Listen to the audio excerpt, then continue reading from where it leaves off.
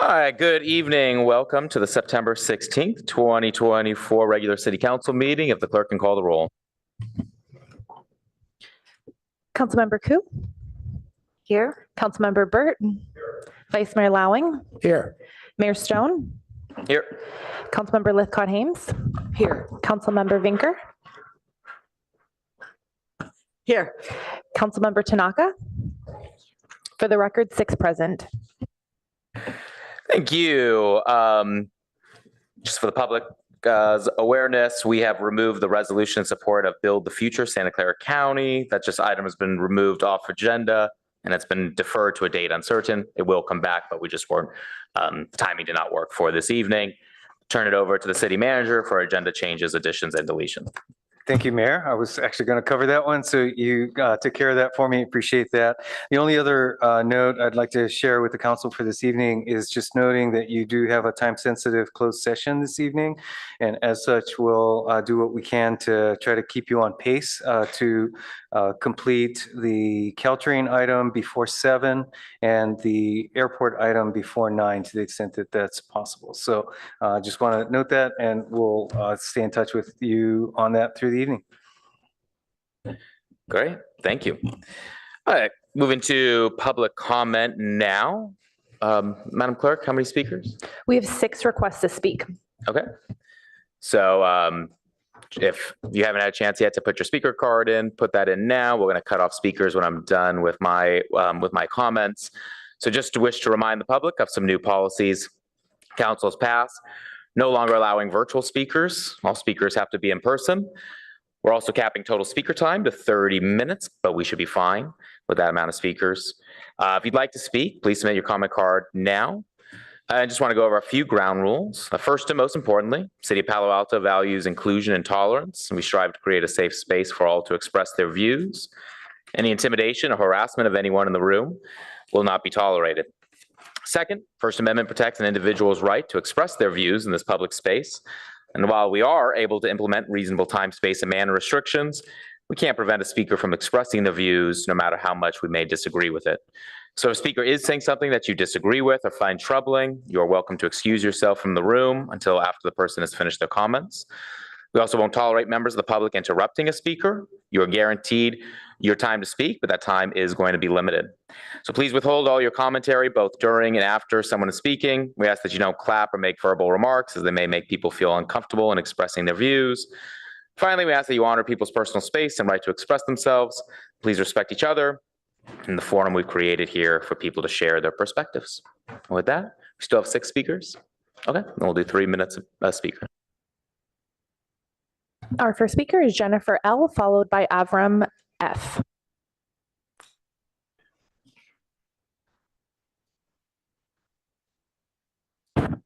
Thank you. Good evening, Council. I want to thank Council Member Tanaka and the City Auditor for speaking to an audit issue at the August 13 Policy and Services meeting on the city's procurement process. I hope all of you watched the meeting where the auditor raised the option to audit procurement on a performance basis. This is incredibly important because city spending is tied to community and council inputs. But in the case of an RFP that I have followed, that is tied to a council vote a decade ago for approximately $230,000 to accomplish tasks related to SFO aircraft noise assessment.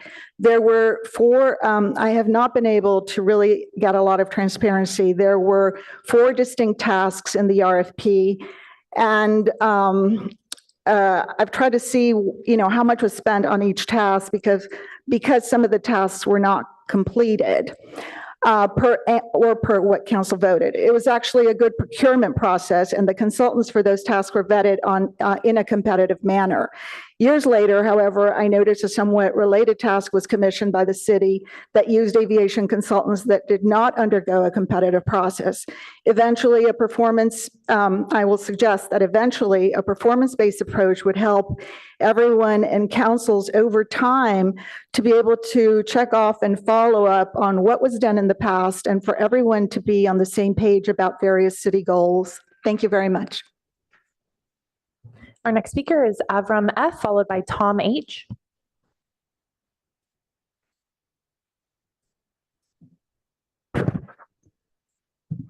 Your headline read, "Leaders Pull Out of 9/11 Vigil."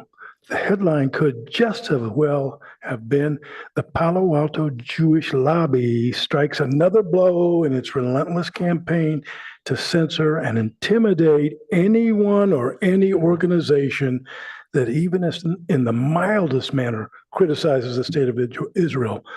Congratulations are due to the longtime organizer of the vigil, Samina Sundus, for refusing to succumb to the demands of the powerful Jewish lobby and for refusing to remove one of the longest co-sponsors of the event, the Council on American Islamic Relations, for the horrible crime of daring to have a different opinion on the Palestinian-Israeli conflict than the Jewish lobby.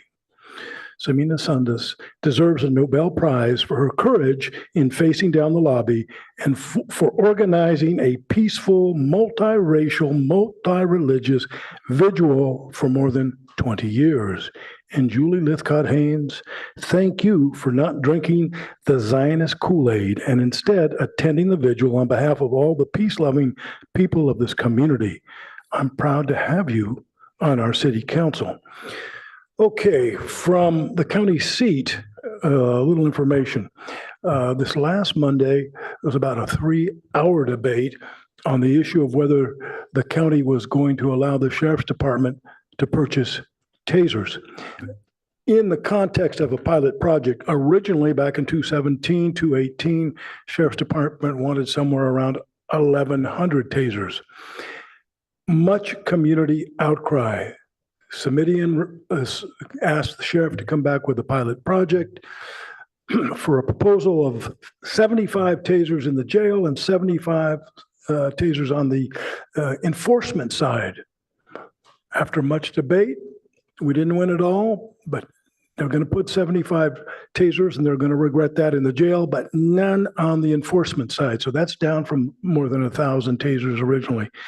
Secondly, on Thursday of this last week, I went to the Santa Clara County Human Relations Commission, and there was a proposal to put together an advisory commission on, guess what?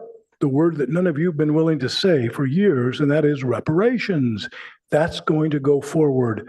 It's going to be very excited to see what the county of Santa Clara decides we need to do to make justice for the African-American community that has never received the justice they deserve. Thank you. Our next speaker is Tom H., followed by Noel S. City Council members, thanks for hearing public comments. I spoke last week, so I'll try to keep it brief. I'm Tom Haxton. I coach track and field and cross country at JLS Middle School. I wrote you all an email asking to discuss an initiative that we're taking. I founded a nonprofit organization that the goal is to better support middle school athletics. I think in the long term, it can help middle school athletics across Palo Alto in one of a few different ways. In the short term, we have a team of 62 JLS student athletes that are practicing for cross country. And I'm asking for your help to save their season so that they can have a competitive schedule of meets with the other member schools in the league. So JLS is one of 13 schools in the league. And we'd love for them to be able to participate in as many of the 7 meets that are scheduled. Currently, we only know that we can participate in 1 meet. So I appreciate that 3 of you have already met with me and are following up, and 1 of you has scheduled time with me tomorrow. I'm sending a reminder, Mayor Stone, I look forward to hopefully discussing more with you about next steps. And the 3 of you I haven't talked with yet, I'll send an email and hope to also discuss with you. I think many of you will agree and understand what we're doing and hopefully can help. I think one path is simply to talk to city staff and convince them to make a decision that I think many of us would agree is a good decision for the kids. So thank you all for your time and hope to talk to a few more of you soon. Our next speaker is Noel S., followed by Sarit S.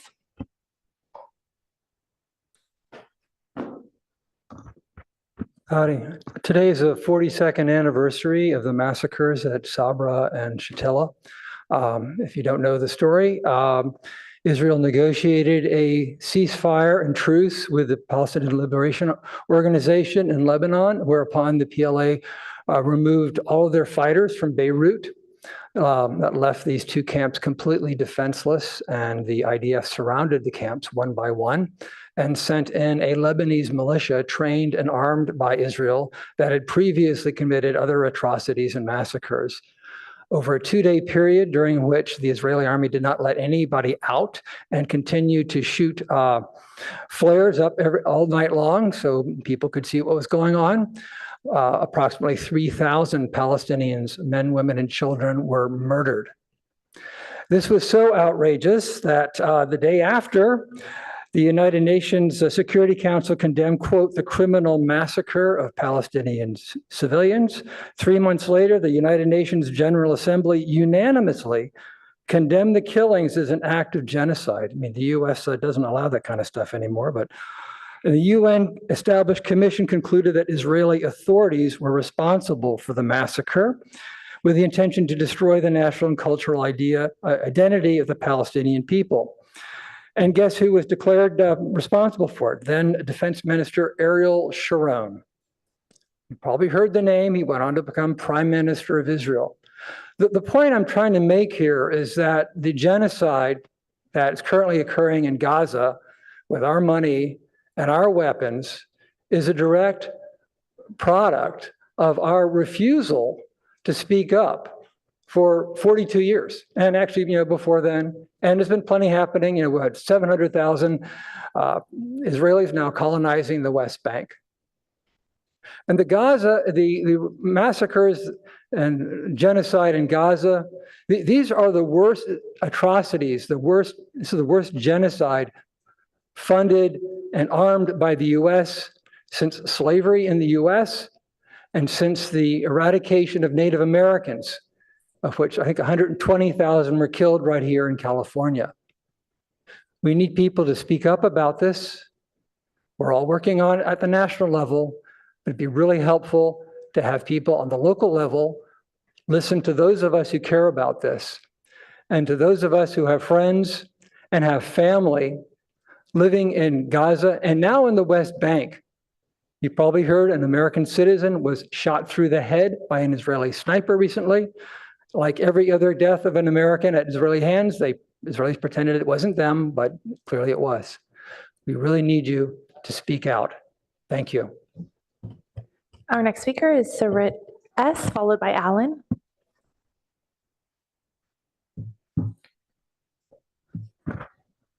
I would like to bring the open comments back to Palo Alto issues and address the recent multi-faith picnic in front of City Hall organized by the American Muslim Voice Foundation. Thank you for your leadership, Mayor Stone. You did the right thing by pulling your support and that of the city of Palo Alto. The event was a beautiful idea, but it was completely ruined by allowing CARE to serve as a sponsor. If the event was meant to show that the 9/11 terrorists do not represent the collective Muslim community, why on earth would the event organizer affiliate with CARE, a group who praised the October 7th terrorist attack and supports the destruction of Israel, the one Jewish state in the entire world?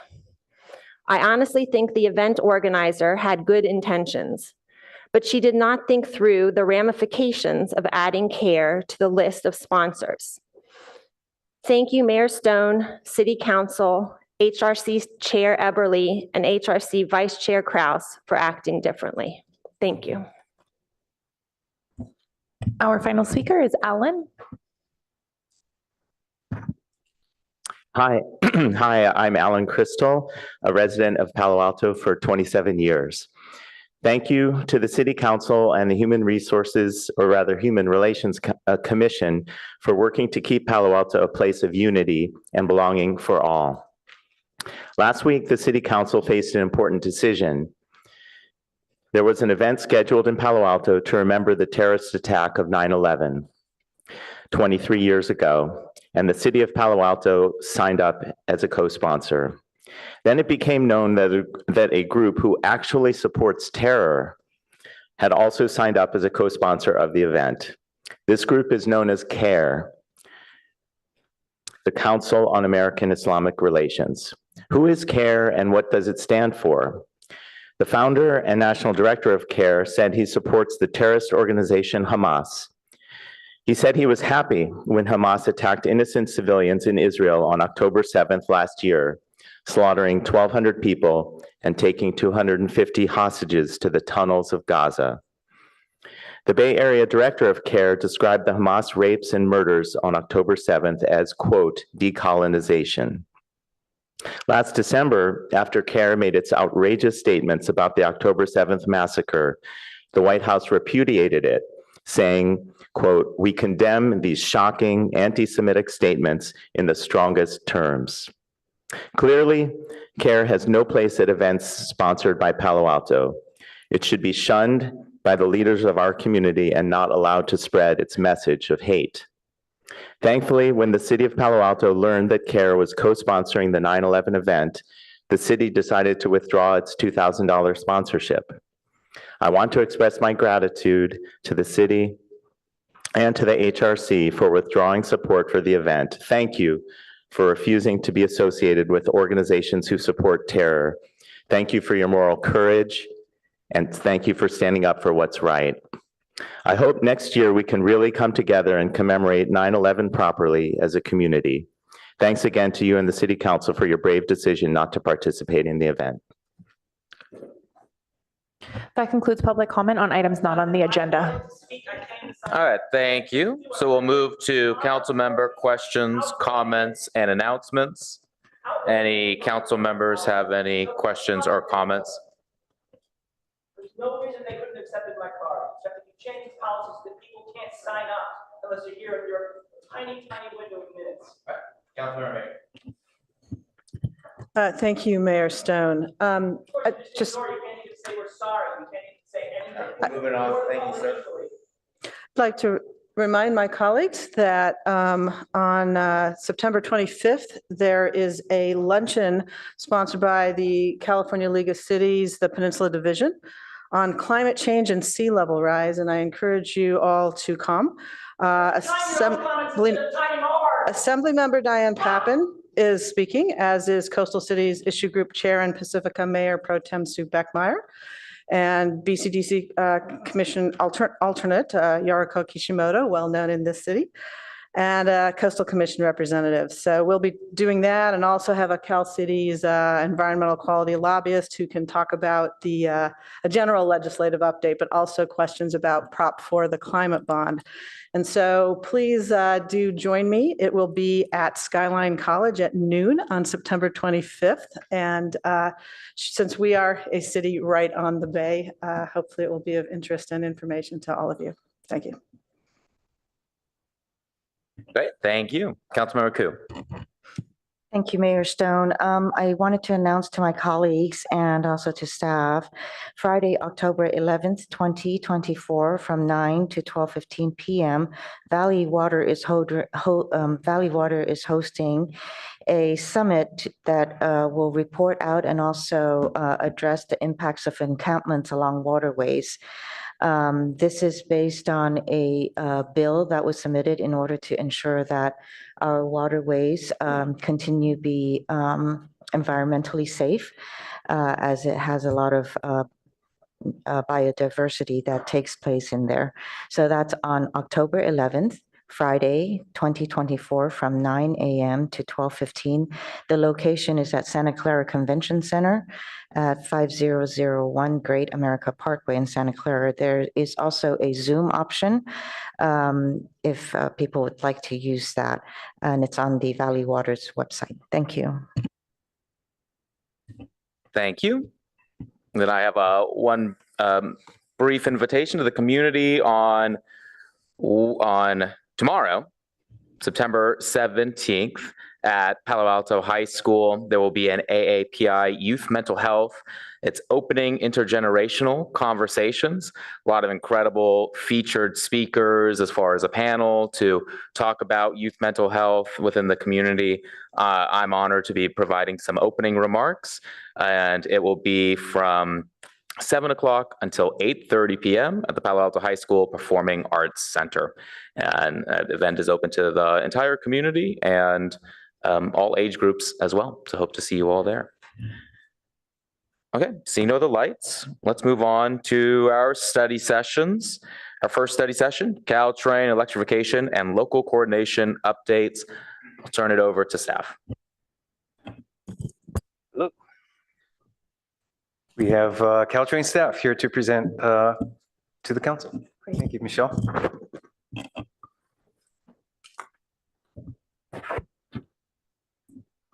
Okay, I will do. Thank you. Thank you. Good afternoon, council members. My name is Michelle Bouchard. I'm the executive director for Caltrain. I'm joined by my colleagues, Navi Dhaliwal, Brent Tejan, Devin Ryan, and Casey Fromson. Brent and Navi will be making the presentation. I just wanted to introduce the topic. It's a topic that we're so proud of, and Councilmember Burt, we want to thank you very much also for your support on the Caltrain board and as a leader of the local policymakers group, as well as a board member in VTA, who is a key member of the Caltrain Joint Powers Authority. You may have been seeing some beautiful new electric trains running by on our right-of-way. Since August 11th, we have soft launched the electrification project that has been in the ground digging for 7 years. And really has been the goal of Caltrain since 1999. So we stand here on the shoulders of much support over decades for the program. I'm super excited to announce our full launch. So every single train will be electric out here on Saturday, the 21st. And want to thank you so much for hosting a party, which I think is going to be a wonderful way to show the community and the communities up and down the peninsula what an electrified Caltrain can do. I want to thank Palo Alto on behalf of Caltrain for your strong support of the railroad over the course of time, and certainly with the electrification program and some of the associated programs that the team is going to talk to you about. Most notably, we have just passed an access policy that we'd like to feature, as well as y'all played a key leadership role in introducing the concept of the community toolkit, which we'll also talk about in brief, which we hope will be one of the ways in which we can more effectively partner with the communities that we serve. Just briefly on the not so great news side of things, you know, the COVID epidemic continues to greatly affect Caltrain ridership and therefore our financial situation. At some point, we were at 3% of pre-pandemic ridership, and that was at the very beginning. We have been increasingly getting back our ridership. We're nearing close to 40% of pre-pandemic, and we just know with electrification, this is going to be one of the ways in which we continue to bring riders back to the system and continue to serve the communities that we serve. So I did want to plug the event out here. We've gotten more than 4,000 RSVPs. We've had 3 other static displays of the train, so just can't wait to have this party with you all in Palo Alto. So look forward to seeing you all on Saturday. And without further ado, I will hand it over to Brent Tejan. Thanks, Michelle. Good evening, Mayor, Vice Mayor, council members. My name is Brent Tejan, External Affairs Manager for the electrification project. Next slide, please. So just some quick context. I'm sure you all know, but Caltrain runs 77 miles of train service from San Francisco down to Gilroy. We own the tracks between San Francisco and Tamian. The tracks between Tamian and Gilroy are owned by Union Pacific. So we have trackage rights to continue operating down there to serve those southern Santa Clara County stations. We have 31 stations, bi-directional commute, 41 at-grade crossings, and as Michelle mentioned, we have seen our ridership dip since the pandemic. It is coming back more and more as we are really focused on diversifying our ridership and providing the most service ever. So Michelle talked a little bit about these financial challenges we face, but we do have a bright future with electrification. Next slide, please. To grow our ridership, we have so many things going on. We adopted a board equity growth and ridership recovery policy that really helps us diversify our ridership and focus on making sure that all those in our communities can afford to and plan to ride Caltrain. A revised schedule with the most Caltrain service ever with 104 trains per day. Standardizing that schedule even more so with electrification, which will have a clock face schedule, which I'll talk about in a moment. Regional coordination, so really making sure we're synced up well with our partners, VTA, Samtrans, BART, Muni, across the Bay Area to make sure those connections are made easier. City partnership toolkit, which I'll talk about in a moment, where cities are really bringing forward the benefit and the partnerships to make Caltrain the best it can be. A Pass Forward program, so we do have a Go Pass program, which provides unlimited rides to those businesses that purchase into that, as well as Palo Alto as a city. And as the Pass Forward programs allows donations to nonprofits and low-income housing organizations throughout the county, throughout the community to get those donated Go Passes. Next slide, please. Thanks. So we are in a transformational moment. Back in 1864, we had steam engines on the corridor. That's when the first San Francisco to San Jose Railroad was founded. We've been running diesel trains since the 1950s. And as Michelle mentioned, we soft launched our new electric trains on August 11th, 2024, and the full launch coming on September 21st. Next slide. Thanks. So some of the key milestones for the project overall, all the foundations, poles, construction, all of that's done and tested. We installed over 3,000 foundations, 2,500 poles, 2.5 million feet of wire back and forth from San Francisco to San Jose, upgraded our signal systems, as well as installing the traction power facilities. We have 12 train sets on property today. Excuse me, this should be 14 now. We got 2 last Friday. And trained over 1,000 first responders, our EMS, EMT, firefighters, police, to make sure they're familiar with these new electric trains. We had our soft launch on August 11th. We'll continue getting new trains through early 2025, and then I'll go into more detail about what September 21st and beyond will look like. Next slide, please. So we had some great tours last year and earlier this year. San Francisco, San Jose, and San Carlos, we had over 12,000 people come through and see these trains in a stationary setting, but now we have them in service and are going to have another great event on Saturday. Next slide, please. So this is a quick overview of the electrification benefits overall. So getting there faster, meaning that San Francisco to San Jose trip in under an hour. That under an hour trip was actually providing more service overall to 11 stops along the corridor. Currently, it does 6 or 7 depending on the pattern. So a lot more service to those stations. A lot more stations will get express service. We'll have quicker local service. That train that makes all the local stops will be 77 minutes instead of 100. And those traveling from southern Santa Clara County will save up to 20 minutes on their trip. Even though we're providing 104 trains today, which we'll provide in the near future on September 23rd, the weekday, we'll be able to provide 20% more service because the trains are able to stop and start more quickly and provide more stations, more service. Really proud that 26% more service will be provided to equity priority stations.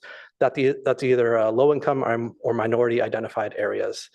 And then what I've heard most excitement about is that half hourly schedule at a minimum for both the weekends and the off-peak weekdays. So anytime on the corridor, you'll see at least half hourly service and then more on the peak. If you haven't had a chance to ride these trains yet, they're beautiful, they're very clean, spacious, a very smooth, quieter experience overall. There's power outlets at every seat, fast, free Wi-Fi, and digital trip information on board as well. And then not last but least, we have our clean and green benefits, reducing our greenhouse gas emissions and reducing the local air pollution as well. Really proud to partner with Peninsula Clean Energy as well as San Jose Power to provide zero carbon for this system going forward. Next slide, please. So if you go to caltrain.com/service benefits, we have some great fact sheets with what service will look like. Palo Alto Station gets 104 trains today, which is the most service. That'll continue into the future with the most service ever. And again, half hourly on weekends. California Avenue, I think it gets about a 75 or currently has 60 trains a day on the weekday, and it'll get 30 more. It'll have 90 trains on the weekday. So a lot more service to California Avenue Station. Really excited to provide that, as well as the time-saving benefits you can see on the right-hand side of the screen. I think it's about 6 or 7 minutes from Palo Alto savings to San Francisco, as well as for California Avenue. Next slide, please. Oh yeah, here's a quick, just what our fact sheet looked like. It gives you the full service stopping pattern, both stations in Palo Alto here, Palo Alto and California Ave, and kind of the time savings for both. Next slide, please. We've done a lot of public outreach for our safety for these new electric trains. While they are a little bit quieter, they'll obviously still have the horn, but we've done a lot of outreach to our schools to make sure they're aware and know how to stay safer on the railroad. General safety as well with the crossings, always waiting for the gate to fully rise before crossing. If you have a school or organization or event you'd like us to come out to, we're happy to come on table and provide information about Caltrain, but also for our safety. Next slide, please. And yes, very excited about September 21st and 22nd. On September 21st from 2 to 6 p.m., we'll have a great event out here. As Michelle mentioned, we have over 4,000 RSVPs, and that's going up a couple hundred a day. So I'm sure we'll see lots of folks out there. Really proud and happy to partner with the city here, city staff, as well as Stanford University to make that event a great success.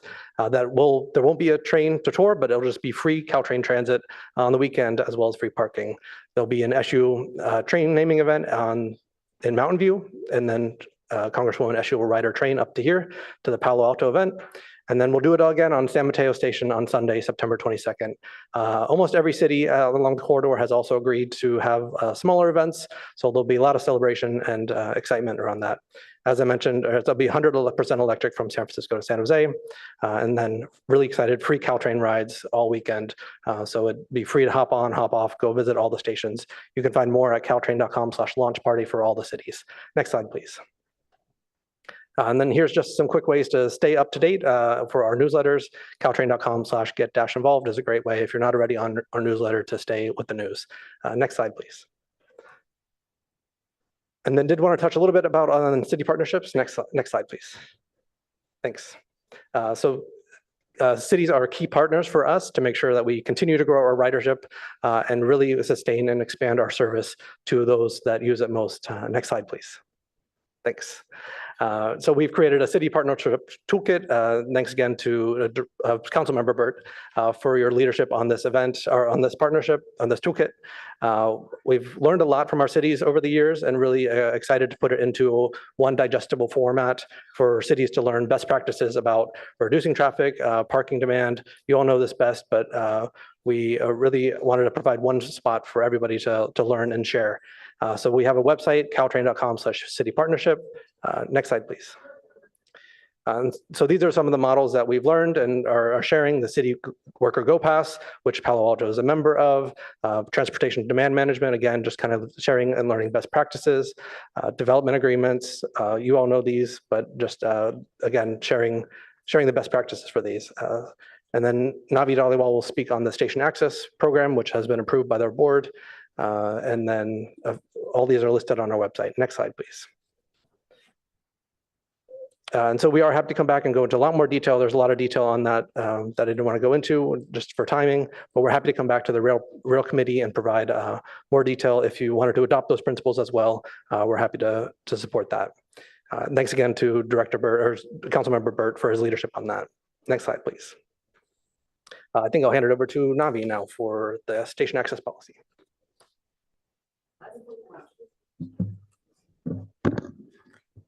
Good evening, Mayor Stone and council members. My name is Navi Dhaliwal, and I'll be going over our station access policy.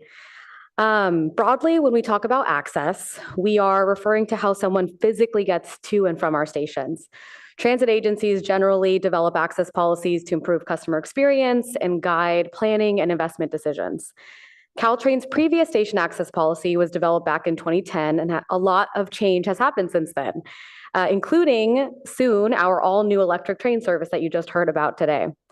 An update is necessary to help support decision-making on our corridor, align with Caltrain's policy and programs that have been enacted since 2010 and incorporate the latest industry best practices. Our customers are core to what we do at Caltrain, and this policy will help ensure that our existing customers' needs are satisfied and help us attract new riders. Next slide, please. The policy's purpose statement emphasizes that this policy supports Caltrain's vision of connecting communities, contributing to the region's economic vitality, and ensuring a world-class travel experience. Next slide. Our definition for this policy and the agency as a whole is how individuals get to and from our stations. Someone's journey to and from Caltrain stations can include walking, using a mobility device, riding a bicycle, using shared micromobility, taking a bus or another train, driving, or any combination of these. The station access policy emphasizes safe, universally accessible, well-maintained, and seamless connections to Caltrain stations, integration with the local station area and community context, and excellent customer experience for all individuals. The policy provides a statement on Caltrain's public position on our goals and priorities to improve station access. And its intended users are Caltrain riders and community members, our board of directors and staff, policymakers and regulatory agencies, local cities like yourselves, designers, consultants, and third-party vendors. In the interest of time, I won't go over the objectives that fall under these goals, but our 6 goals cover safety, customer experience, ridership growth, equity, sustainability, and partnership. Next slide, please. Our goals also include an access hierarchy, which is an aspirational framework to help guide station area planning and investment decisions. This framework ensures proposed access improvements prioritize pedestrians, biking, shared micromobility, and transit connections as the highest priorities. We acknowledge that all Caltrain riders are pedestrians at some point in this journey, and we want to ensure that this is a safe and pleasant experience for all. Next slide, please. To ensure that the policy is enacted, we outline next steps to support the application of the station access policy. These are the systematic steps we outline to implement the station access policy moving forward, but I want to make it very clear. This is an ongoing access improvement project I want to make it clear that the ongoing access improvement projects will continue in parallel. And we're actually going to be talking about some of those access improvement projects tomorrow at the Rail Committee. In the short term for the station access policy, we'll work on the dissemination of the station access policy, making sure that all our partner agencies know about the new policy. From feedback we received recently, we added a task to identify metrics to measure the success of the policy. We're looking at updating Caltrain's design criteria to align with this policy. We want to develop a parking and curbside management strategy informed by the policy goals, and develop a station access database that adds to our existing internal GIS tool. In the midterm, we will document a process for access improvements, conduct station needs assessments, and develop a prioritized list of identified projects. And finally, we'll work on the delivery and development on an ongoing and long-term basis. We also want to make sure that we revisit the station access policy itself to ensure it continues to align with our agency goals. And I just very much so want to say that these are iterative processes, and so there is going to be a heavy emphasis on engagement with our jurisdictional partners along the corridor. Next slide, please. The Station Access Toolkit includes a list of example actions that can help inform decision-making when identifying possible access improvements. There is a long list of actions within the policy document that I won't go over now, but the actions are organized into 5 categories: customer experience, active transportation, transit and shuttles, private vehicles and parking, and partnerships. A modification or addition to an existing project, and finally, the project proceeds to implementation. Next slide, please. That concludes the overview of the policy today. As Brent had mentioned, we do anticipate we'll be having greater discussions with the City of Palo Alto at Rail Committee and further conversations with our jurisdictional partners along the corridor. But thank you. All right, thank you. And staff, anything additional? No? Okay. So for tonight, for our study sessions, I think the way we'll handle this is after the staff report, we'll do a round of questions from council. We'll then turn to the public for public comment, and then we'll return to council for discussion. So any questions, any technical questions from council? Councilman Koo, your light is on? Is that by mistake? Okay, I can go ahead. Okay, good. So thank you. Thank you very much for the presentation and the update. Obviously, I mean, this is something that we've been waiting for, so thank you very much for bringing it forward. I was just kind of thinking that perhaps there also needs to be discussion about security and safety policies and procedures at the stations. And also, so that was one of my concerns. But then also, it says on the very first page, a Caltrain context, that the Caltrain, the organization, is facing an upcoming average 77 million in annual deficit. So can you kind of briefly kind of talk about how that is planned to be made up? Because also I do see a lot of subsidies, that are in here, the Pass Forward program, fare changes, and so forth. How will those align, and how will they be budgeted for, and where are they coming from? What are the strings attached? This is a very active conversation, not only at Caltrain, but in the region. We are one of several agencies that are facing what's called a fiscal cliff in the very near term. It includes also BART and SFMTA. And so what we looked at initially to derive the $77 million number was a 10-year strategic financial plan that really tried to account for all of the revenues that we could hope to get, as well as what the future costs would be. Having said that, we are going to have a very informative next year in terms of it being our first year fully maintaining and fully operating an electrified service. And that will give us a firm baseline of where our costs lie. We are also anticipating growth in ridership. For Caltrain, we used to pay for 73% of all of our operating dollars out of the fare box.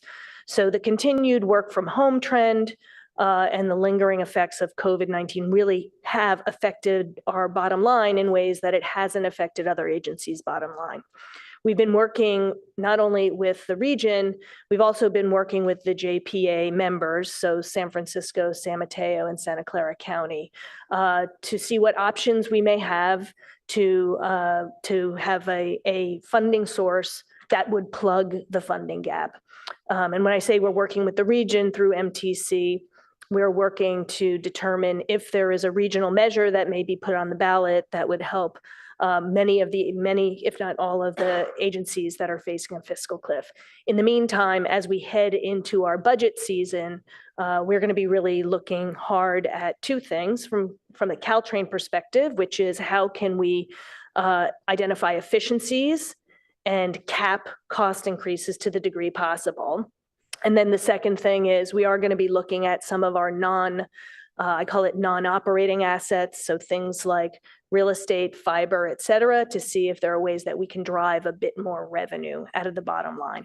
But I will say the primary focus is going to be the regional measure.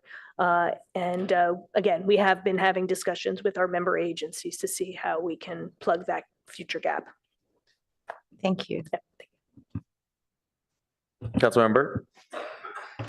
Yes, Mayor, I don't have so much questions, but some supplemental reporting on behalf of the Caltrain Board and the Rail Committee, if that's okay. I think that would be helpful. Yes, Great, please thanks. go ahead. So a couple things. One, as Caltrain representatives mentioned, we have all these new electric trains, but I've been hearing from members of the community that it's sort of that outdated characteristic of children, that they're seen but not heard. And that's one of the things I've been hearing from the community is just how striking they're finding the noise level when they hear an electric train go by or see it go by and barely even hear it. So I just want to emphasize that. Second, we have already a whole bunch of progress at the University Station on basically sprucing it up, led by VTA, because VTA manages the station, even though we think of it as a Caltrain station. It's also the largest bus station in Santa Clara County and second largest Caltrain station in the whole system. And tomorrow, we have a rail committee meeting at 2:30. Caltrain staff and our staff are going to be presenting updates, including a more detailed discussion of the access policy, as I understand it, which is not only an access to the station, but it's actually a access through the station. So it goes beyond that. And one of the things that we didn't emphasize enough is that why do we as cities care about Caltrain's access policy? Well, in actuality, for the most part, Caltrain won't drive these actions and programs that fulfill the access policy. This is up to the cities to do it, and Caltrain is going to facilitate that, but they don't have control on how we get to stations. And we have our bike and ped master plan and a whole bunch of other ways, but how do we benefit from greater Caltrain ridership? And it's the same reasons that we've always had all of the promotion of Go Passes throughout our city. We have less traffic if people ride transit. We have less parking demand, extremely expensive parking, public and private. It addresses our climate goals of not only our environmental goals of not only atmospheric pollution and soot that is there today from trains, but our greenhouse gas goals. And these days, it really promotes economic development in our downtowns. We're going to be able to have people who come in the evening and know that they can get a train home at night and come in the middle of the day. And it's really valuable to us as cities. We're supporting Caltrain because Caltrain matters to us, not the other way around. And lastly, as Michelle spoke about, Caltrain, because it was so successful in its fare box recovery traditionally, has been hit harder than other agencies. If we don't have strong ridership as cities throughout the corridor, we risk a loss of Caltrain service in the future. And so it's in our interest as cities up and down the corridor to really value what we have as an asset and not take it for granted and really move it forward. So thank you. Okay, thank you for that update. Councilmember Venker. Yes, thank you. It's an exciting time, and congratulations and thank you for achieving this milestone to Caltrain, our colleague on the board, and everyone who made this happen. It is, as was mentioned, really terrific to think about just the climate benefit alone from the greenhouse gas reductions. But I'm also delighted that we'll experience all the co-benefits, whether it's health benefits from cleaner air, the benefits that were mentioned from quieter trains, the benefits from quicker rides on those trains, and more frequent options. It's all great. And hopefully there will be an increased use of mass transit because of the improved customer experience with Wi-Fi and the digital plugins and all the great things that you've provided. So thank you for that. My question relates to, it was referenced in some of the slides about connecting with transit and shuttles, and that seems huge to me. I expect it could be one of the biggest barriers to ridership if you can't get that next leg or mile or whatever it happens to be for you. And I'm sure it's really hard and a challenge. So I was glad to see on the station access policy that there's an effort being put toward the transit and shuttle connections.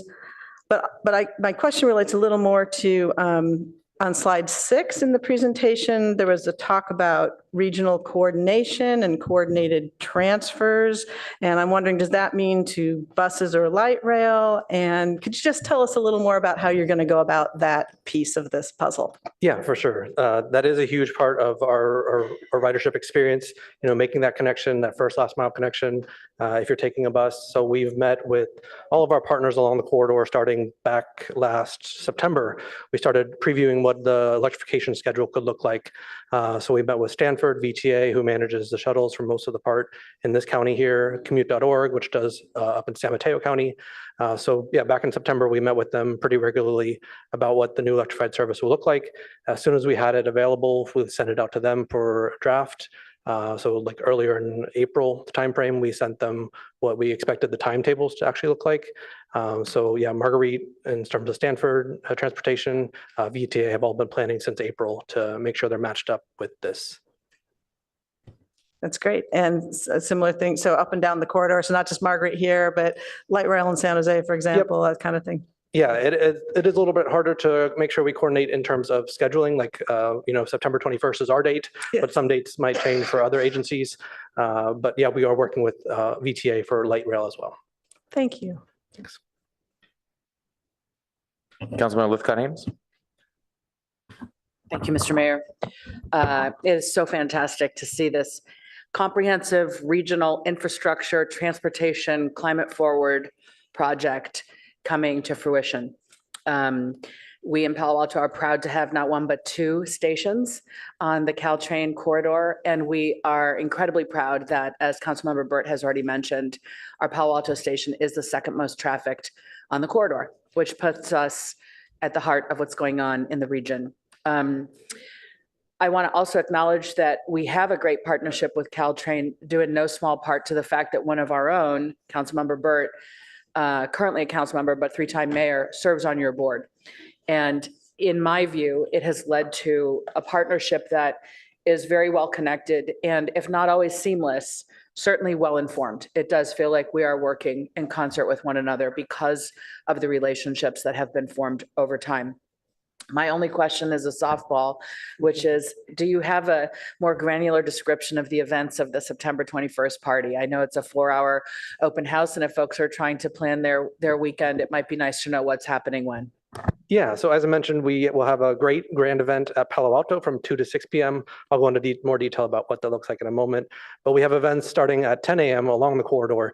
So really having people visit maybe their local station or get on the free train to ride down to San Jose or up to San Carlos, grab a free snack. A lot of cities are doing that. But then everybody converge at 2 p.m. at Palo Alto Station. So at about 2:15, 2:20, we're expecting some opening remarks to be starting at Palo Alto Station. Hope they last maybe 15 to a half an hour. And then we'll have some performing arts organizations throughout the county and throughout the peninsula come by and perform dance performances, some music. And then we'll have some free raffle prizes as well as community booths. So I know the city of Palo Alto will be there with some information and some giveaways. Caltrain will be there with some one-of-a-kind swag for this milestone event for us. Yeah, it's going to be a great event. Stanford will have a lot of information and tables for the community to visit. So yeah, 2 to 6 p.m. The remarks will be starting about 2:15, but we'll be there from that 4-hour time.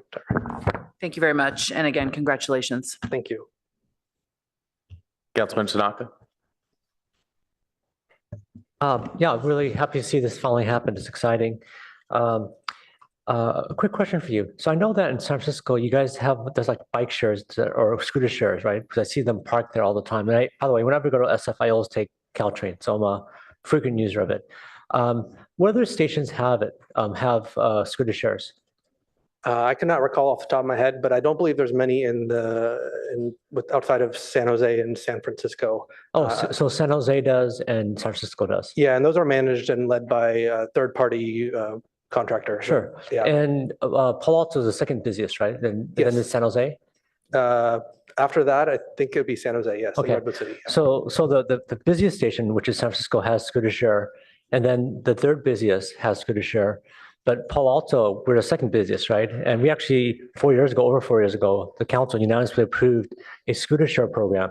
So we've been trying to do that because my colleague brought up the point of the last mile, and I think scooter shares is a great way of doing it. So I really want to encourage staff to get on it. It's been 4 years, more than 4 years now. So I'd love to hear your thoughts on, what the holdup is and how do we be part of the program and try to encourage people to take Caltrain and get out of cars. So I'd love to hear the city manager's thoughts on when are we finally going to see scooter share in Palo Alto.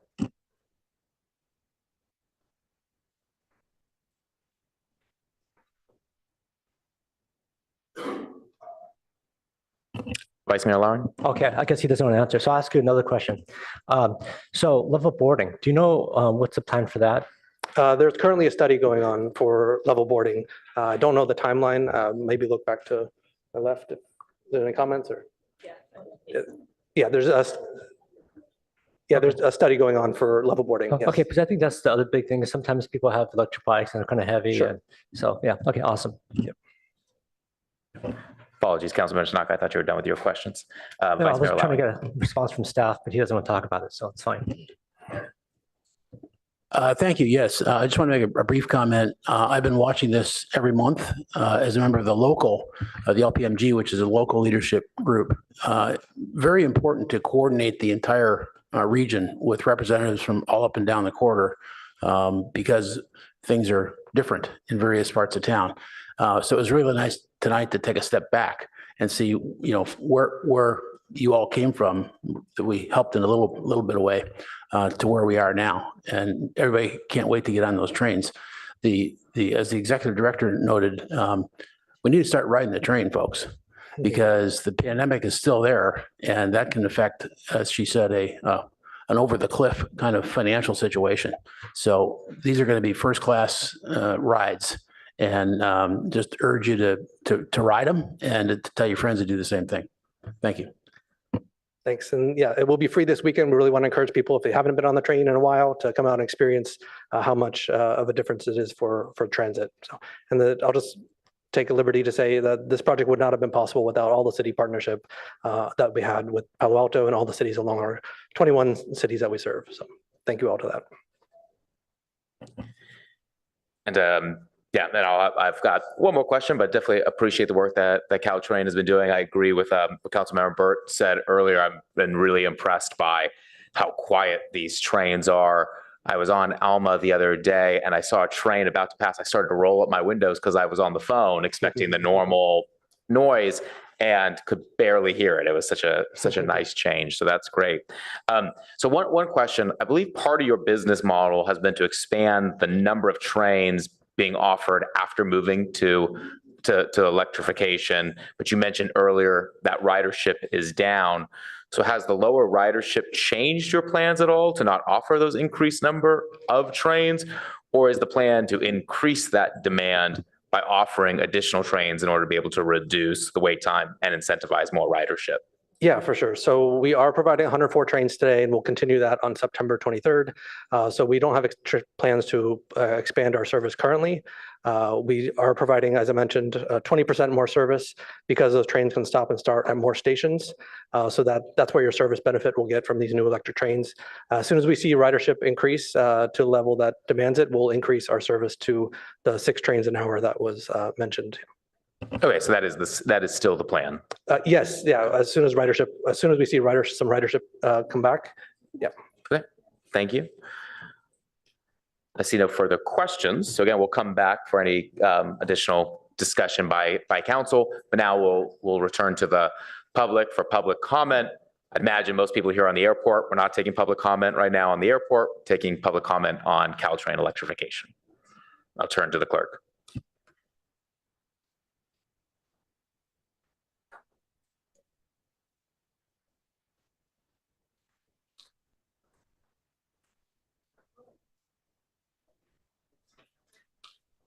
Our first speaker is Mark S.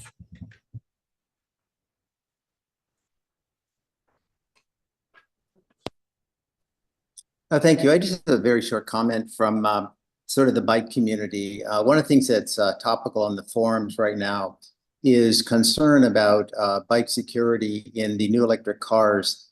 If there's not space in the gallery, the old trains, you could actually stand in the bike car and hold on to overhead bars. There's nothing to hold on to. And, many people are reporting that if they instances where if they couldn't sit in the and watch their bike, they had, there were problems with bikes being stolen. So if there were a way to install overhead bars, so if you couldn't be in the gallery above, you could actually stand and, hold on to and watch your bike, because, going into the next car probably isn't a safe thing to do. And locking really isn't an option because, you have to move your bikes around as you get to different stations and other people come on, et cetera. There's a lot of that. So, quite a few people do typically who ride bikes actually stand because they don't have a choice, but they do choose to take trains. and they want to use a bike for the first and last mile. So some of those, I think maybe communicating with the bike community a little bit more directly in terms of some of those smaller points would be useful. Thank you so much. Bye. Our next speaker is Rebecca E.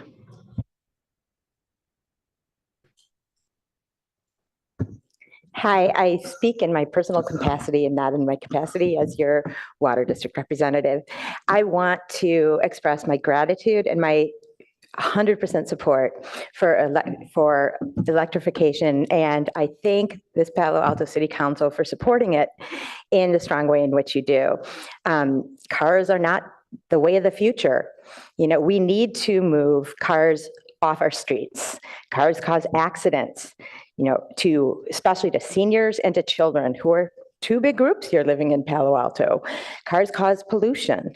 Cars really harm our quality of life. If you think about, when polled, people overwhelmingly choose, and you're going to say, obviously they would choose this, Rebecca. They overwhelmingly choose, if they had the option of a ride that is convenient and on time from their home to their workplace or any other place, even if that ride is a shared ride, they would choose that over driving. And the problem is that doesn't exist right now. But supporting electric, as you're doing, will help move us there.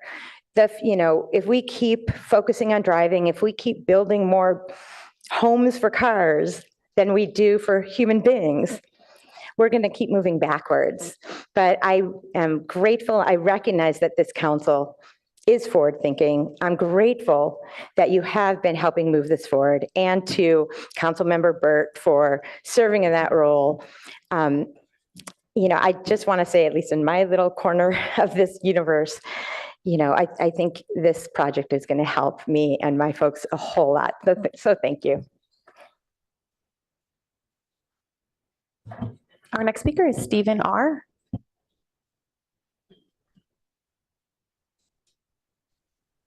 Hi, good evening. My name is Steve Rosenblum. I'm a resident of Palo Alto and a member of Reconnect Palo Alto, a group that is interested in supporting the viaduct as the best method for grade separation in Palo Alto. I'm going to take advantage of this opportunity to speak directly to Director Michelle Bouchard, because in previous discussions on grade separation, people from Caltrain have come to discussions at rail committee meetings and said that they could not make any concessions on grade crossing issues because they were above their pay grade. So I assume these issues are at her pay grade. The question is, where is Caltrain's grade crossing policy?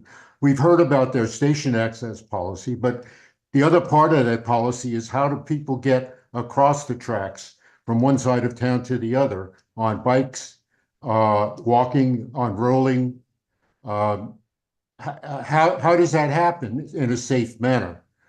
In the discussions at the rail committee, rather than talk about Caltrain as a customer-focused rail system, Bob Bernard emphasized that railroad property is Caltrain's most valuable and durable asset, and talked about Caltrain must be able to retain utility and durability of its right-of-way now and in the future.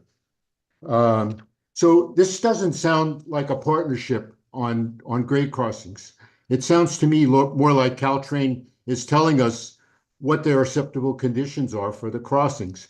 And in fact, what Caltrain proposed for the Charleston Viaduct was to take 2 lanes of Alma, which is city property, and convert it permanently to a viaduct. And then after using the existing tracks as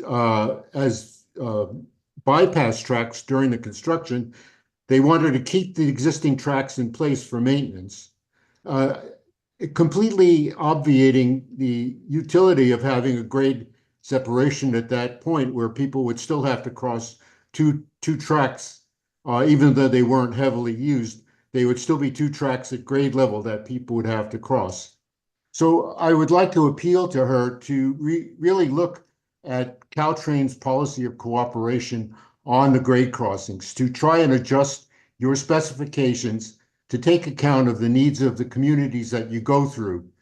We in the community are the same people using your trains that are trying to get across your tracks. And we need to do both. And we are the taxpayers in both cases. So if you want our ridership and our respect. Your time is up. That concludes public comment on study session item 2. Thank you. And we'll return to the dais for any additional discussion. Councilmember. Just two brief things. First, Mayor, and you had asked the question really about, I think your focus was on at commute times, the peak hours, how many trains.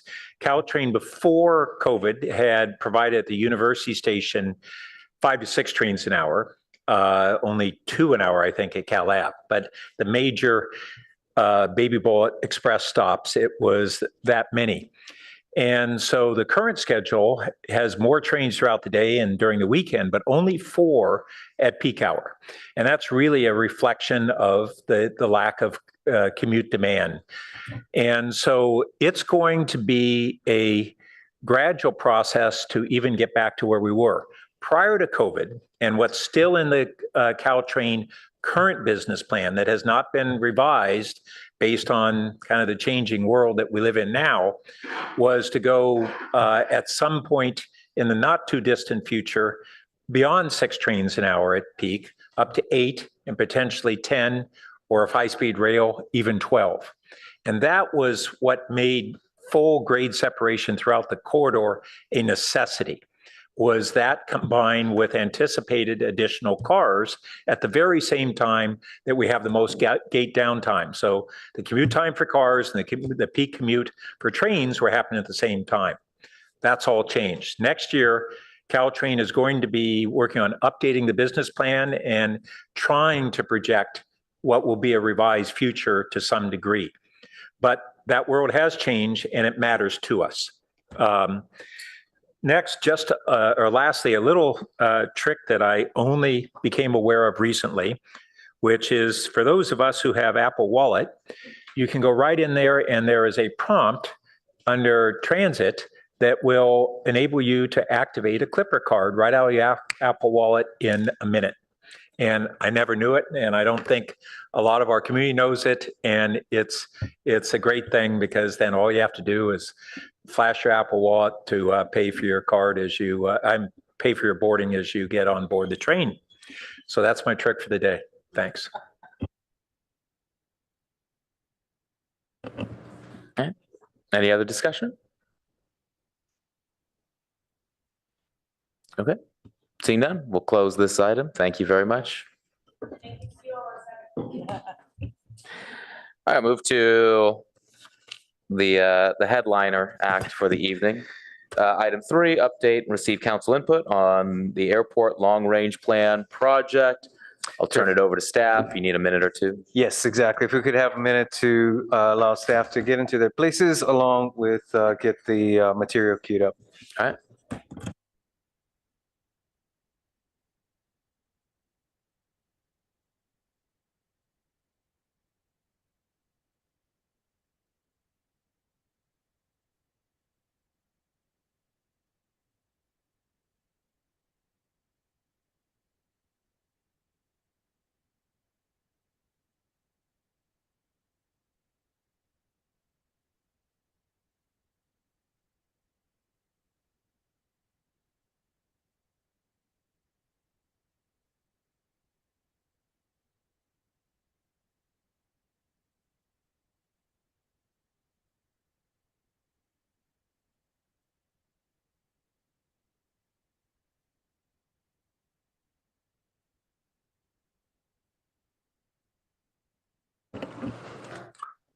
Good evening, Mayor Stone and council members. Brad Eggleston, Director of Public Works. With me here this evening at the table are Airport Manager Andy Swanson and Airport Operations Manager Michael Lukens. We also have CNS engineers staff available remotely. Next slide, please. So I'll just do a quick intro to kick us off here. Wanted to remind council, it's been about 1.5 years since we came to you for a March 2023 study session that was an overall update on airport status and also was an introduction to the long-range planning process that was beginning at that time. And you'll hear tonight about the work that has been done since then. Per one of the bullets on this slide, you'll also hear repeatedly that we are following an FAA process for this type of plan. That FAA process identifies issues and basically requires us to determine to what extent those issues can be addressed. What the FAA process does not do is impose a requirement on the city to approve any particular modification at the airport. So our primary goal with the council tonight is to get your feedback on these alternatives that have been developed to date so that we can take that forward and develop what will become a preferred alternative. We don't have one yet. The preferred alternative ultimately could be one of those that have already been developed or something completely different that incorporates whatever components the council most supports. And I will really want to frame the different components in 3 different buckets that I hope you'll keep in mind as we go through the slides, and they're shown here on this introductory slide. So first are the potential improvements that could prepare the airport for a more sustainable future that could include electric aircraft, renewable energy, microgrids, those kinds of things as we move beyond the current aviation framework. Then beyond that, there are things that are primarily runway improvements that respond to FAA safety criteria. And even within that, I would divide them into 2 categories. One is standards that involve things like the runway width, the runway protection area, certain separations from the runway. These are things that are included in all of the alternatives except for the no project alternative. But there are also things that could be addressed primarily within the airport's current footprint if there was no expansion of a runway. Then aside from those runway options, there are the different runway lengths that would require expanding beyond the current footprint into the Baylands. And it's these potential runway expansion alternatives that have generated significant opposition as we've been going through the community engagement process with this work. So just noting council's input on these areas will be very helpful for us to take away as we go and work towards a preferred alternative. And then in addition to that, we'll also be providing an update on the status of unleaded fuel and the draft transition plan that we've developed and are beginning to implement. So with that, I'm going to turn it over to Michael. Good evening, council members. So as Brad mentioned, since March 2023, when we last had a council study session, our project team's been actively engaging with the community on this project. We hosted, I'm sorry, can we go to the next slide? We hosted a sustainability charrette where stakeholders brainstormed sustainability goals and strategies. Ideas included noise management, promoting alternative fuels like electric and hydrogen, and expanding partnerships with public transportation. We also hosted 5 public meetings, including sessions in East Palo Alto and Menlo Park. And one of the first steps in the long-range plan was to conduct an inventory of the current airport facilities. We also examined other city plans, such as the Baylands Master Plan, the Sustainability and Climate Action Plan, and the Comprehensive Plan for the city. After that, the next step was to develop the forecast of future operations based on forecast of future operations and based aircraft at the airport. The step also included determining the critical aircraft, which is defined by the FAA as the most demanding aircraft currently using the airport with at least 500 operations per year. With the forecast and critical aircraft, we developed potential improvements based on FAA criteria. And lastly, we have taken those potential improvements and developed 5 alternatives for the airport. Next slide, please. So going back to the forecast was developed with FAA criteria, which included local and national trends in general aviation. You can see in the graph that the forecast predicts an increase in operations year over year to about 220,000 operations annually by 2042. That's represented by the green line. The orange line represents the historical high in operations, which was about 233,000 in 1992. The critical aircraft was identified as the Pilatus PC-12. It's an efficient single-engine turboprop aircraft capable of carrying 7 to 9 passengers.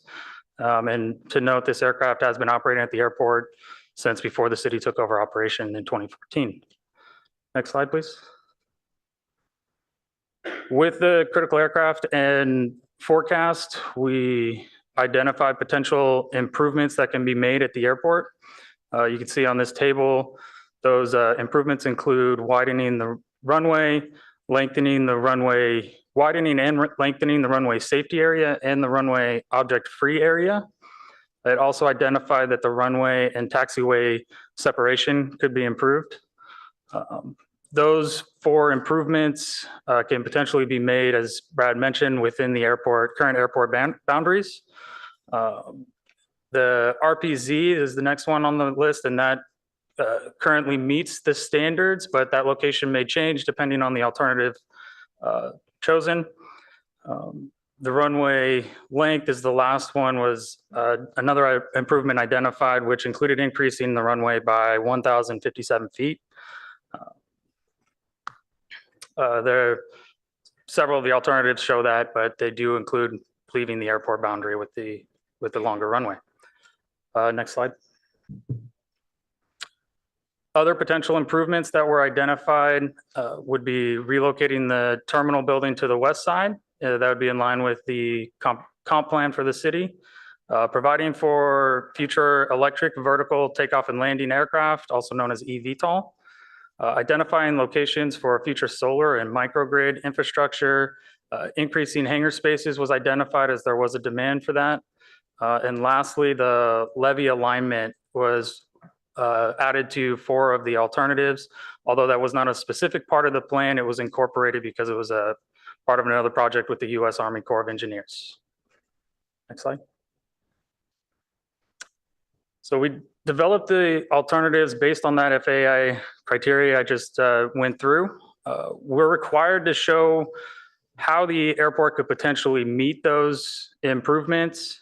So there are 2 alternatives presented that meet all potential improvements described.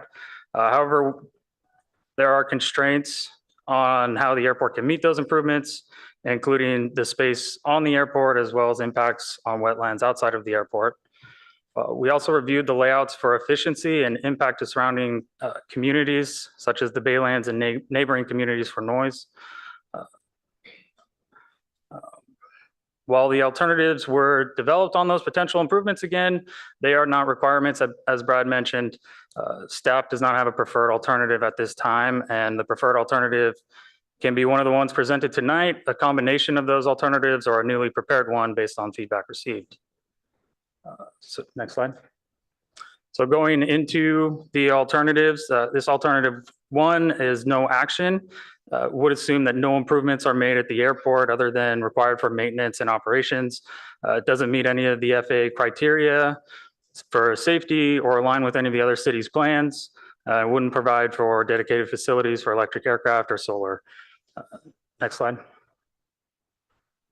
Alternative 2 shifts the runway to the northeast to meet the first 4 FAA improvements described in terms of runway width, separation, safety area, and object-free area. That doesn't achieve the runway length, but instead proposes a 2,600-foot runway. It would require some fill of the wetlands for grading on the south end.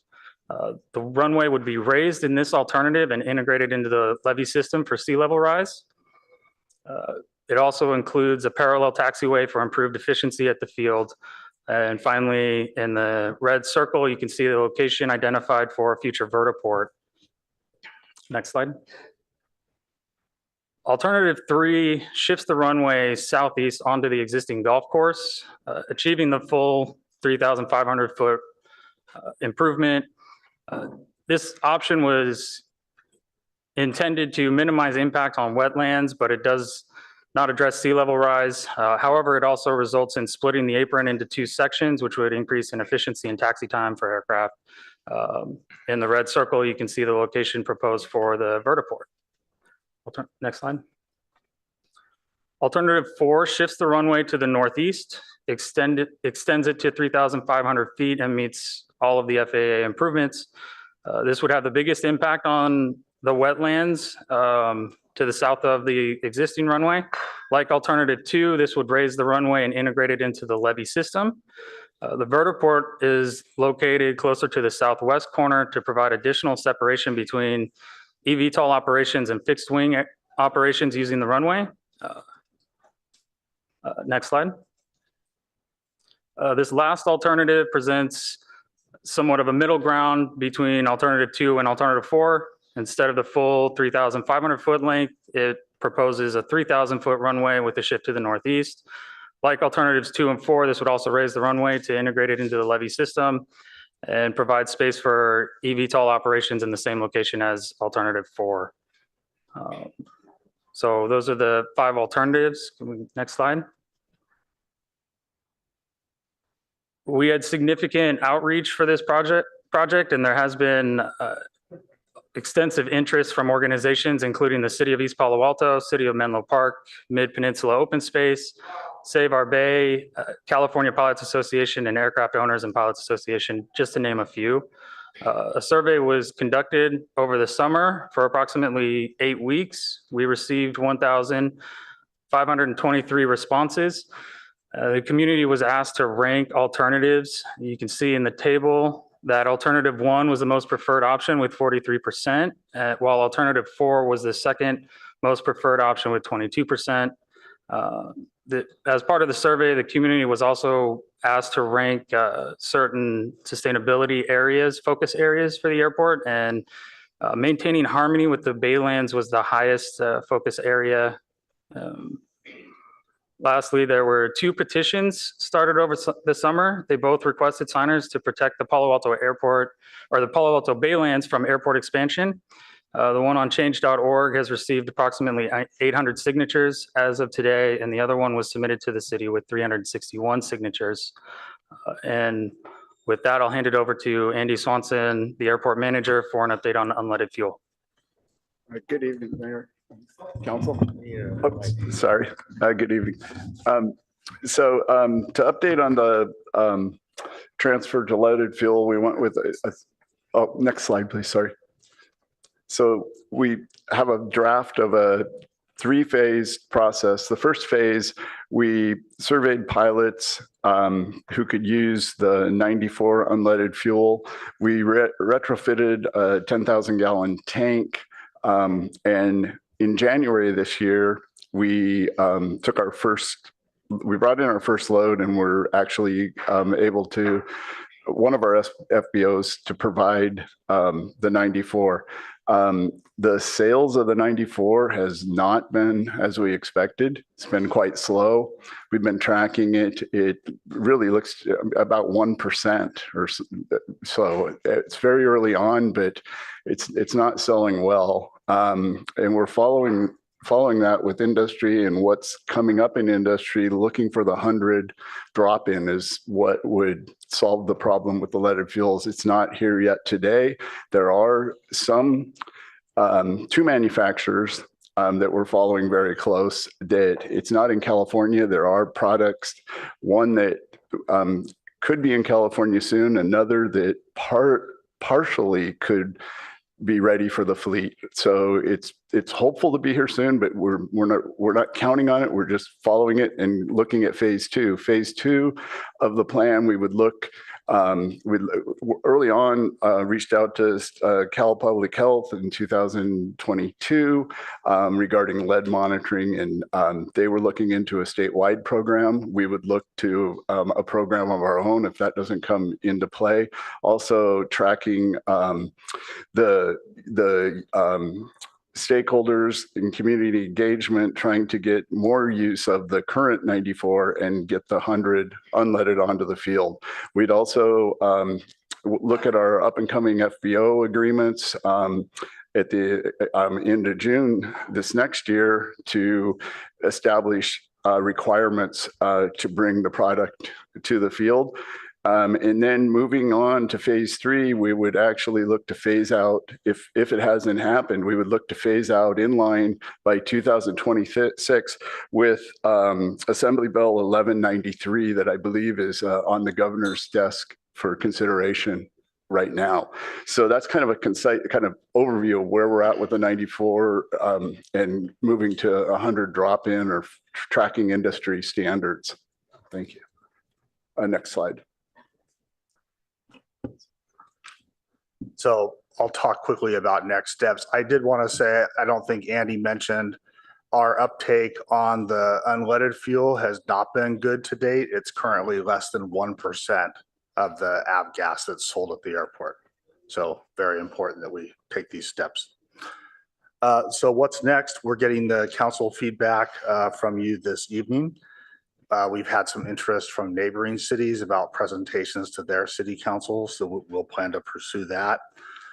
We will be taking this input to work on development of a preferred alternative and then planning additional public outreach and engagement beyond what's already been done, after which we would come back to city council for review of the preferred alternative.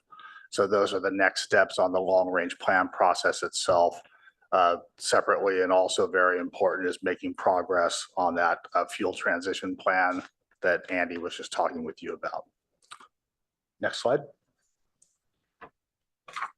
And so just wrapping up from our end here, I just wanted to remind you that the feedback that we're most interested today, whatever you want to tell us, but especially in these 3 areas I was mentioning that we see as kind of key attributes of what goes into a preferred alternative, the kind of sustainable future for the airport. And then again, runway safety standards as listed here, meaning those distances and things that could be accommodated within the footprint. And then separately from that, any guidance on the runway lengths that are in those other alternatives. And with that, we'll turn it back to the council. Thank you. Great, thank you. As we did on the first study session, we'll do a round of technical questions, then we'll turn to the public, and then we'll come back for council discussion. Just to get a sense of how many public speakers, Madam Clerk, do you have an estimate? Yes, I do. We currently have 76 requests to speak, and that is including 3 groups. Okay. Excuse me, 4 groups. Okay, wow, that is incredible. So we'll do, we typically do with that many, a minute, but this is such a technical, important issue. We'll do a 1.5 minutes per speaker. So I want the public to be aware that you have about 1.5 minutes to speak. And of course, you're encouraged, if somebody has already said what you want to say, you can always just come up to the mic and say, and make that clear, because yeah, that's a lot, but appreciate everybody showing up. So let's do a round of technical questions, and then we can get to the public and hear from them. Councilmember Burt. Thank you. I have a number of questions, but I want to zero in on one that to me kind of leaps off the page. For alternatives 2 through 5, we have the renderings, and we got larger ones here, although one problem is there's no distance scale on these. So that was a real struggle to try to really understand how many feet are being moved where. But on all those alternatives, even including alternative 2, do they not, doesn't the expansion of the runway that would go southward, I'll call it, intrude into dedicated parkland? So yeah, yes, the area off the end of the airport, I believe, would be part of the State Land Use Commission's parkland. No, the city parkland. City, okay, and yes. Okay, and that requires a vote of the people to undedicate.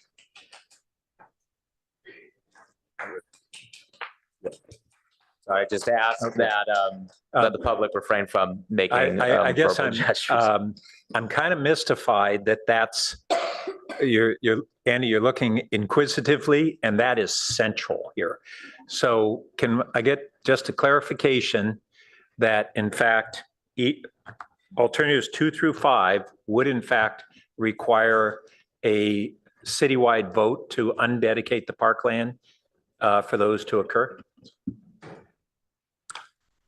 I believe that's the case. In some of the discussions about these areas, I've also heard that there were some potential complexities about the designation of some of the lands. So we haven't gone and done any analysis on that because at this point we wanted to get initial feedback from the council. Well, that initial feedback, and you can't hear me or him? Oh, I'm usually pretty loud. That our initial feedback is going to be very dependent on that issue. And so for this to have come to us with so much work having been done on something that really in a lot of ways may be a non-starter in the community, I think is real problematic. So let me ask a second question. When we saw this a year and a half ago, the preliminary presentation in March of 2023, there was a commitment at that time to return to the council approximately by the end of the year. I don't think that ever happened. Is that correct? And if not, why not? That didn't happen. It took us longer to get far enough along in the process to where we expected to be. And then that we had these community meetings where there was follow-up work coming from this. Well, I didn't think at that time the anticipation was that all these community meetings and all this level of fleshing out alternatives would need to precede that coming to the council. My understanding at the time, and when I reread the staff report from that meeting, was it would be coming back to us really for a screening. And here we have this huge public outcry without the council having had an opportunity to frame these alternatives, and in particular around this issue that an undedication of a minimum of, I guess, alternative 2 is 3.5 acres. Is that 3.5 acres that would have to be undedicated?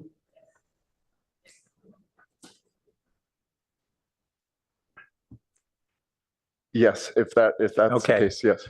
So that's a big deal. And I think that we've created a huge amount of consternation in the community over something that, for that reason, may be nearly a non-starter. I'm supportive of the continuation of the airport. I'm supportive of really the transition of the airport to not only be lead-free, but a sustainable and having a transition to electrified aircraft, I think is very promising. But we're going through a process that is actually creating a backlash in the community rather than moving the ball forward. And I think I understand that there are certain steps that staff had to do to meet the FAA requirements of looking at alternatives. And I don't think that has been framed well enough for the community, what you are obligated to do, even if that's not a recommendation. It appears to the community that 4 of the 5 alternatives are all going in a direction of expansion. One that's a very modest length expansion, but nevertheless is 3.5 acres of undedication. My interest at that March 31st meeting, which I don't see any response to, but I was told at the time that I'd get an answer to when you came back, was we have had a large strip of airport real estate that is on the bay side of the runway, in between the runway and the levee. And my question at the time was that strip, my understanding is historically that was part of the airport because the second runway was anticipated 30, 40 years ago. That decision has been made long ago, and it's not part of these alternatives. And could any of that land actually be dedicated as parkland and move the levee in or not? Now, I understand, or at least I think I understand, that some of the issues, and what you mentioned, Andy, at that meeting, is that the FAA had new requirements on buffers. And so let me ask at this time, can you explain what those requirements are? And I know that to some degree we have a reference in the table that you put on slide number 4, but can you explain that a little bit more so that we understand, is all of that buffer area now needed for the latest FAA requirements, or is some of that actually available to be restored to natural habitat, whether wet or dry marsh?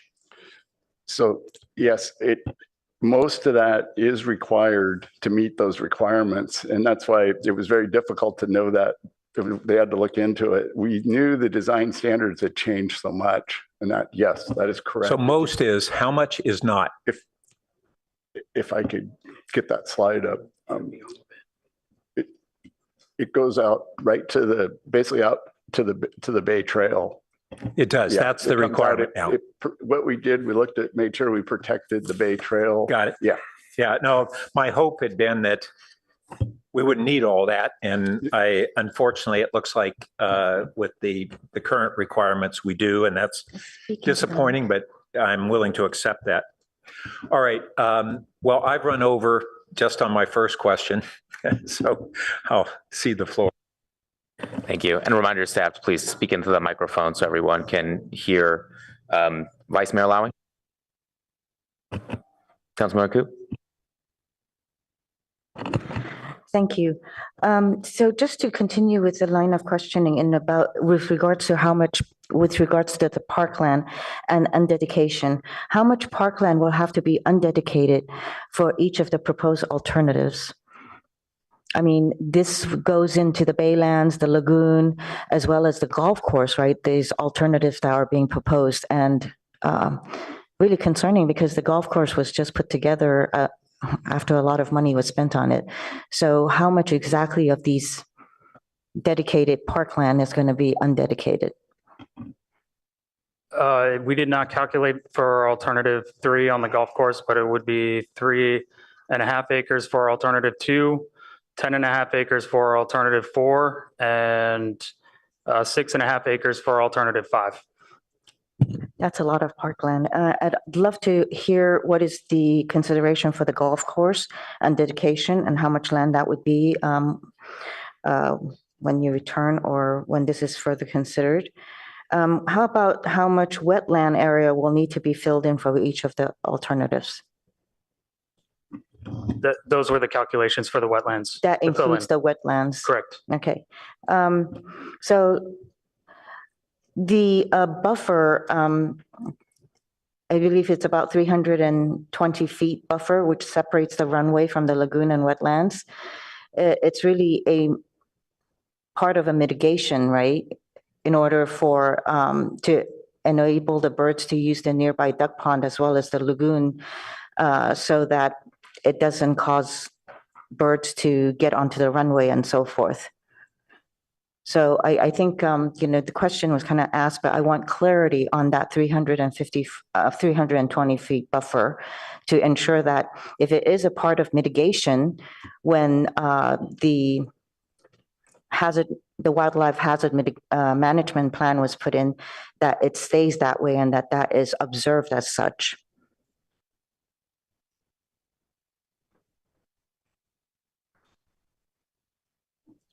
Okay, so I just want to make sure there's a 350 feet buffer in there that is part of the mitigation in order to keep the birds away from the runway, and that the birds have a safe place directed back to the lagoon or the duck pond.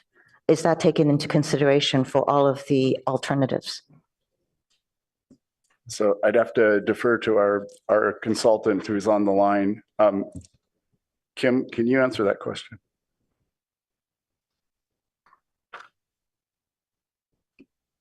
I would have to look, oh, sorry, that was loud. I would have to look really quickly and see what I can find on that. Thank you. My last question for now is I would like to clarify. So do we have to make any of the changes that's described in alternatives 2 to 5? In other words, are these changes mandated by FAA?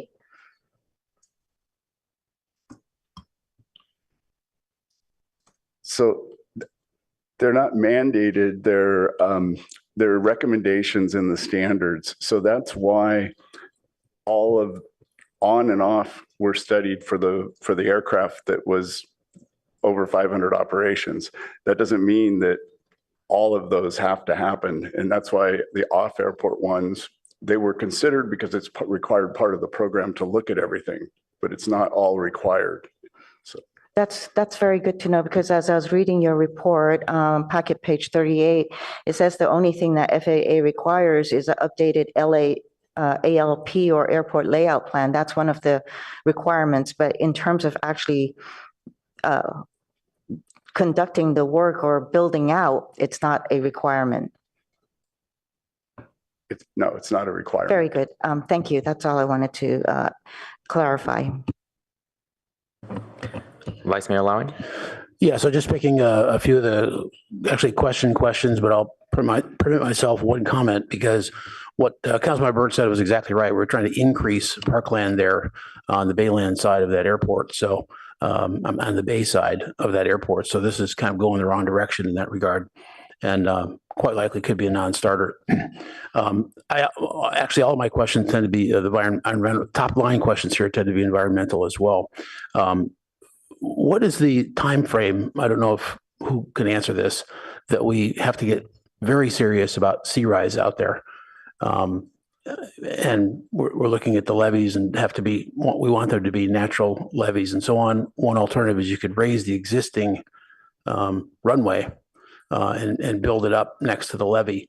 But I've heard some reports that that's really 20 to 30 years out. So it's not an urgent situation, which means it might not even be apropos to this discussion. I don't have the answer to that immediately. I will say, we were working for several years with Valley Water and the Army Corps of Engineers. The Army Corps concluded that there's no federal interest in moving forward with that project right now, because the damages they saw from sea level rise didn't become significant enough for a number of decades from now. So we're still doing some work to try to better understand that. Okay, good. Keep doing that work. Because if the federal government doesn't want to look at it, we still want to look at it. But what you said there is consistent with the research that I've done, that it's not an imminent danger like in the next 5 years. The second thing is we don't have to follow assembly bills. If we want to mandate unleaded gasoline, we can do that, correct? Or is there any interference from the FAA on that?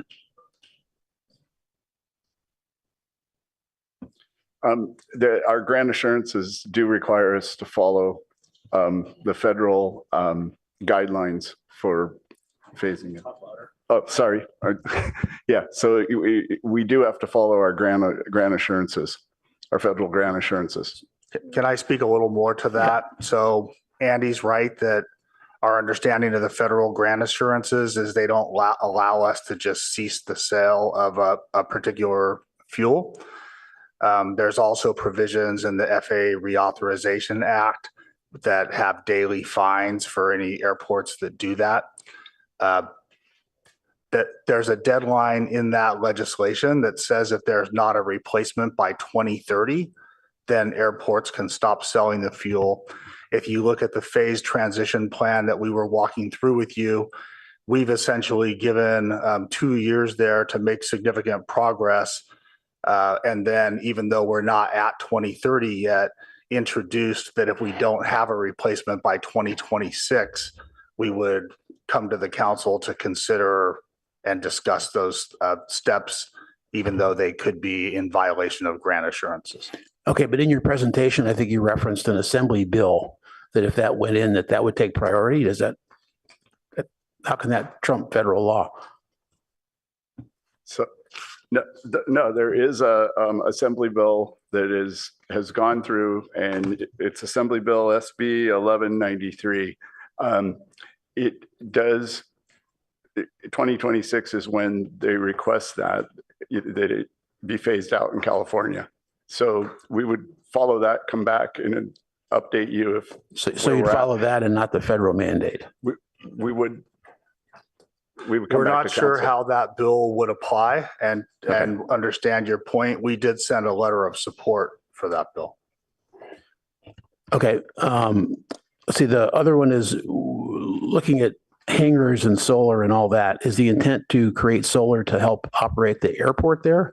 Or do you think it could be big enough, or do you have to study this more, to actually be a source of, shipping that solar elsewhere? All of the above. I'll let Michael answer that just briefly. Yep, we're looking into exactly what the airport could support with solar on the airfield, including supporting the treatment plant next door, and providing electrical chargers for vehicles that could potentially return to their homes and power their homes from the car using the solar energy produced at the airport. So. Okay. My time's getting short. The issue of hangars is the idea that the number of planes could be the same. They would just be in hangars, or is the intent with putting up the hangars to attract more planes? To take care of the planes that are based at the airport now and the need to put them in hangars. Okay, that's what I thought. And then the 5-foot width issue that's in the staff report in numerous places, that's for the plane that's already coming in. So is that because some of them have different wingspans that are active? Correct. That's the FAA potential improvement for the Pilatus PC-12, the critical aircraft currently using the airport. But it's using it, but we still have to make it wider. That's the question. Why is that? I mean, they're already coming in, so why would we widen it? It's the design standards have changed to accommodate that aircraft. Okay. So, yes. All right. Thank you, Mayor. Thank you. Councilmember Lithcott-Hames. Thank you, Mr. Mayor. Thank you, staff, for your presentation. I want to thank my colleagues for their questions about the Parkland situation. My question is about this critical aircraft, which seems to be driving the desire to expand. Critical aircraft, as I understand it, is the one with the greatest challenges associated with the present conditions at the airport, and that's the Pilatus PC-12. Do we know what percentage of current trips into and out of the airport, however you count them, involve a Pilatus PC-12? In 2022, there were approximately 850 IFR flights, that's instrument flight rules at the airport. So we don't have information on how many visual flight rules flights there were, but there were at least 850. As a percentage of total flights, is how many? We currently have approximately 160,000 flights, so less than 1%, I believe. Less than 1% of the flights involve a Pilatus PC-12? That is correct. And that's the aircraft we're trying to design these renovations for? Based on FAA criteria, which defines that critical aircraft as the most demanding aircraft currently using the airport with more than 500. So, yes. Okay, thank you. Where does our airport currently rank nationally on lead pollution?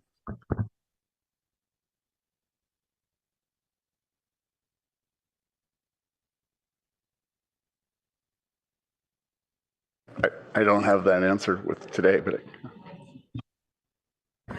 Okay, thank you. Appreciate it. Let me ask a different question. When we draw a radius out from the heart of our airport, what cities are within, say, a half mile of the airport and a mile of the airport? I don't know how you might measure it, whether you use miles or kilometers, but I'm trying to get a sense of who is most impacted And what percentage of those impacts are Palo Alto versus other cities? So whatever information you might have on that is kind of what I'm asking for here.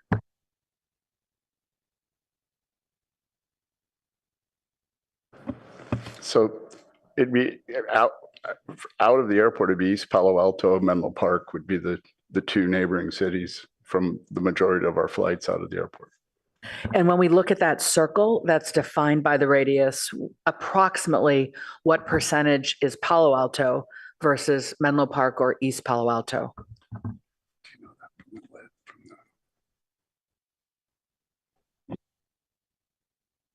Okay, thank you. I didn't hear much about eVTOL. These are the devices, a sort of emerging technology, drones, manned, unmanned vehicles. I'm guessing they're electric, but am I right about that? Or, oh, thank you. I'm lucky to sit next to the smartest guy in the room. He is, in fact. Okay, so they're all electric, so they're not going to increase fossil fuels. Okay. That's it for me on this round. Thank you. Councilmember Vinker. Thank you.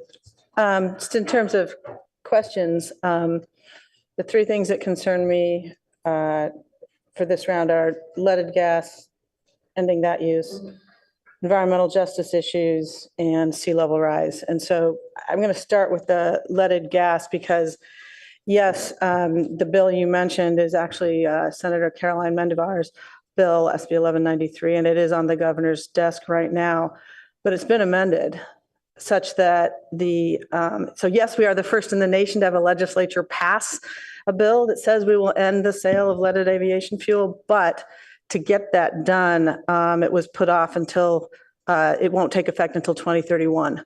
So it won't be, originally it was proposed as a slow phase in, and now it's not going to start until 2031. So we can't really depend on that to push us along. We have to do it ourselves per the vice mayor's comments. So my question about that is the things on the slide that showed the different steps we were going to take are terrific. And you mentioned the FBO lease. In the staff report, I think there may have been a typo. It said it expired in June of 2024, but I just want to confirm, I heard you mention during your presentation, it expires next June. Is that correct? Yes, that's correct. Yeah. So, and the point of that is that we could enter a new contract at that time, hopefully to get an FBO lease for the unleaded additional fuel. I understand the sales are low. So could you just think out loud or tell me a little bit more about that prospective lease?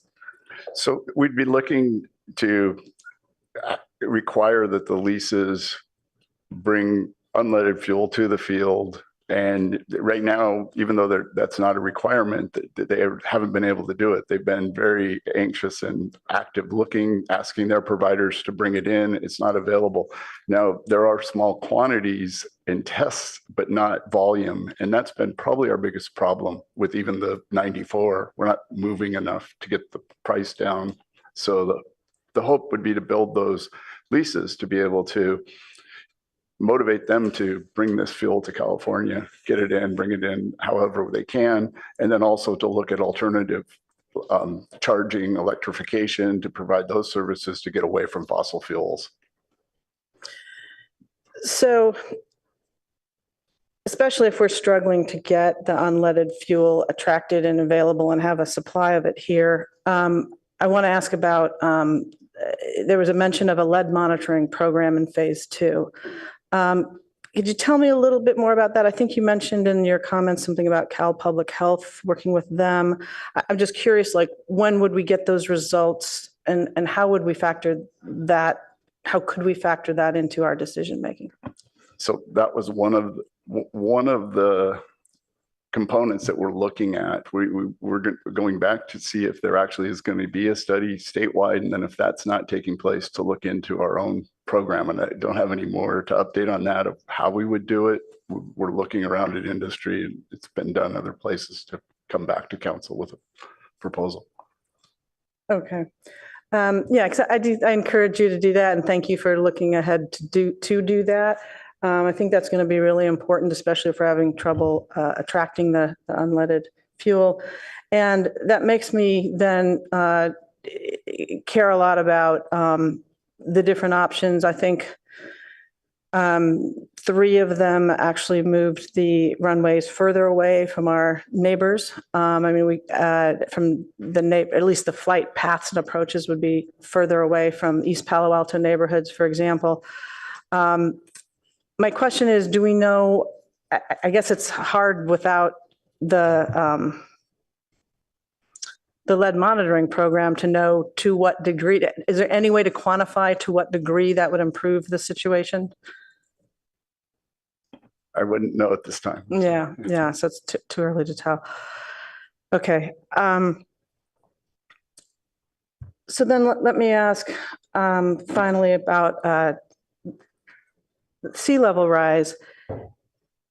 So I understand that the U.S. Army Corps of Engineers is essentially pulled out in terms of being interested in working with us now, but we're still interested in addressing sea level rise and levee systems. And what I'm curious about is if, we talked about with the options 2 through 4, whether they could be integrated into the series of levees to address sea level rise mitigation. What about if we didn't change the length, if we went with option 1 and kept it there? Is there any way to adjust that runway in situ, same length, to integrate into potential levee systems?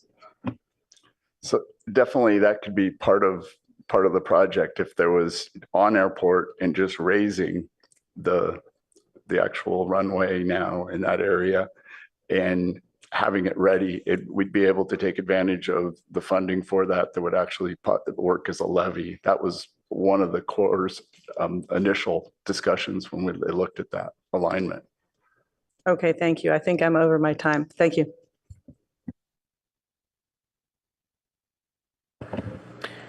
Okay, I don't see any more questions. I've got, Councilmember Tanaka. Yeah, sorry, I hit the wrong light. A few questions for you guys. Do we have any control over the flight path? I know that's an FAA thing, but since we control the airport, can we say, well, you fly over Palo Alto, you have a higher tax? Or what kind of control do we have, if any? So we have a voluntary noise abatement procedure that we work with our users, our transient pilots, our tenants on the field and our businesses. We can't tell the pilots how to fly, but we've actually just started a new software program that we're using that's going to help monitor that in real time, be able to, so if someone's calling in or something, our staff will already know that they have violated that. So we'll follow up, trying to be, a better neighbor and not having and we just started this, so we're just learning how it works and how we can utilize that equipment. But to be specific, to actually be able to tell them how to fly, we can't control the I'm not saying path. we tell them how to fly, but because we do have a tax that we charge people, right, to land or take off at the airport, correct? There's like some sort of fee. Yeah. Okay, so why can't we say, well, look, if you fly over Palo Alto, you're going to charge you extra? Why can't we do that?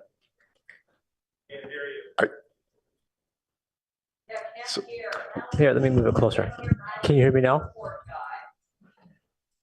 So we couldn't charge a tax for flying over. We could, the airport couldn't. Oh, really? Okay. Yeah. Okay. I don't know. That's what I'm asking. Okay. And how much, I saw that this generates about 30-something million, I guess $37.8 million, right? But what I didn't understand and I couldn't find was how much profit does this bring to the city? So as far as taxes, yeah, and we're looking into that. I'd like to give you an answer because the taxes, we're getting those numbers from the county, and I had staff looking into it. We don't have those numbers at this time, but we will.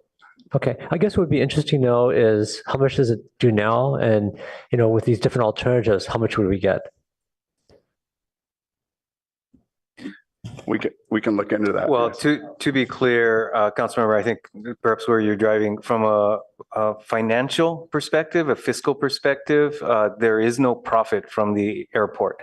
The airport runs as an enterprise where any revenues generated there stay at the airport. And in fact, the city has traditionally subsidized the operation of the airport. I believe what Mr. Swanson is referring to is economic impact, which could be a different calculation, but I suspect is not what you're asking Well, about. no, actually, I am looking for that. Right? I kind of want to understand the net economic benefit the airport brings. So Yeah. it would be good to know that. That would be a larger study that is not a part of what we're doing here. Okay, well, I think for me to make a decision, I would really like to know that. Maybe others don't care, but I care. Okay, and then which came first, Palo Alto Airport or East Palo Alto? That's at the end of the runway.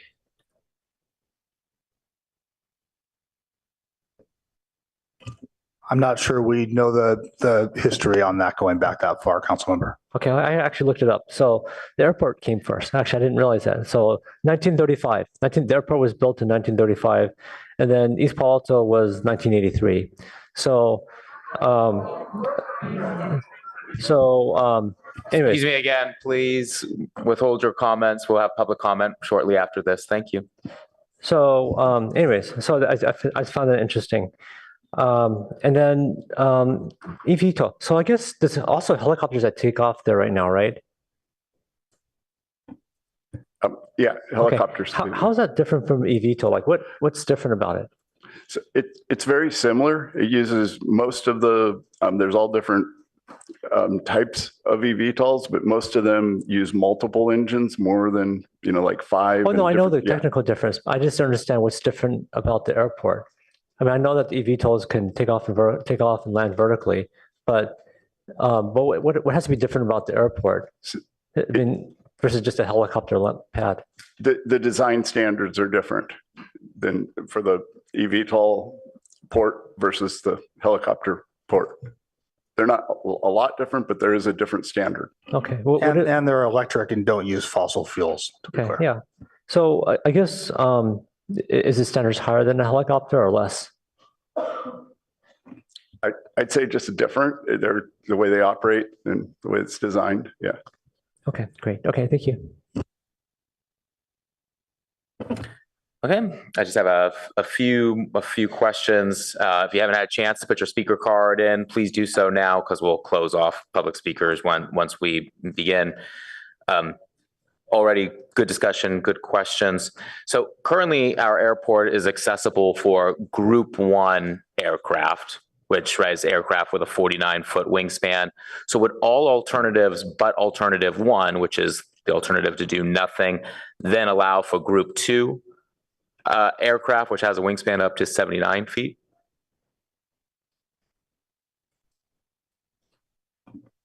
I think Group 2 aircraft are currently operating at the airport. That is what the Pilatus PC-12 is. Well, but just 1%, right? Correct. Okay. So 99% is Group 1, 1% is Group 2. Of current flights. There are other aircraft in Group 2 that would be operating. I don't know the exact percentage of the flights for that. And yeah, I think we'd have to defer to our consultant because they did those numbers. There's actually other aircraft like B-2s that operate out of there too. And, so it's a majority of different ones, but yeah. But it was a vast majority of the current aircraft is Group 1. I'd have to defer to the consultant. We don't have those numbers. Do we have the consultant on? Yeah. Okay, let's ask the consultant. Kim or Mike, can you answer that question? I am just trying to pull up the information now, but one thing while I'm pulling this up that I want to make sure to bring up is the fact that the data that we had to go off of to do the critical aircraft, to actually have operation information for each flight, the only data that we had to go off of was the information that Michael had mentioned before, where instrument flight rules are being used. So while there's 160 some odd thousand operations, only a percentage of those are tracked where we can identify the type of aircraft that are being used. With that being said, when you look at that information, then we figure out how many aircraft are operating, or we actually can break down those operations to understand how many of which type of aircraft are using. But when Michael had said that there was 858, I believe it was, PC-12s, that's 858, documented operations of PC-12s. That is not giving us how many of the total 160 some odd thousand operations are PC-12s. So the airport does not have the exact number of operations of the PC-12. We can give you a percentage of the IFR operations that are PC-12, but we are not going to be able to determine what percentage of the 160 some odd thousand operations are PC-12. Okay, well, what percentage of the ones that you've tracked? Okay, hold on.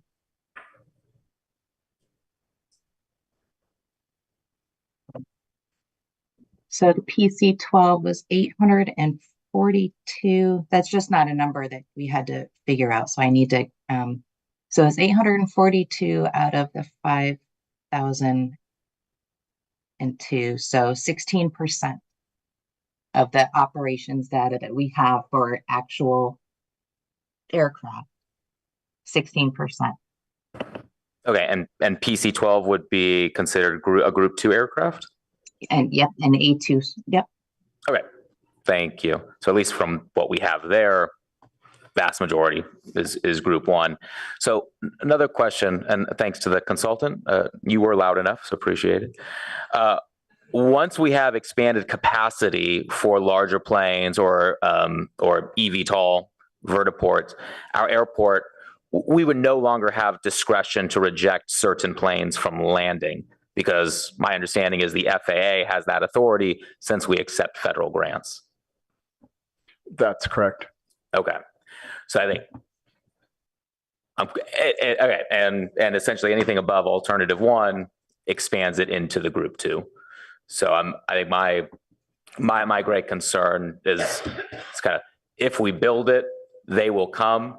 So if we build an expanded airport, larger and more frequent planes will come. That's a concern. And then one final question just on safety, since we're running out of time. What data do we have on runway or taxi collisions, close calls in landings or takeoffs? So I think safety was mentioned in the report for justification potentially of expansion. So I'm wondering if staff can cite specific examples of why those concerns were raised within the report. So with today's conditions or the existing conditions versus even the on-field updates, the aircraft that are using the airport today, the design standards have changed. So that makes that an issue, a concern. And that data is collected not only from one airport, it's across the nation. And so that's how they come up with those design standards. We don't have any specific data that shows at our airport, but it's across the nation. So that's how they design that. So there's nothing really that points to the specific airport. It's if that makes sense. So the design standards are a little outdated, but no actual evidence to show that planes are any more danger than they were before.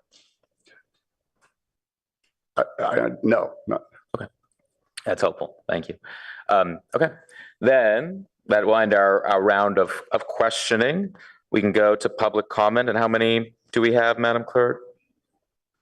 We have 91 requests to speak. Okay. And 4 groups.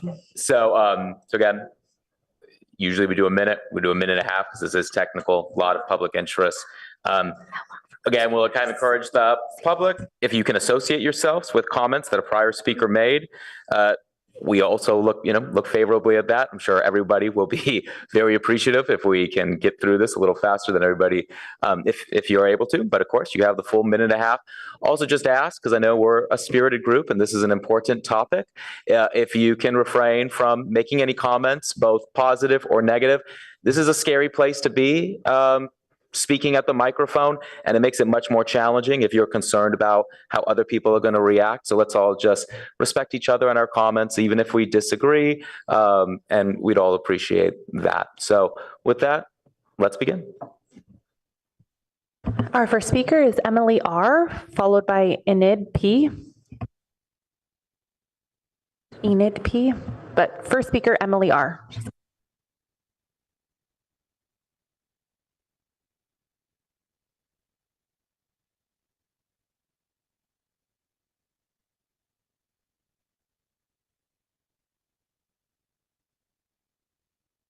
This on? Mayor Stone and members of the council, I'm Emily Renzel, 1056 Forest. I hope you've had a chance to read my letter of September 8th regarding the long-term planning for the Palo Alto Airport. I was on the City Planning Commission and City Council when we adopted the first Baylands Master Plan and then subsequent ones required by the Bay Conservation and Development Commission. That plan was updated in 2008 and has a policy of maintaining the current airport footprint and level of operation. Baylands Master Plan is also adopted by reference in the Palo Alto Comprehensive Plan. Any use of parkland will require a public vote. Please recognize that increasing the footprint or flight operation levels will adversely impact adjoining park-dedicated natural areas, including our beloved duck pond. There will always be demand for the latest technologies, but the city should recognize that the Baylands are a precious and irreplaceable natural resource and please limit the airport to its current level of activity. I urge you to adopt option 1, which is our current policy in the Baylands Master Plan and Comprehensive Plan. After I wrote this, I did listen to the testimony here. The airport has almost always been subsidized in one manner or another. And when the city first moved it to the Baylands, they leased it to the county. Is my time up? Yes. Oh, sorry. But anyway, then the county found that it wasn't economic and sent it back. Our next speaker is Enid P., followed by Darlene Y.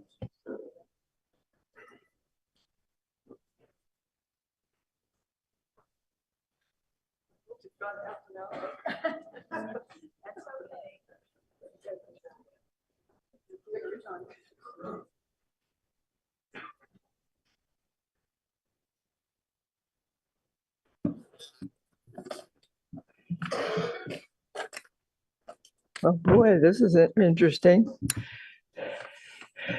Okay, Mayor Stone and members of the City Council. My name is Enid Pearson, and I can't read this. Let's see.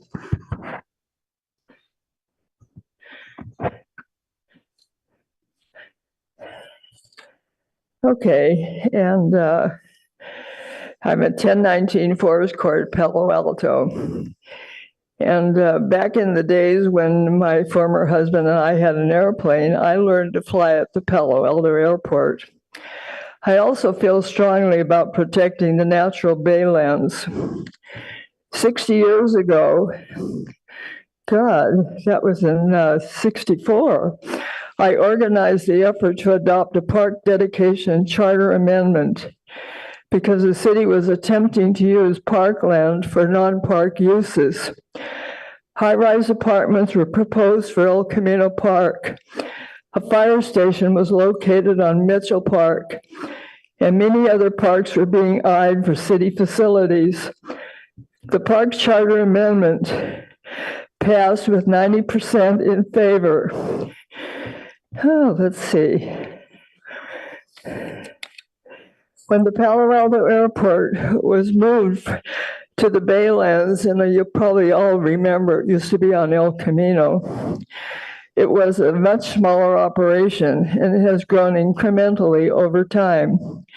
Airport operations have a huge impact on nearby natural areas. There's noise, crashes, air quality, and traffic disturbs wildlife and people alike. In 2008, the city adopted a revised Baylands master Your plan time is up.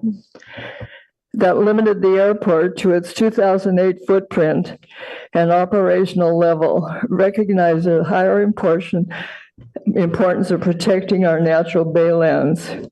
Your time is up. Read it. Okay, please adopt option 1 that continues to limit the airport to its current footprint and activity level. Thank you for your time. Unfortunately, your time is up. Good Our grief. next speaker is Darlene Y.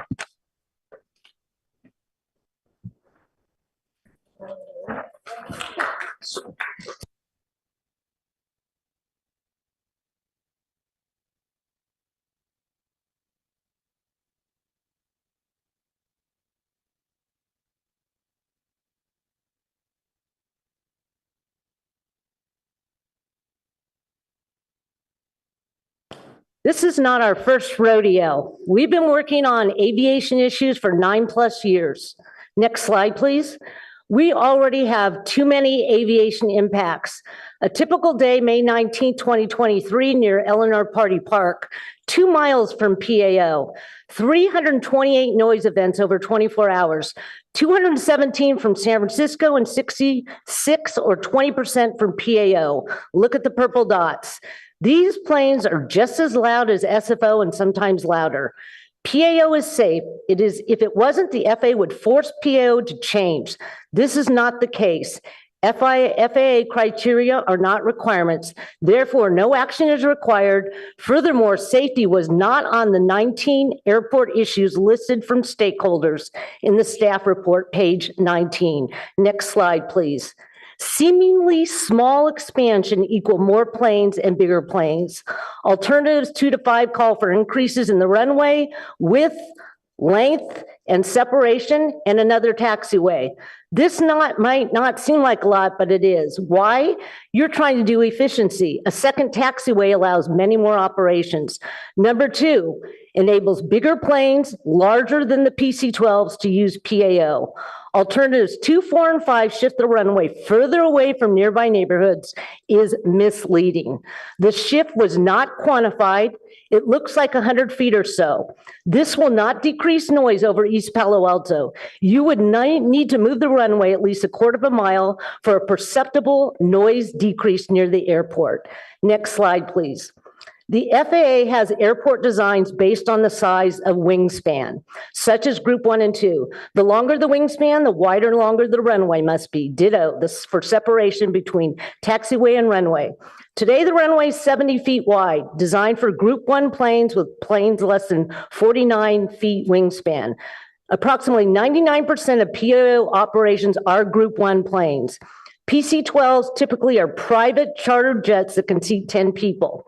The FAA criteria puts PC-12s in Group T2 because of their wingspans are between 53 and 53.4 inches long. That said, PC-12s can still operate at PAO Category 1 airport. PC-12s operate at PAO because the current runway is long enough for them, and the runway is the #1 factor for pilots. Planes are not prohibited to use an airport based on the FAA aircraft group.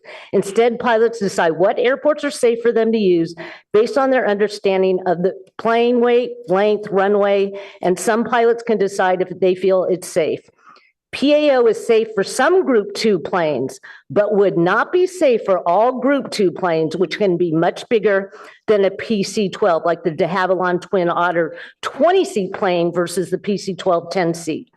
The FAA identified deficiencies, but these deficiencies are based on Group 2. They are not deficiencies based on Group 1, which represent 99% of today's PAO ops.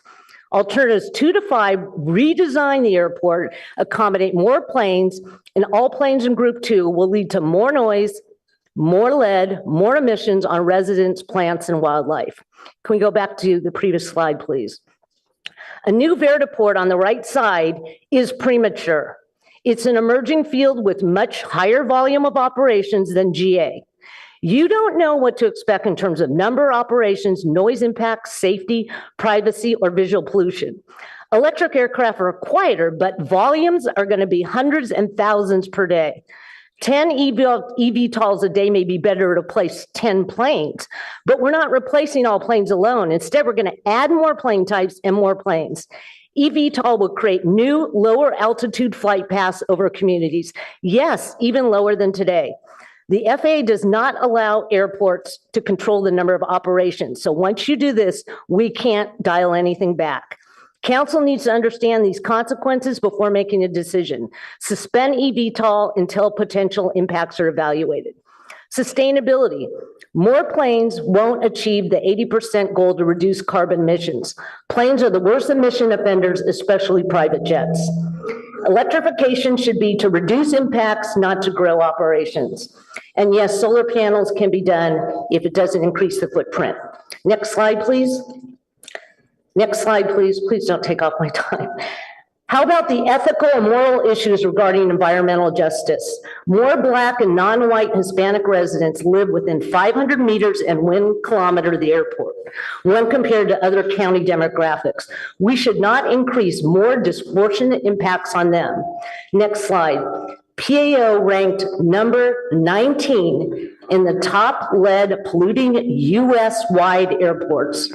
Reed Hillview, that may close in 2031 because of their lead study, is ranked number 34. The proposed alternatives 2 to 5 enable more operations and bigger planes. Council has sole jurisdiction of the airport design.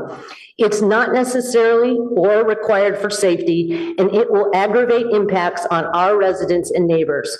Please give direction for alternative 1, no action, and study eVTOL impacts before committing to any new vertiport. Thank you.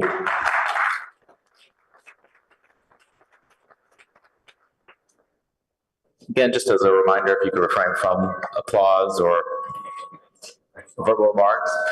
All right, our next person, I know staff is working on the mic issue.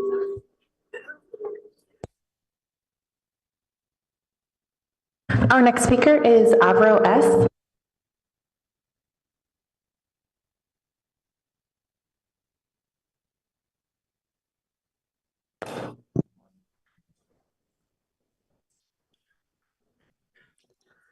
Good evening, Council. Oh, that's a little. I hope you're all doing well and enjoying these final moments of summer while it's still warm. My name is Upper Shaw, and I'm a sophomore at Palo Alto High School. I'm here tonight in my role as as a co-lead of the Outreach Committee at the Palo Alto Student Climate Coalition, or PASC. I'm someone who's been working on climate action initiatives since 3rd grade. And while I've only been involved in city level action for about a year, I've learned one thing from that. Palo Alto's residents deeply value our accessible outdoor spaces, especially our baylands. Tonight, I want to emphasize why protecting the baylands must remain a priority for our city. Next slide, please. But before I do that, I want to share a quick video showing what it's like to be in the baylands, even with the smallest planes flying ahead. If you could play the video.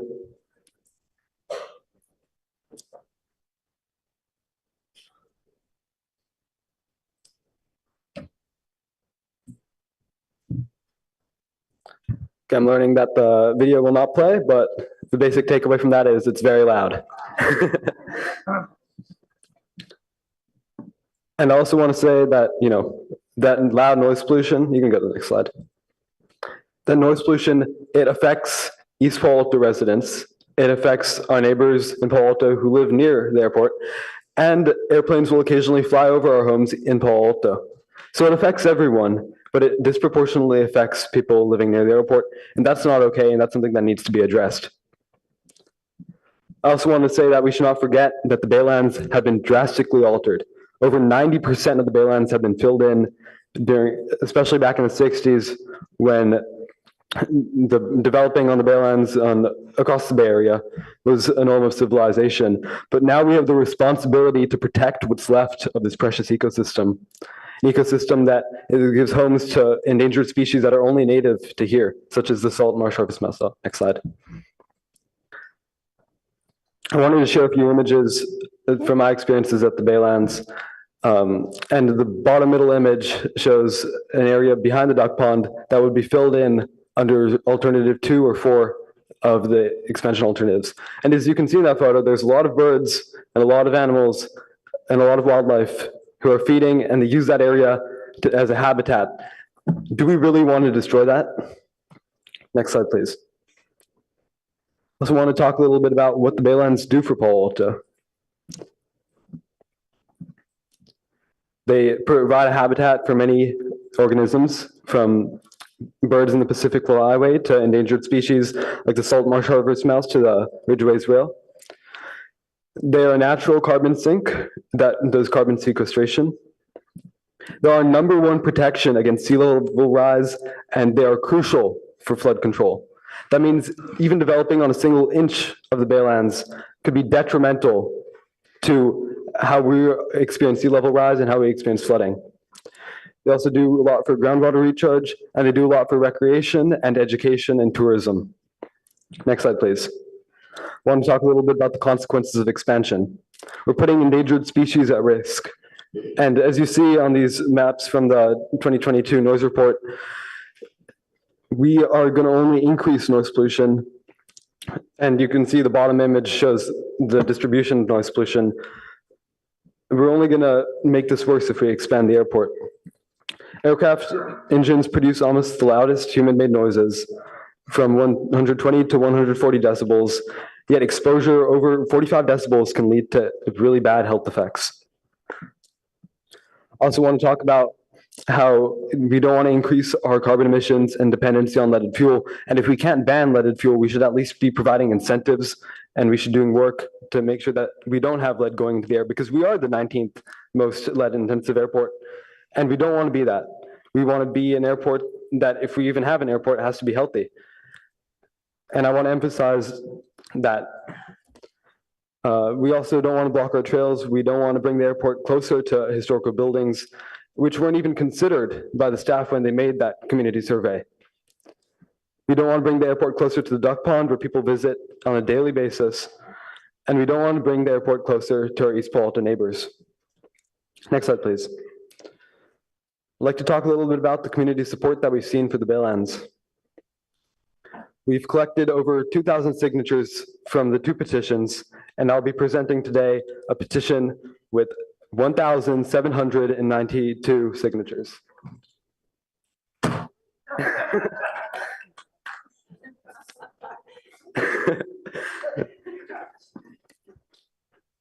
We've also seen over 80+ letters written to the Palo Alto City Council from June 10th to, I think, September 8th to protect our Baylands and our communities. This includes letters from the League of Women's Voters, from former council members, and from several other organizations, from the Sierra Club Loma Prieta chapter to the Silicon Valley Bird Alliance, Santa Clara Valley Bird Alliance, sorry. I've also held hundreds of conversations myself, and I know other past members have also been doing the same with residents and also nearby communities who are scared that they're going to be impacted by this, and who are scared that their precious outdoor spaces in the Baylands that they frequently visit are going to be impacted by this. We've seen posters contributed by just random people saying, we want to help with this. And we've seen a bunch of organizations come together and say, we don't want this. And you'll be hearing from a lot of them today.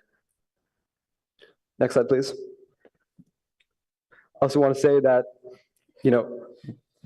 none of the alternatives that were presented are good. We want sustainability and we want a safe airport, but we don't want to impact the Baylands and we don't want to impact our communities. So I urge you, council members, protect the Baylands, our climate, and our future without hurting safety and our communities. Thank you. Our next speaker is Shawnee Kay.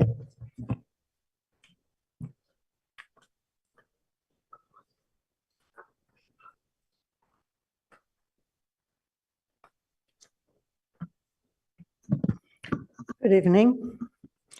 Very crowded here today. It's good. I'm Shani Kleinhaus with the Santa Clara Valley Bird Alliance. I have to get used to that. We're no longer the Audubon Society, I'm happy to say.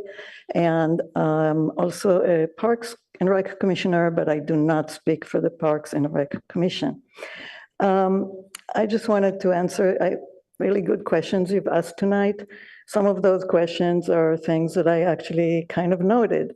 Any of the 4 alternatives that would expand the airport would require undedication of parkland, either in the Baylands Nature Preserve or the park or the golf course.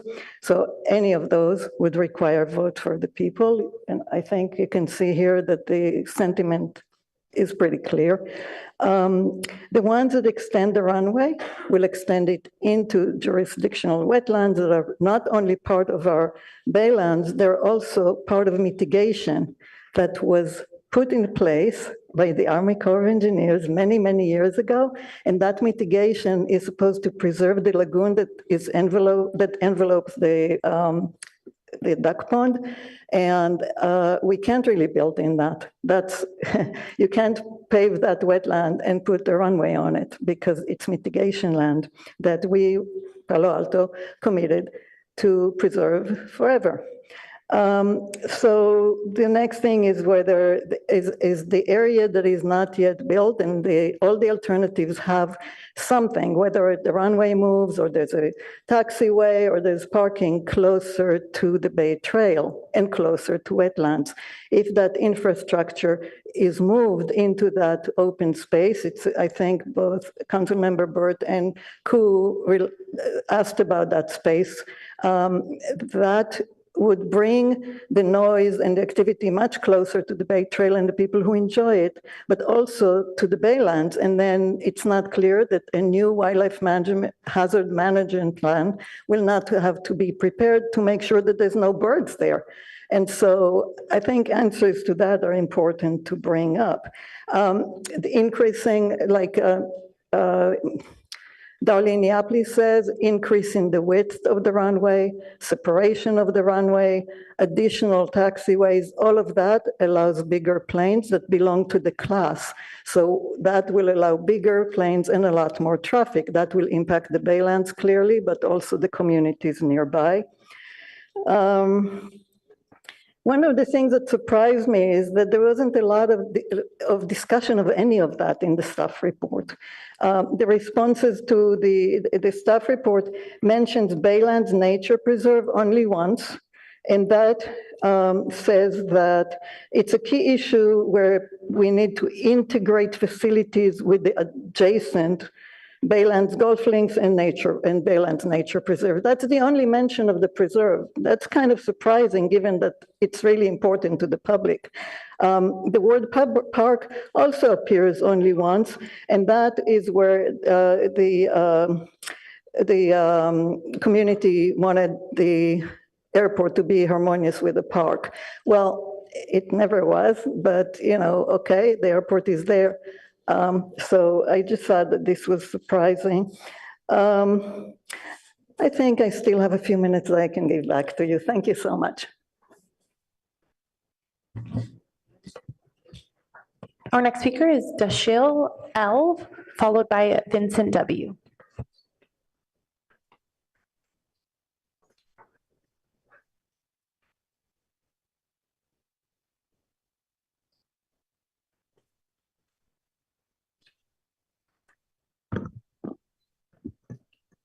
Hello, my name is Dashiell Leeds. I'm the Conservation Coordinator for the Sierra Club Loma Prieta chapter, also representing our chapter's Bay Alive campaign. The Palo Alto Baylands are a precious resource for our community and wildlife. 280 species of birds have been recorded in the Baylands Nature Preserve, including the common yellowthroat and Alameda song sparrow, which makes this the longest checklist for any birding hotspot in the country. Migratory birds rely on the wetlands to survive and thrive, which is a large reason why we oppose any action to expand the footprint of the airport, increase air traffic, or encroach on the baylands or undedicate parkland. The voice of the community has been strong against the expansion of the airport. In the survey, the no project alternative was by far the most popular alternative with 43.3% of the votes, with an additional 12.8% of votes supporting the closure of the airport entirely. Combined, that's 56% of all votes cast against expansion. And of the several focus areas presented in the survey, the most popular option was maintaining harmony with the Baylands. And as noted by Avro, quite eloquently, petitions against the expansion of the aircraft have received well more than 1,750 signatures. I hope you've had the opportunity to review the letter that we sent in collaboration with 13 other organizations representing environmental groups, environmental justice groups, climate, nature, and community-based organizations. In the letter, we expressed our strong preference for the no expansion alternative. All of the expansion alternatives, that's 2, 3, 4, and 5, would require parkland to be undedicated, which, as we've heard tonight, will require a vote. They also move operations closer to the Bay Trail and the wetlands while facilitating larger aircraft at an increased activity level. This means more emissions, more leaded fuel, more noise and air pollution for residents of Palo Alto, Menlo Park, and East Palo Alto, and of course, more pavement. Alternatives 2, 4, and 5 would destroy migratory bird and endangered species habitat, including species such as the ridge-race whale, salt marsh harvest mouse. These alternatives would also pave mitigation wetlands.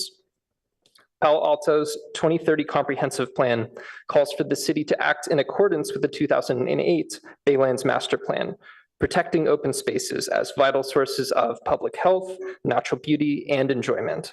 The plan emphasizes the importance of preserving and protecting bay marshlands, sloughs, creeks, and the wetlands as functioning habitats and elements of an interconnected wildlife corridor. The Baylands Master Plan expressly forbids intensified airport use or significant intrusion into open space, including the duck pond and lagoon. As noted by the Honorable Emily Renzel in her letter to council and in her comments tonight, the loss of wetlands contradicts the Baylands Master Plan in this way. So please go with the no action alternative. Do not expand the airport into parkland. Do not encroach on the wetlands. Do not expand the operational capacity or increase air traffic of the airport. We do support the placement of solar panels over areas that have existing pavement on them, and we do support actions to expedite a ban on the sale of leaded fuel in anticipation with state and federal legislation. Thank you for your time and consideration, and thank you so much to the volunteers who so graciously lent me their time tonight to speak. Thank you. Our next speaker is Vincent W., followed by Jennifer L. While Vincent is coming up, if I can ask everyone, when you see your name about to come up, if you maybe can move forward to the front of the room so we can have a seamless transition. All right, sorry, Vincent, go ahead.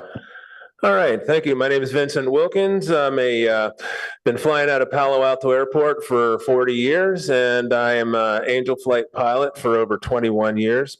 And I do believe that I thank the city of Palo Alto for taking over the airport from Santa Clara County, and I appreciate you not doing any knee-jerk reactions with the fuel as they have done, because it's now about it's the last airport in Santa Clara County that provides fuel for my plane. And as along with that, I want to make sure that everybody who flies, whoever uses the airport. I know we're pilots like myself and who are tenants there. We're not the majority of Palo Alto residents, but we are going to be directly impacted. And I believe that a slightly longer runway would add some safety elements to the airport. And for a Silicon Valley pillar in Silicon Valley, which Palo Alto is, the airport certainly could use upgrades in its terminal, tower, and hangars. So outside of that, I would like to just make a couple observations that Palo Alto is a major training ground for lots of pilots, including myself. Your time is up. Our next speaker is... I didn't get 5 minutes. Our next speaker is Jennifer L., followed by Sally T. Sorry, and to clarify, the last 4 groups got 6 minutes because they were group speakers. People ceded their times, which is allowed under our rules. Individual speakers will get 1.5. The groups were given 6, but that's because they had a group of speakers. Go ahead. Thank you. The city has accepted FAA grants from a grantor that denies community concerns about noise. And the FAA doesn't call the plans for an electric aircraft vertiport a second airport, which is what it is, with noise impacts that could surpass the current airport. As a reminder, Palo Alto residents are the lead investors in the city, including the airport. We care about your decisions, not just as residents, but how they impact our neighbors. Whereas the FAA and aviation companies are not exposed to the noise, only we will be paying for the consequences of bad decisions. As a stakeholder, I have 3 requests. Number 1, call the FAA's vertiport what it is, a second airport. Number 2, establish citizen oversight for the airports and grants. The city has more policies for sidewalk repair than for the airport. Number 3, please respond to the suggestions from Sky Posse Palo Alto about noise to put people's health first. Thank you. Well, last but not least, you are aware that the environmental review does not consider, it looks at runway layouts, but not the noise. That comes after. This is like buying a house and you agree to be given the actual location and the size after you pay without recourse. Shouldn't this level of exposure go to voters? And last thing, trains, cars, and airplanes are very different in terms of, I should say, electric. Your time And is why up. take my word for it? Commission a study to compare that noise. Thank you. Our next speaker is Sally T, followed by Ashok K.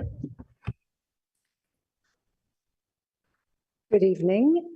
I'm Sally Tomlinson, a 40-year resident of Palo Alto, 33-year volunteer with Environmental Volunteers, 15-year member of Rotary. I speak today for myself. Our Community Services Department estimates that 600,000 people visit the Palo Alto Baylands Preserve every year. They come to enjoy nature, not airplanes.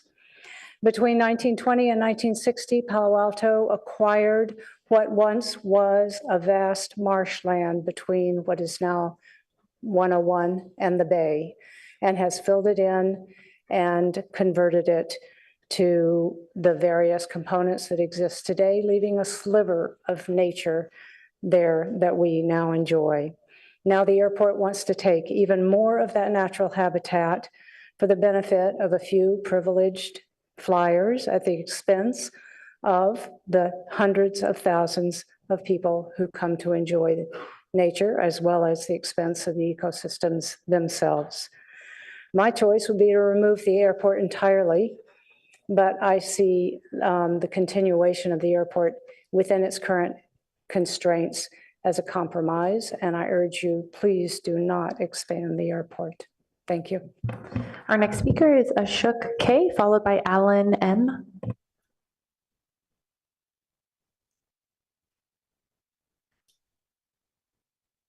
Ashok K. Moving to our next speaker, Alan M, followed by Cecilia T. Thank you and good evening. My name is Alan Markham. I'm a Palo Alto resident for 44 years, and I'm an environmentalist. We had many visits with our kids when they were young to the duck pond. We've enjoyed walking in the Baylands innumerable times and consider the Baylands a critical resource. I'm also a private pilot. I learned to fly at Palo Alto over 40 years ago. Yesterday, I flew a trip for Project Lighthawk, an environmental and conservation organization, taking people over the Tubbs fire to talk with them and show them the effects of wildfire mitigation. I've also done several trips for Angel Flight West, including bringing Kelly from Placerville for cancer follow-up, enabling her to see her kids off to school in the morning and be home in time to have dinner with them.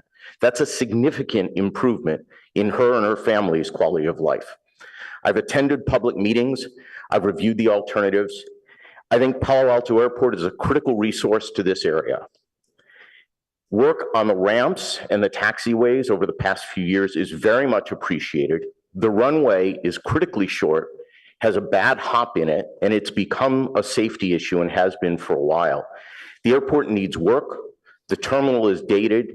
Even 100 feet to the runway length will make a difference. We need to keep the airport viable and live well with the Baylands. Thank you. Our next speaker is Cecilia T, followed by Andrew B.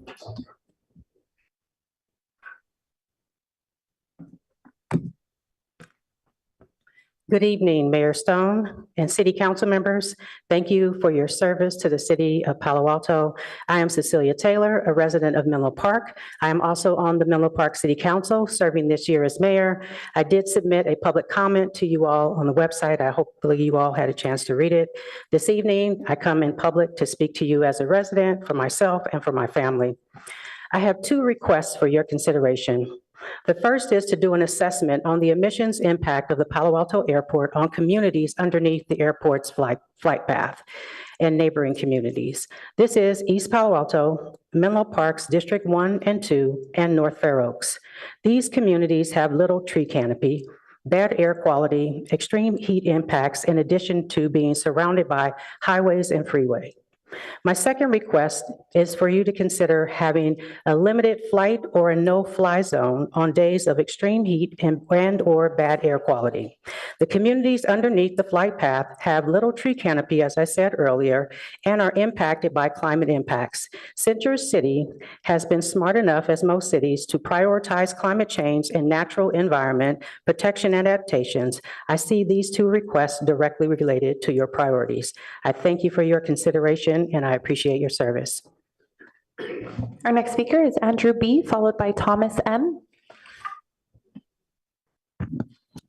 Good evening. I've learned that planning is easy following one simple rule. You don't care about the outcome. Airport development introduces multiple competing demands: aviation, environment, safety, federal laws. Balancing them to optimally advance each requires effort, creativity, and intelligence. Palo Alto is home to great minds who solve many of the world's complex problems, pressing problems. I appeal to the council to lean on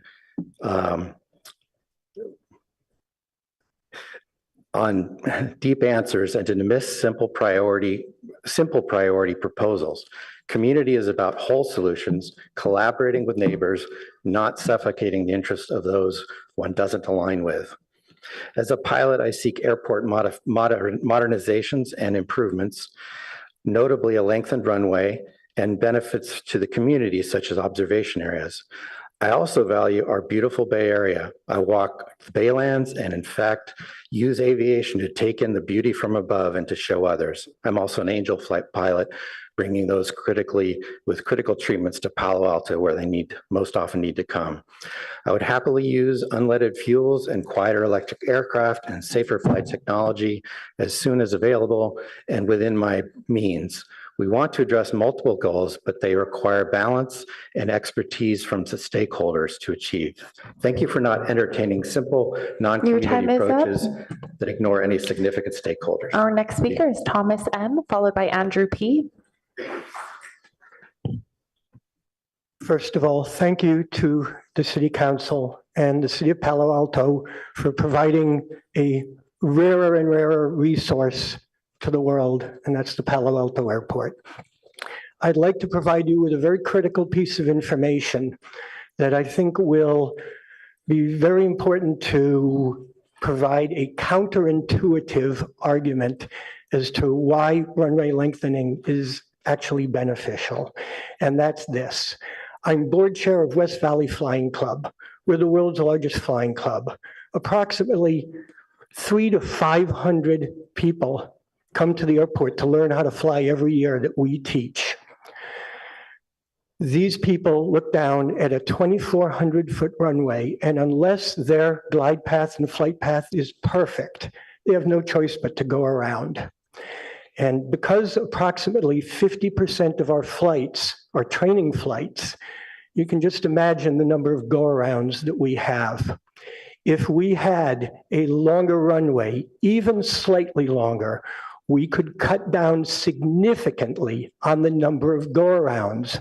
That keeps more planes from waiting to land, keeps more planes from waiting to take off, which means that we can decrease the airport's footprint on the environment and the world by lengthening the runway even a little.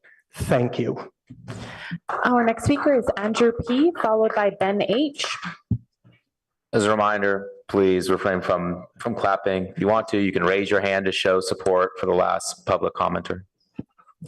Good evening. My name is Andrew Pollock, and I manage Advantage Aviation, one of the largest tenants at the airport.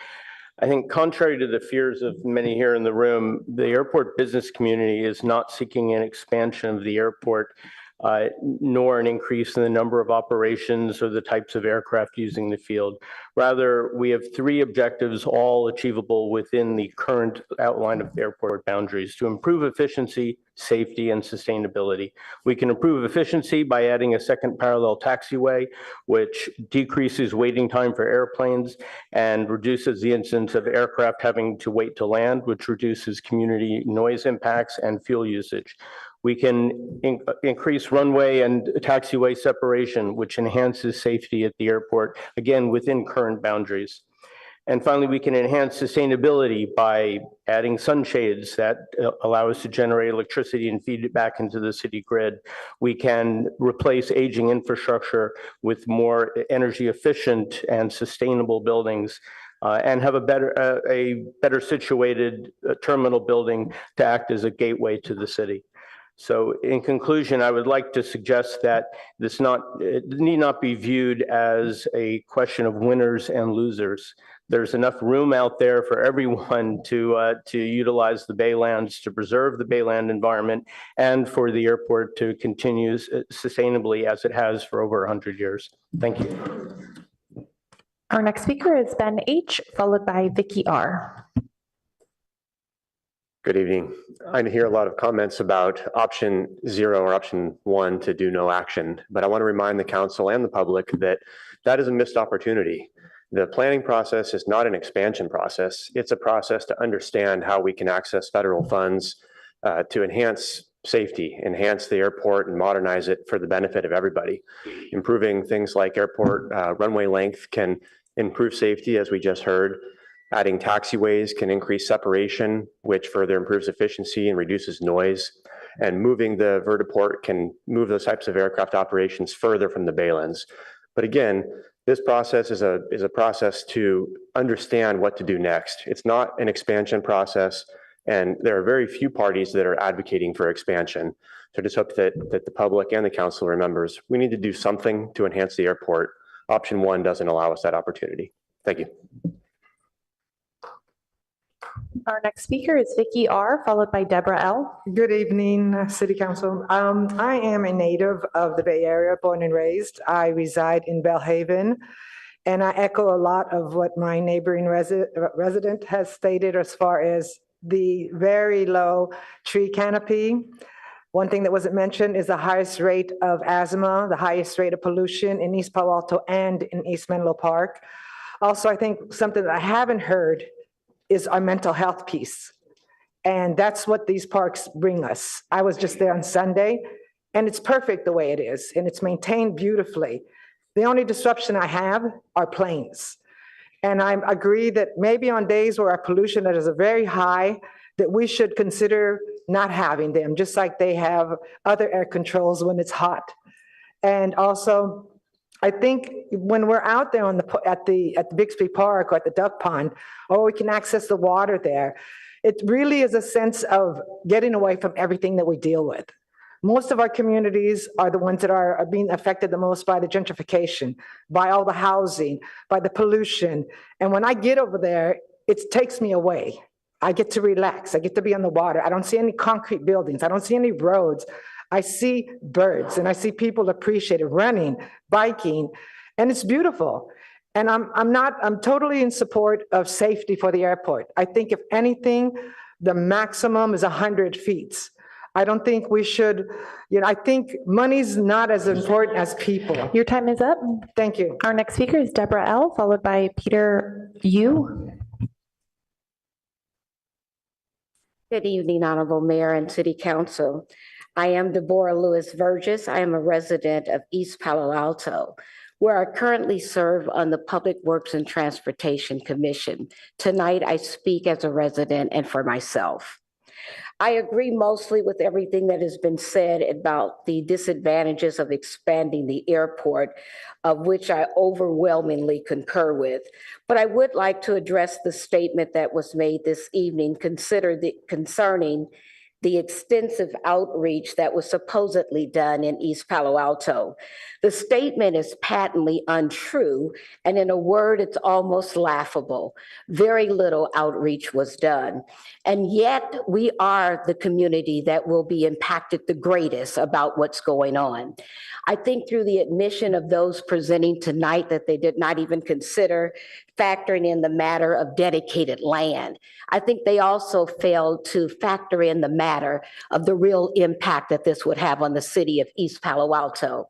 I think any expansion is premature at this time, and I respectfully ask that the council deny any expansion of the airport at this time. Thank you for your time. Our next speaker is Peter Yu, followed by Alec M. Good evening, Mayor Stone and Palo Alto Council. My name is Peter Uckman. I'm a Palo Alto resident for the past 30 years, and I am speaking for myself and my family. I'm speaking today in support of option 1, no change to the Palo Alto Airport, specifically due to the negligence committed by the Palo Alto Airport in producing the report that didn't include any modifications and change of parkland. Additionally, no inclusion of airport noise, as it would be changing and increasing with larger planes and more planes. Also, no conversation about the current ongoing impacts from SFO. This meeting has been, I think, I don't know who has been productive for, maybe for some of us in the public, to see how little the Palo Alto Airport has actually done in researching actual impacts to the communities. So that's kind of about it. You know, negligence comes downhill. Let's see what happens. Our next speaker is Alec M, followed by Carol K. Hi, Mayor Stone and Council. I'm Dr. Alec Moore, and I urge the Council to support Alternative 1, no action. Like many of us in the Bay Area, I moved here for work. My fiance and I quickly found a community here in Palo Alto. We go to church here, we bike here, and we bird here. Sharing our love of birds is one of the ways that we give back, and we've led multiple outings at the Baylands. Beyond the wonderful biodiversity that makes this an excellent place to observe birds, I love leading outings here because I know that I don't have to worry about it being too strenuous for people to partake. As of the 2022 census, about 15,000 citizens of Palo Alto are over the age of 65 or have a disability. Birdability, an organization that advocates for people with disabilities or mobility concerns, maintains a map of locations that allow individuals to experience the joys of birding. Of the 4 locations reviewed as accessible in Palo Alto, all of them are part of the Baylands Nature Preserve, with the Duck Pond Loop representing one of the most accessible trails available. Disrupting the duck pond would have an inequitably negative impact to the well-being of our seniors and those of us with disabilities. Expanding the airport is a significant negative to our community, to people who are disabled, and to our wildlife. I implore the council to consider the impacts of airport expansion and to choose alternative 1. I see the rest of my time. Our next speaker is Carol K, followed by Ian I. Hi, Carol K and Ian I couldn't be here. They asked me to hold this sign. My name's Matt Schlegel. I'm the speaker that goes right after them. I'm a Palo Alto resident, and I'm very Sorry, Matt, concerned. so you're speaking for yourself now? Yes, I am. Okay, perfect. And I am a Palo Alto resident, and I am very concerned about the climate crisis. I'm against expanding the Palo Alto Airport because expanding the built environment in our wetlands is exactly the opposite of what we must be doing in the face of the climate crisis. Wetlands are particularly good carbon sinks. We must preserve our valuable Baylands wetlands and expand them. They sink carbon from the air, and they will serve as a first-line defense against sea level rise. Expanding the airport will increase greenhouse gas emissions. Larger airplanes and increased air traffic capacity will enable even more emissions, which is directly opposed to the city's goal of reducing emissions 80% by 2030. We must preserve, restore, expand our natural wetlands. I strongly urge you to ban the expansion of the Palo Alto Airport. Thank you so much. Our next speaker is Chris T, followed by Stuart B. Mayor Stone and council members, I'm a board member of the Palo Alto Airport, Airport Association, a nonprofit organization that represents the interests of aircraft owners, pilots, and the aviation-related businesses at the airport. I'm here on behalf of Bob Lennox, the president of the association, who's out of town. Palo Alto Airport is an important community asset that is financially self-sustaining using enterprise fund that requires no tax revenues from the city. It provides benefits including light flight access, disaster response, pilot training and education, and business facilitation and job creation. In fact, the airport provides jobs for 130 people and revenues of $30 million a year into the community. An airport master plan is required by the FAA in order to qualify for federal funding for future airport projects. Its approval is an opportunity for the city to gain additional benefits for the community at no cost to the general public. As you've heard tonight, there's a solar farm plan for the airport with funding from the federal government, 90%. And there's also the desire to get a new airport terminal built. The one we have now is over 60 years old. The Palo Alto Airport Association endorses a modernization plan that enhances safety and efficiency from a slightly longer runway, not exceeding 3,000 feet, without increasing the number of aircraft operations or adding larger aircraft. Thank you. Our next speaker is Stuart B., followed by QS. Good evening. I'm a pilot and an environmentalist, so I sort of stand with one foot in both areas. I think I have 4 points to make. One is, it's really unclear to me whether we have to undedicate park land to enhance the airport. And I think before we make any decision, we should figure out whether we have to do that and how much we would have to undedicate. Second point is, as an environmentalist, I think all the points made, and particularly by the students here, and I'm proud of the students, are valid points. I'm out in the Baylands several times a week, biking and running, and we don't want to destroy that habitat. I sat on the Palo Alto SCAP board, the sustainability board, so I understand that. I was on the board of the Nature Conservancy for 8 years, board of NRDC, so I appreciate those concerns. As a pilot, I also appreciate what the pilots bring to the community. If people here had a loved one who had cancer in a remote community and had trouble getting to Stanford Airport, you would be thrilled to have a pilot bring that loved one to Palo Alto. If you had a relative that had a disability, needed a canine companion, you'd be thrilled to have this group bring pilots, bring that canine companion to your relative. The last thing I think is important to understand the facts. There's been commentary about big is worse, like the PC-12. PC-12 is actually an unleaded airplane. It climbs faster than other airplanes, so it's less noisy and less troublesome to the neighboring communities like East Palo Alto. And eVTOLs are electric. They also are quieter. So I just think we should understand the facts before we make decisions. Thank you. Our next speaker is QS, followed by Rebecca E. Good evening, City Council. Thank you for the opportunity to speak and your service for all of us here. I'm Q Smith, a resident of East Palo Alto, where I serve as the East Palo Alto Planning Commissioner, a senior advisory board member, and a current president of the East Palo Alto Bayshore Rotary Club.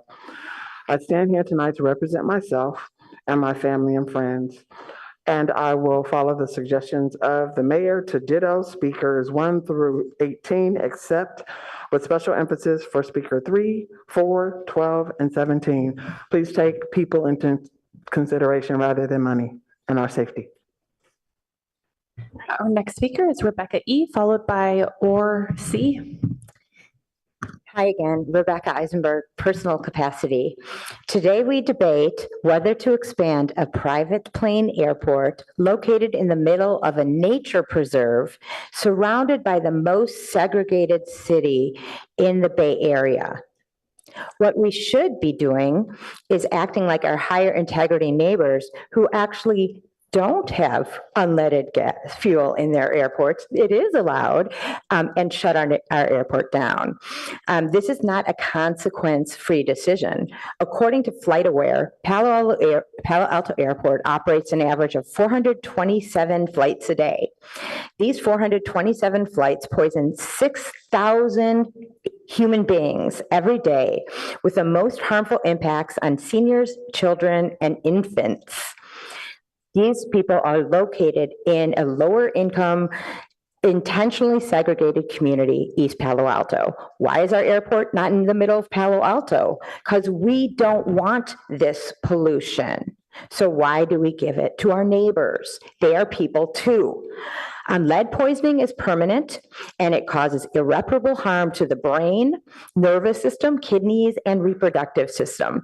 It shouldn't be that when you move into a city, you forego your right to have health. We should have a moral responsibility not to poison our neighbors. And I'm out of time. Thank you. Our next speaker is Or C, followed by Diane M. Good evening. My name is Or. I'm a Palo Alto resident and I've been a resident of the airport for longer than that. A couple of points in terms of safety, separating the runway from the taxiway further does affect the safety. I've seen in my own eyes an accident where an airplane breached from the runway to the taxiway. If there was another airplane there, that's double the casualties. That did happen in Palo Alto. In terms of the numbers of the PC-12, when you're looking at percentages, a lot of the numbers are students learning to fly. They're doing laps around the pattern. So it's not numbers of how many people coming and going out of Palo Alto, that 160,000 planes, it's landings and takeoffs. So that's not accurate and you should look at it. And most of it doesn't even go over Palo Alto. It goes over the bay. In terms of eVTOL and the noise that you're talking about, I think the majority of the residents of Palo Alto are going to be pissed if they don't have a port to go in and out of when that's the future. That's where we're going. Trains are noisy. I live next to a train, the train tracks, and it's noisy, but I'm glad I have a train station to go in and out of. So thinking about the eVTOL port is a big consideration. Thank you. Our next speaker is Diane M, followed by Faith B. Good evening. September 20th is the Moonlight event at the Palo Alto Bayland Preserve, benefiting nonprofits supporting kids and their families. September 21st and 22nd, the city and Caltrain are sponsoring the event Electric Service Launch Party celebrating electric trains. September 28th, the city is sponsoring Clean Air at Home to help people learn the best ways to create clean air inside and out of their homes. Events to support children and families, cleaner air, and electric trains. And yet the city may be considering plans to let the airport expand, resulting in dirtier air, unrelenting noise of aircraft to Palo Alto and surrounding communities, and danger to precious wildlife and habitat. Don't be fooled. Plans to expand the runway is not all for safety reasons. It is to provide more available occurrences for larger and more frequent aircraft and companies like the Pilatus C-12s and Surf Air, currently plaguing the neighborhoods in San Carlos. Look outside the box. Palo Alto Airport, contract and use Moffett Field. Now that's the best example of reusing and repurposing. Thank you. Our next speaker is Faith B, followed by Mark D.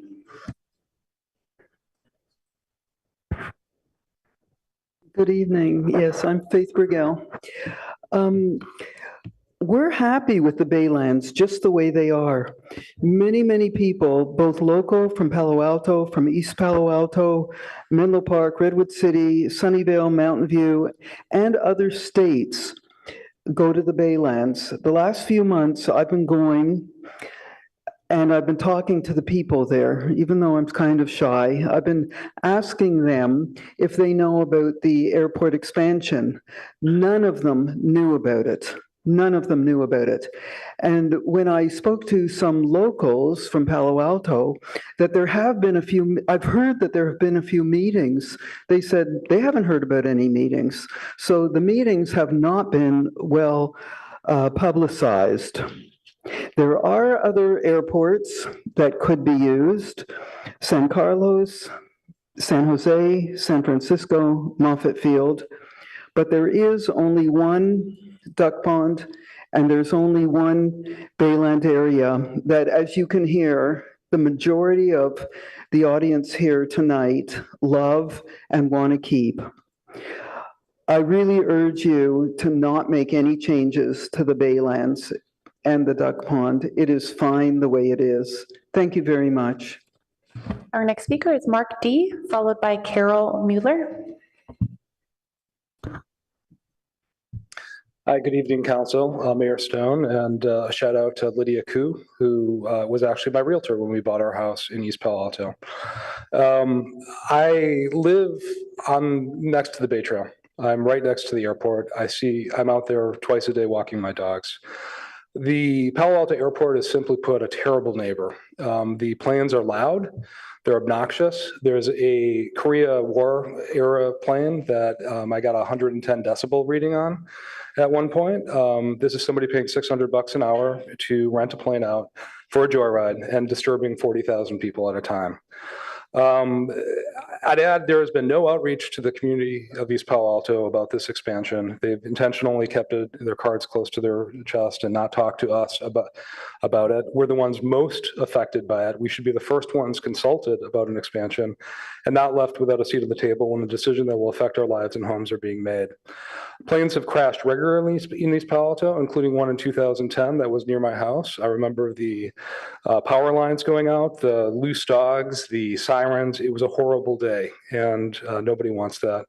I'll end with, I'm very concerned about lengthening a runway to 3,500 feet that will allow small jets to use the airport. We do not want the added noise, pollution, and danger from jet aircraft, just so affluent travelers can have a little bit more convenient travel time. Thank you for your time.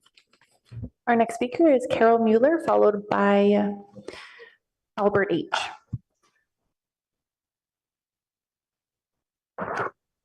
Thank you. I will be brief. I echo a lot of the comments made tonight, and so I won't try not to repeat them.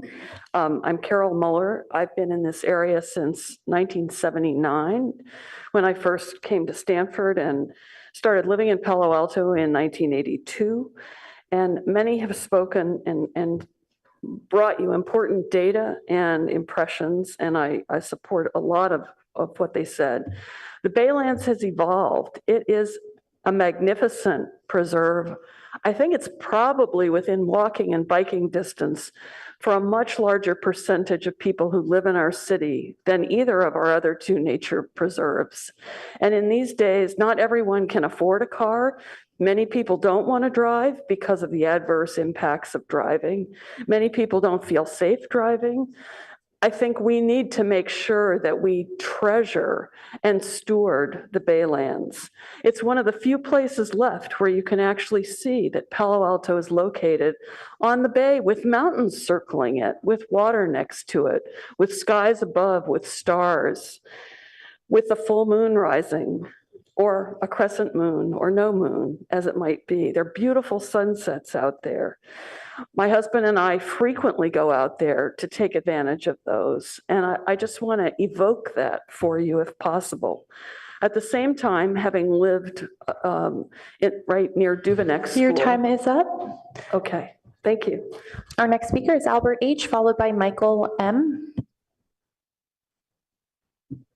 Good evening, Council. Thank you for your efforts on this important issue. I live in the Duveneck area. Duveneck St. Francis, and Carol is my wife, so I'm the husband she referred to. Residents of Palo Alto and East Palo Alto need the following in order to be compatible with continued operation of Palo Alto Airport. Number one, reduction or elimination of exhaust emissions from fossil aviation fuel combustion. Two, complete elimination of lead emissions. Number three, reduction of noise associated with the totality of flight operations. The major impediment to achieving these, that is airport, yes, reduction in noise, reduction in lead, is the FAA rules, which we are compelled to follow because we take FAA money in order to do capital improvements on the airport, AIP and AIG programs from FAA. So I recommend to Council that we stop taking FAA money and allow ourselves as a council and as a city to set our own rules regarding leaded fuels, regarding noise, regarding hours of operation, regarding operations during air quality events, and so forth. That's my recommendation to you. Thank you. Our next speaker is Michael M., followed by Karen P. Good evening, Council, Mayor, Council Member Koo, and all of you. I appreciate the opportunity to speak. And actually, I did have a speech that's about a minute and a half, but I've got to step back and set some things straight. First of all, Councilmember Tanaka, East Palo Alto was incorporated in 1983. It didn't just poof and become. And in fact, the airport and a lot of the golf course was a part of what was called Ravenswood until the Corps of Engineers redirected the creek. Point one.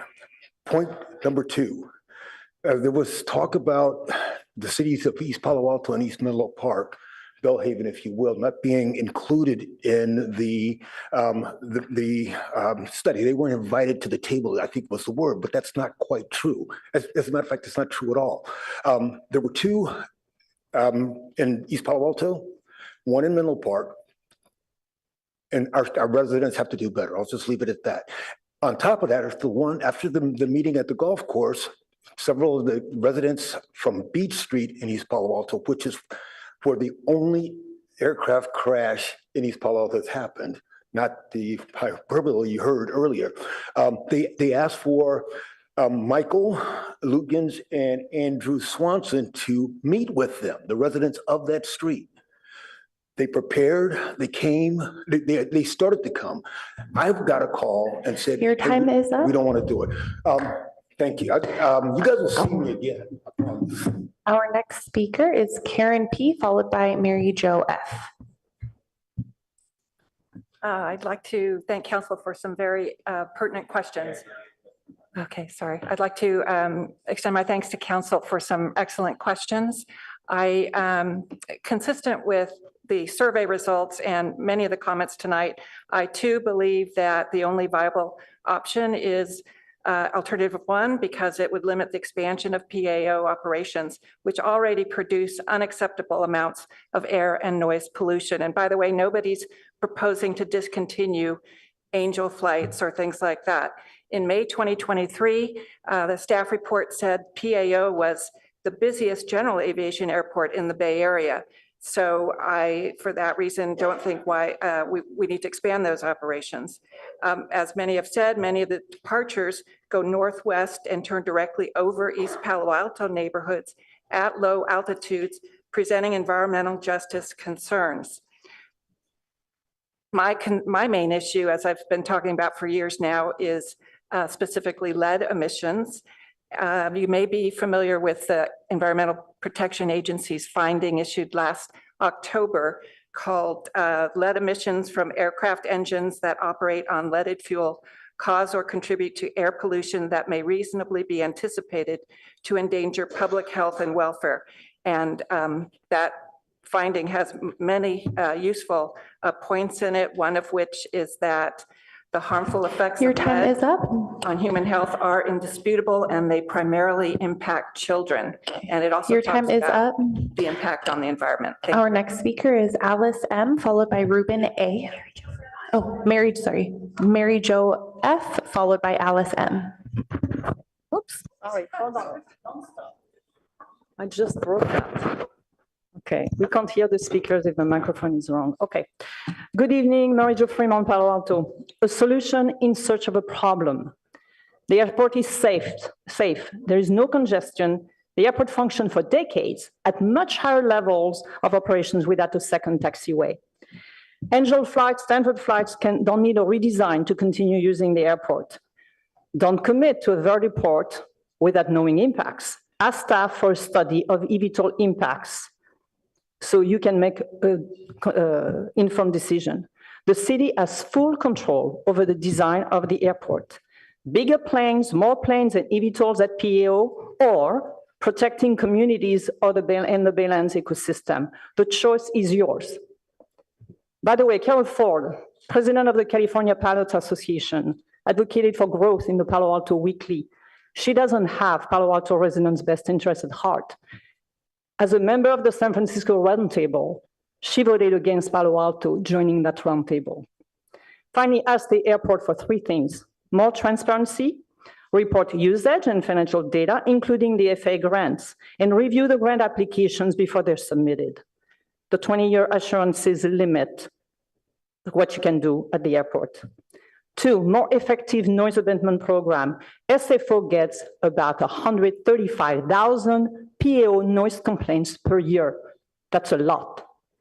PAO needs a more stringent noise abatement program and should report violators. And 3, promote unleaded fuel, maybe with incentive, and report the sales of fuel, jet, unleaded, and leaded. Our next speaker is Alice M., followed by Ruben A. Good evening, Council. Back in the late 1980s, I was appointed for my first seat by the Palo Alto City Council to the Palo Alto Airport Joint Community Relations Committee.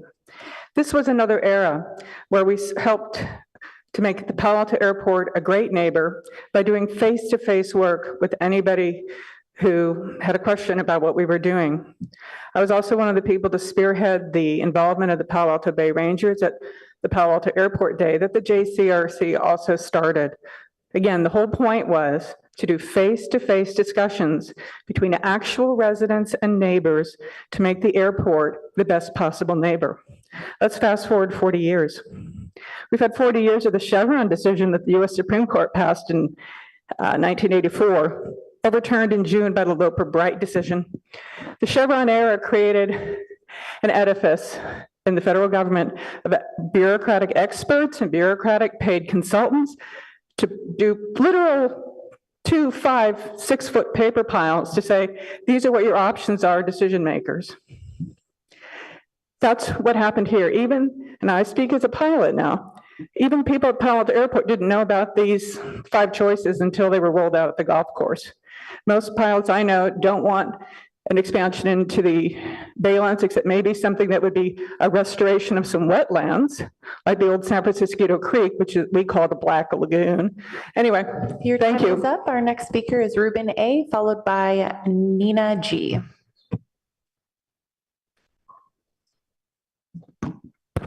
Good evening, Mayor and Council. My name is Ruben Abrica. I'm a resident of 45-year resident of East Palo Alto, and I currently serve on the City Council, but I'm speaking as an individual. So I'm going to give my perspective from East Palo Alto as a East Palo Alto resident, although I think the dynamic that I see happening here, I think is starting to happen all over the world. For decades in East Palo Alto, I've heard 2 major concerns. One is the daily horrible noise pollution over several of our neighborhoods, every single day, year after year. The other one is plane crashes. Tragic. One on Beach Street killed all the passengers and barely missed homes, including one that housed a child care center. Tragedies are waiting to happen there still under the current situation, never mind all the alternatives. That's my perspective from East Palo Alto. And the March, other crashes have occurred there. I think that what I see happening all over the world, I've been studying a little more, I'm definitely not an expert, is that thousands and thousands and thousands of airports like this one here all over the world are really primarily, generally used. They're like luxury habits, bad habits for a few people at the expense of the many. Your time is up. If we keep doing that, we're going to burn up the planet. Thank you very much. Our next speaker is Nina G., followed by David S.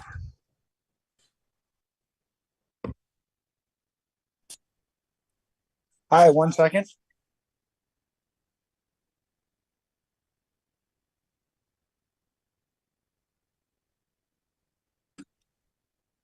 Can you hear me? Hello? Yes, we can. Okay. So I'm not a resident of Palo Alto, but I've spent a lot of time in the area and have lived in the Bay Area my entire life. The idea of destroying wetlands to basically infest the area with even bigger, louder aircraft over sensitive habitats and sensitive receptors It just seems like a horrible idea that kind of panders to elites and tramples and and paves over everything else. It just seems like a really bad idea. If you've ever been down to the bayfront, the airplanes are incredibly loud as they fly over. It's actually surprising that people don't like start or animals don't flee as they go over because they're just crazy loud. This seems like a bad idea, and you should listen to the populace and not necessarily to the pilots. Thank you. Our next speaker is David S., followed by Mark S.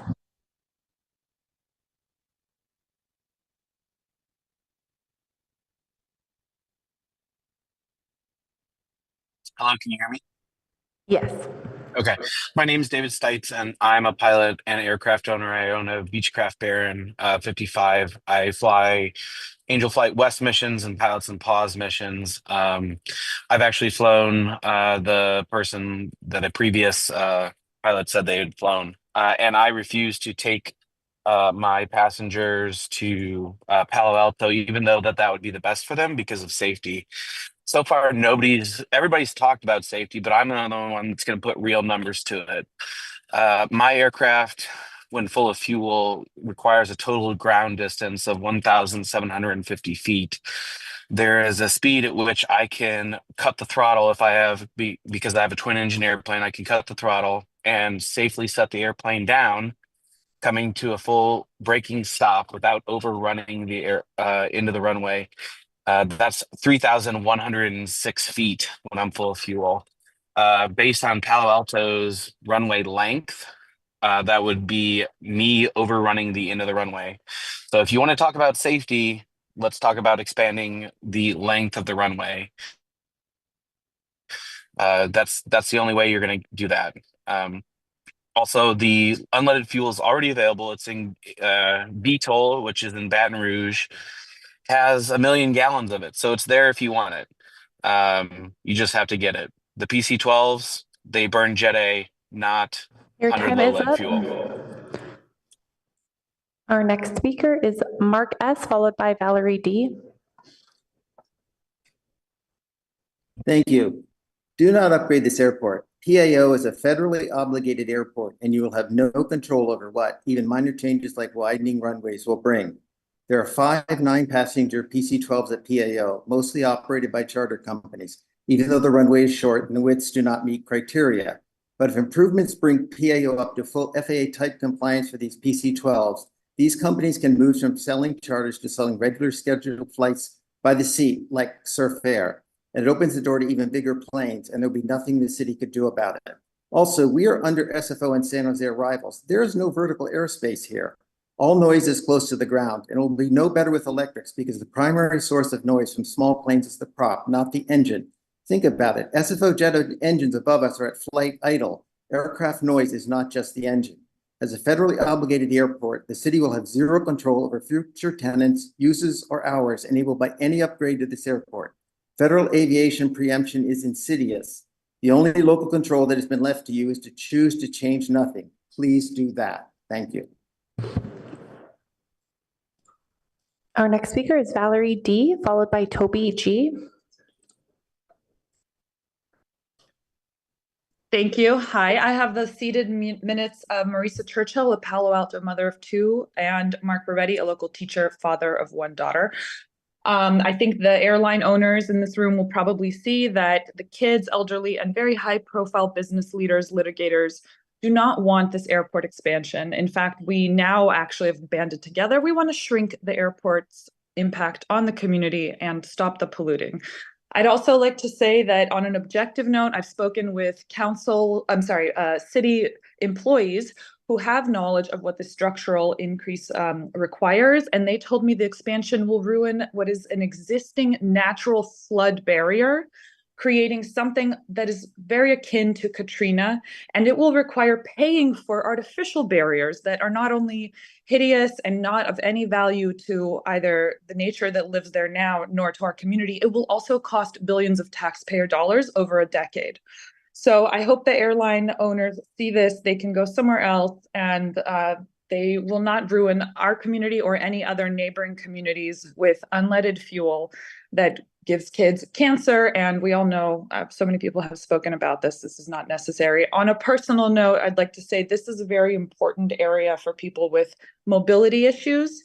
And there's so many elderly and kids there. There's a reason why people pay what they pay to live here, and this will destroy those property values. It will also increase insurance payments, which are already very high, because this will become a much more dangerous flood-prone area. Thank you.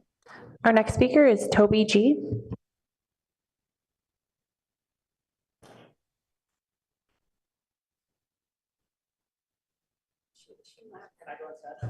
Our next speaker is Deborah G, followed by Mila B. I'm disappointed that from the get-go, the option of shutting the airport down completely was not on the table. Palo Alto wants another transmission line from PG&E because, oh, what if an airplane from the airport crashes into East Palo Alto again and takes out the 2 transmission lines? And my thinking is, how about we just get rid of the airplanes and maybe don't risk the lives of people in East Palo Alto and their health? That's my perspective, and I hope it's considered. Thank you. Our next speaker is Mila B, followed by Manny B.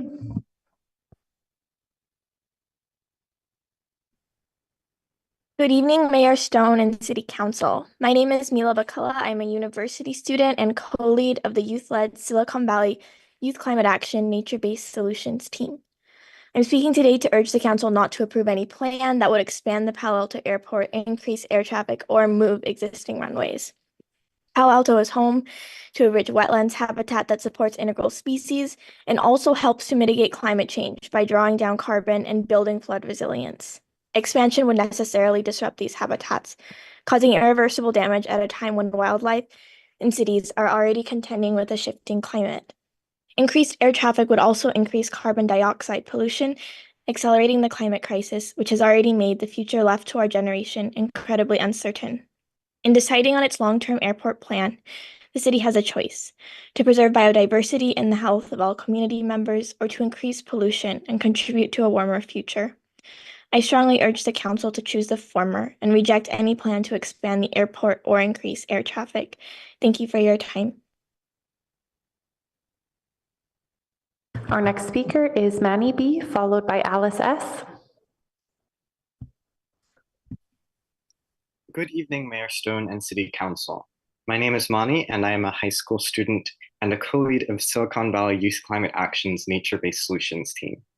I'm here to request that as you update the Palo Alto Airport's long-term plan, you do not expand its footprint and operations.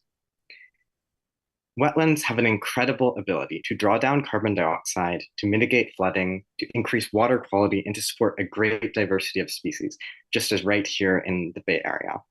And we're already losing them around the world to development.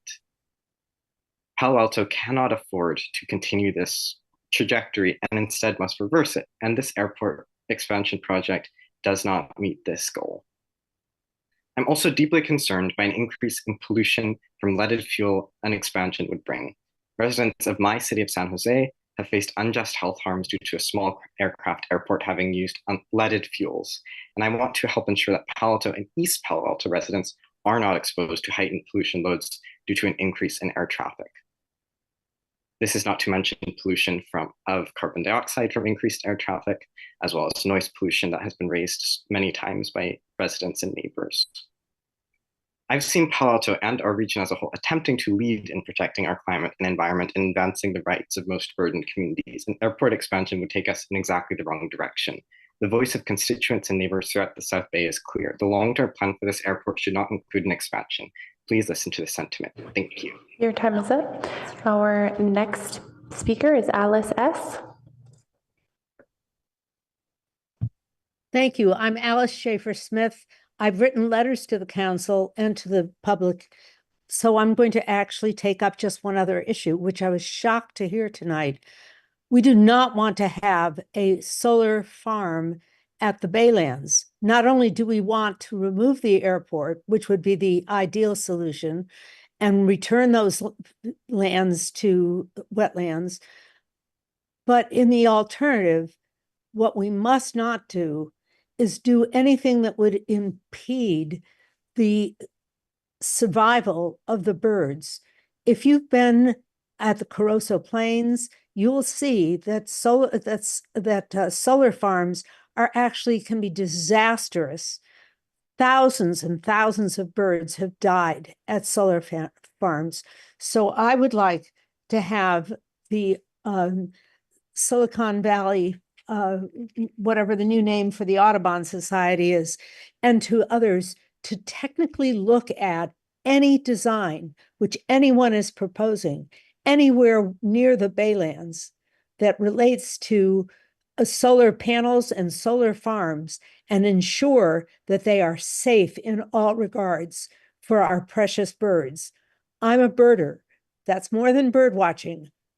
I want to preserve our birds. Thank you very much. Our next speaker is Jenny B.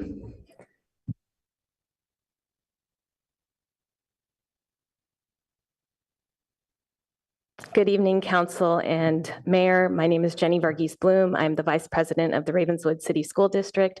I'm also a resident of East Palo Alto, and today I'm speaking on behalf of the residents of East Palo Alto, the residents where I serve of Bellhaven and East Menlo Park.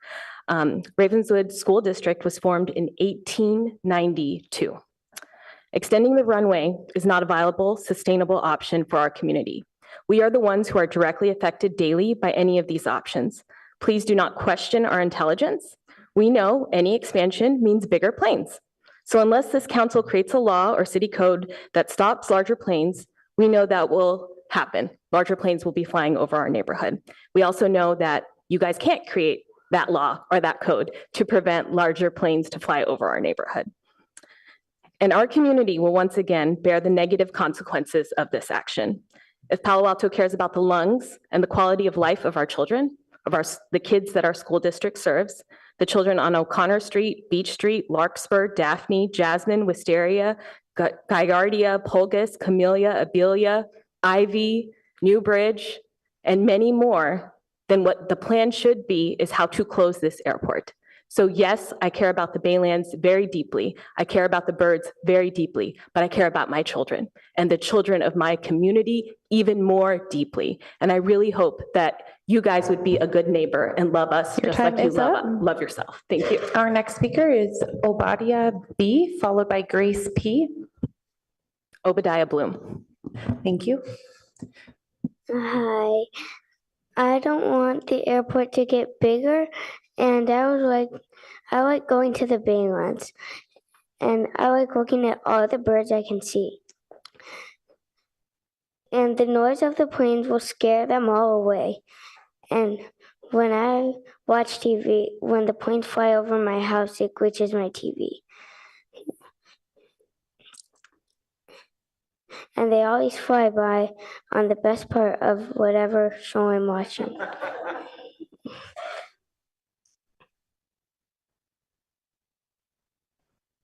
My sister is scared if a plane falls on her head.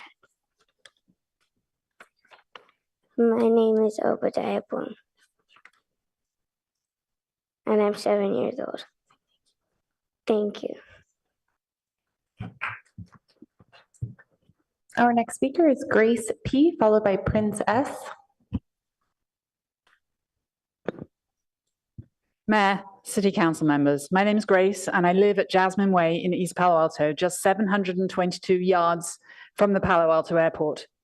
I value the Palo Alto Airport's activities, but I strongly urge you not to extend or elevate the runway. Expanding the runway will allow larger planes, creating more noise and disruption for residents like myself and others in East Palo Alto, as well as harming the delicate ecosystem of the Baylands. Then we have the proposed 17-foot elevation increase of the runway. That's 3 of me stacked vertically. This change is unnecessary given current sea level rise predictions, which show such an increase wouldn't be needed for many decades. Raising the runway now would only exacerbate noise issues, with the sound of planes accelerating and decelerating carrying much further into residential areas and the wetlands, affecting both wildlife and people. It would also increase the visual prominence of the airport in the Baylands. I also urge you to prioritize East Palo Alto in these discussions. Our community is the most impacted by airport operations, but we're excluded from metrics and from the planning process.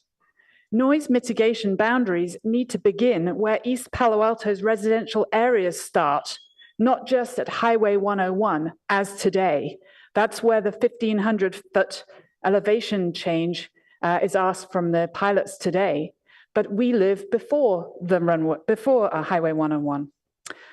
So thank you for paying attention to East Palo Alto. Your time is up. Our next speaker is Prince S, followed by Barris K.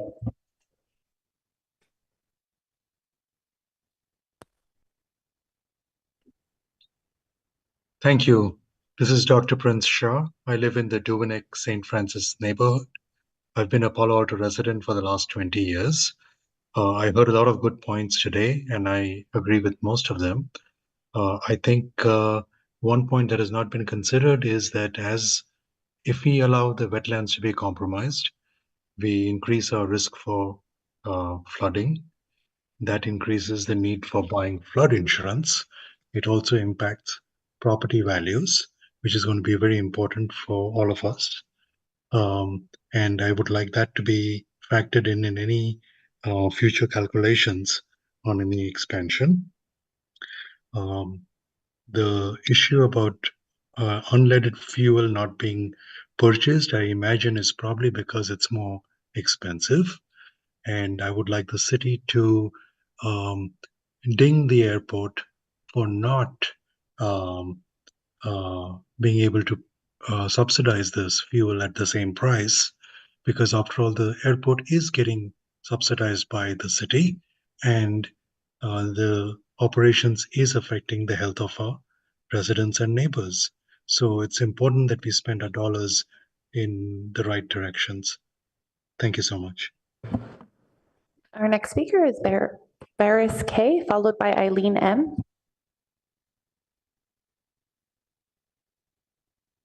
Hello. Hello. Yes, my name is Barış Karadogan. I'm a 25-year Menlo Park resident, Audubon board member, and an avid birder. Two rare birds live in the Baylands. One is the Ridgway rail, and the other one, if you're very lucky to hear it, the black rail. These two birds are very much affected by the environment, especially tides.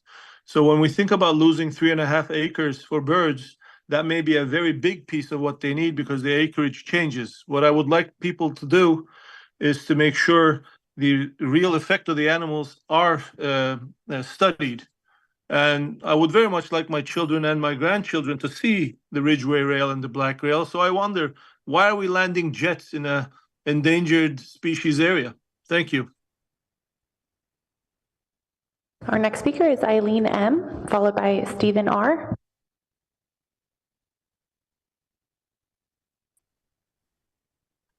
Good evening, Mayor Stone and members of council. I'm Eileen McLaughlin, representing the Citizens Committee to Complete the Refuge.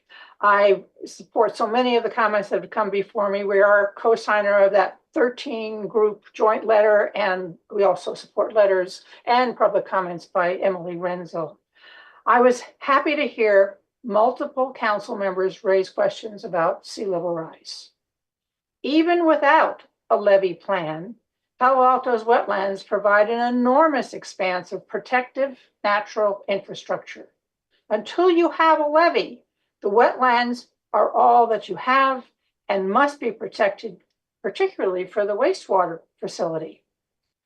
Sea level rise also causes groundwater to rise. Already we know that groundwater is emergent, that is on the surface, at multiple places in the golf course. The same most certainly is true of the airport, edged by the bay and lower San Francisco Creek. Rising groundwater has a list of impacts. Higher action. Your time is up. Okay, thank you. Our next speaker is Stephen R.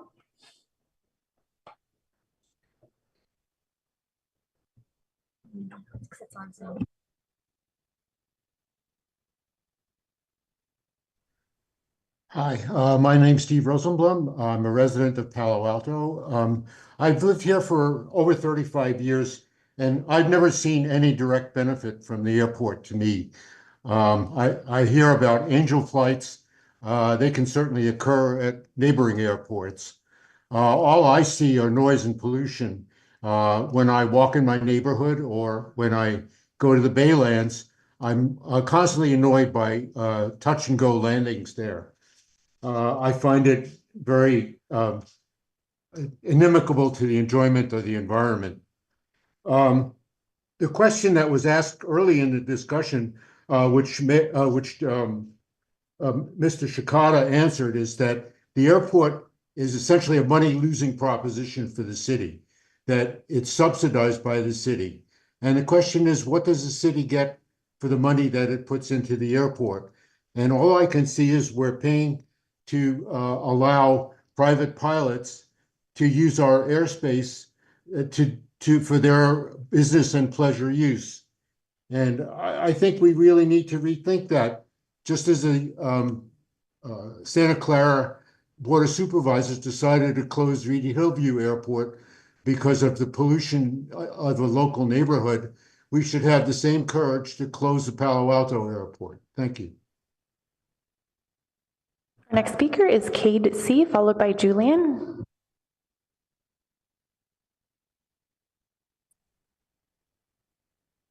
Hello, my name is Cade Candy. I'm the Director of Programs at Climate Resilient Communities. We're an environmental justice group that works in East Palo Alto and the Bellhaven neighborhood of Menlo Park. I'd like to speak today in opposition to any proposed expansion or alterations of the Palo Alto Airport. First, as Pastor Burgess said, the community engagement on this effort has not been inclusive, despite running an organization dedicated to local climate justice work in EPA and Bellhaven, and 1.5 years of the project, we only found out about the very last meeting. Second, the Palo Alto Airport perpetuates environmental injustices. Moral consistency would require it be closed, and further expansion is incomprehensible. These communities have the highest rates of asthma in San Mateo County. A survey we conducted with Stanford of 320 Bellhaven families found asthma rates were twice as high as the rest of Menlo Park. The airport still uses lead fuels, something we know is toxic and contributes to asthma and neurological conditions. Seems like we're leaving that up to the free market to solve. As part of the soon-to-be-adopted Menlo Park environmental justice element, 1,800 Bellhaven residents identified pollution reduction as one of their top 3 priorities. Third, the Palo Alto Airport is located where it is because the wealthy and well-connected didn't want to bear its consequences, so it was shunted onto EPA and Bellhaven residents. The Palo Alto Airport is part and parcel of our region's racist history of redlining and racialized zoning. It is policy decisions like this proposed expansion that constitute the system in systemic racism. I know this council values racial justice, social and environmental justice, but it's easy to hold these views when they aren't under pressure. This is an opportunity to positively affirm your Your time values is up. and welcome new possibilities for a shared shoreline. Thank you. Our next speaker is Julian, followed by Tatiana.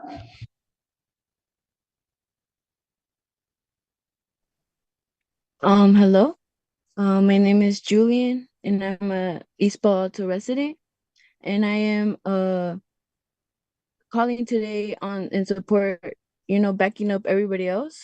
Good point from, Kate and everyone, I'm speaking in support for the shutdown of Palo Alto Airport, or number 1, which is not doing anything with it and literally just bringing the current buildings up to code. If that's the improvement that needs to happen, is literally just bringing the buildings up to code so that pilots can do whatever fancy thing they can do in there. But we're not gonna continue catering to the 1% that lands in Palo Alto with Mark Zuckerberg or whoever the hell else, who is flying a P whatever plane, which is not a lot of people and company. A lot of people said, don't this all at the stake of nature and animals, water, land, and people. Everybody's gonna bear the brunt of this, while the 1% that flies in here is not living in these communities, as well as the cancer and asthma that is put into generations of kids that are being born here in these communities. So I urge you guys to please throw this plan in the trash and not get in the pockets of the people that only see the color green, which is money and not people. Your time is up. Our next speaker is Tatiana, followed by Susanna C.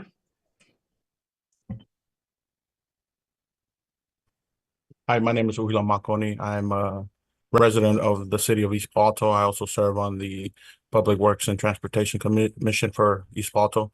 And I'm speaking as a resident that lives like previous residents of East Palo Alto live right next to the Baylands.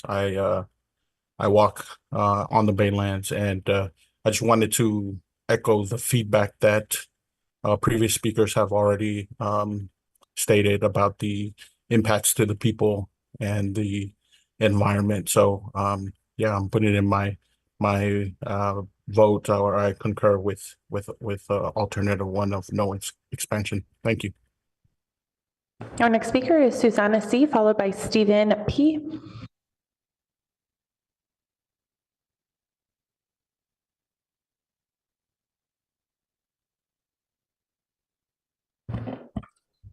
Susanna C. Moving to our next speaker, Stephen P, followed by Antonio L.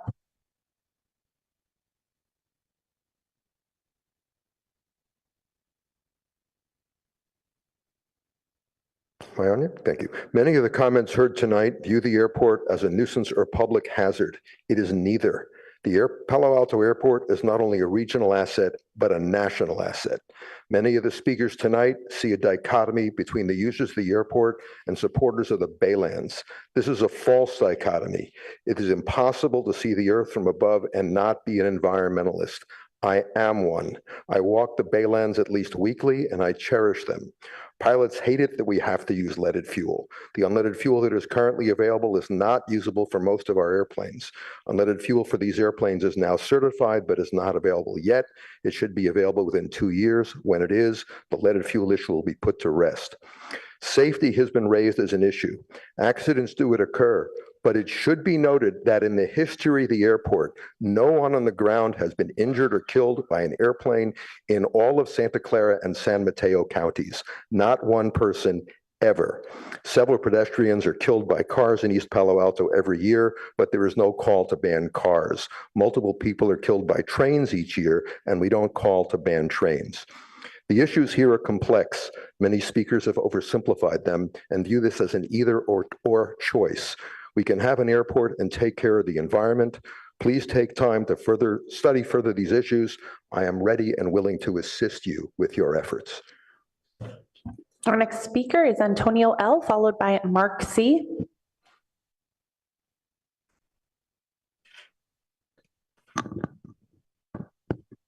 Good evening, members of the City Council. My name is Antonio Lopez. I serve this year as mayor for East Palo Alto, but I'm speaking as a resident. It's good to see you guys, by the way. Now, I understand that this study session is largely perfunctory, that's part of your long-range plan. And I also want to give you guys kudos because there was public outreach, and I want to acknowledge that at Bloom House in August. But still, having sat here, having listened to the residents and comments, I'm wondering how are the concerns and priorities of East Palo Alto being addressed? When we're talking about the historic sites of pollution of leaded fuels, when we're talking about the joggers, the cyclists, the families in East Palo Alto whose health are such disparity, how are we going to jeopardize that with this expansion? And I also just want to take a moment to also add the noise. You know, individuals, I spent 4 years on this council, and the amount of people that tell me every single day when they're going to work, right, to go to your restaurants, your cafe shops. My father, who works at Sheraton Palo Alto for 40 years, the noise abatement and the toll that it takes on our workers coming to the city. Right. Think of the externality. So if the council will move forward with any of the proposed alternatives, I ask that you consider impact fees commensurate to the level of noise and air pollution that undoubtedly will exacerbate the quality of life of our residents. We mentioned asthma rates, we've mentioned health disparities. And I understand the wisdom of small airports like yours support SFO, Oakland, and San Jose, but I think you can all agree with me that the convenience of ease and air travel shouldn't be off the backs of our residents in East Palo Alto or Belhaven. Finally, you know, we're not just a training ground for aviation enthusiasts. We're a community that deserves respect. And I'll just end by saying, we talk a lot about collaboration, something I hear a lot about this council. And I believe in it. That's why my governor Your at this time is age. up. But this isn't it. Thank you. Our next speaker is Mark C, followed by Martha B. Hi, I'm requesting an extra minute of time, please, because I'm speaking on behalf of all the pilots. If not, can I please have my time reset? Thank you. Okay, hi, I'm Marco Zenkovic. I'm a software engineer at a local company. I'm also the board of a K through 12 institution, as well as alumni mentor of my alma mater. That means education is important to me. I also actually brought this tee over here from the Baylands golf course. I was playing 9 holes before I came here. And I want to say that I don't think the Baylands golf course will be too impacted by an expansion. But what I really want to talk about is the runway expansion and purporting to a crash that happened in 2011 with Tesla executives. If it could be argued that if there was a longer runway, they would have had, or if there was more facilities on the airport, there might have had a better chance at surviving that crash and mitigating the power loss to Palo Alto. I also want to say that the PC-12 or Type 2 Category 2 aircraft, and I'm a private pilot as well. That's not really the point here. I mean, it's one of the points, but the safety margins is a huge thing to airports, and it's a safety first education through airports or through private pilot programs is a major factor in the curriculum, and increasing safety margins is a huge motivation factor for these kinds of plans. I also want to mention that, why aren't we talking so much about noise pollution and safety and whatnot when there are people riding mopeds through the Baylands all the time, as well as cars that are designed with less visible blind spots than the M1 Abrams tank that was made in 1970. Why aren't we banning these kinds of cars? So yeah, please think of the impact as well as the education and scholarships that these airports provide. Thank you. Our next speaker is Martha B, followed by Carol M.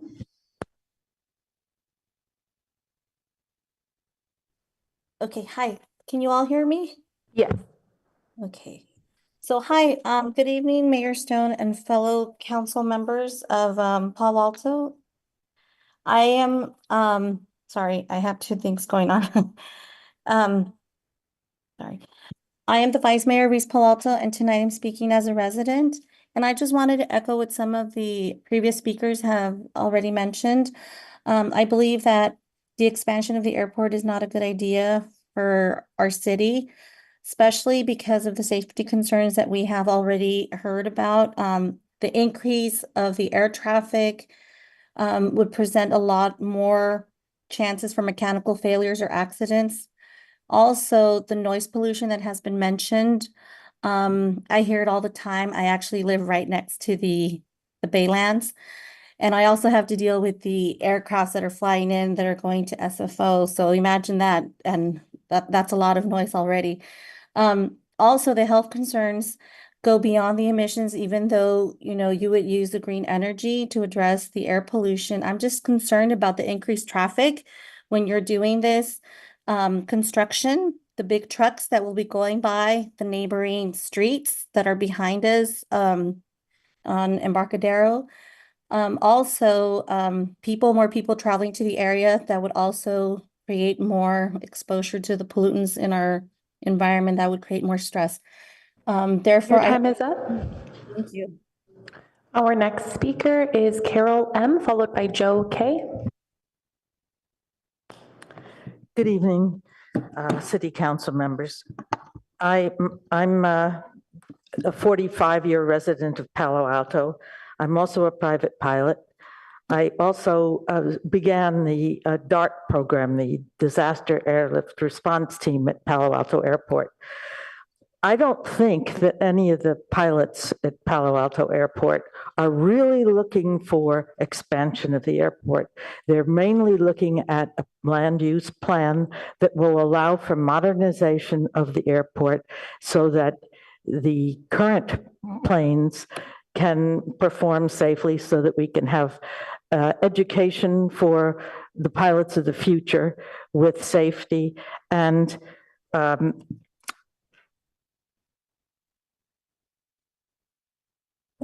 we don't need to accept any of these plans that have been put forth for consideration. We can either do something entirely different or accept parts of these plans, and I think we can work with the surrounding communities to make something happen that will be satisfactory to all. Thank you.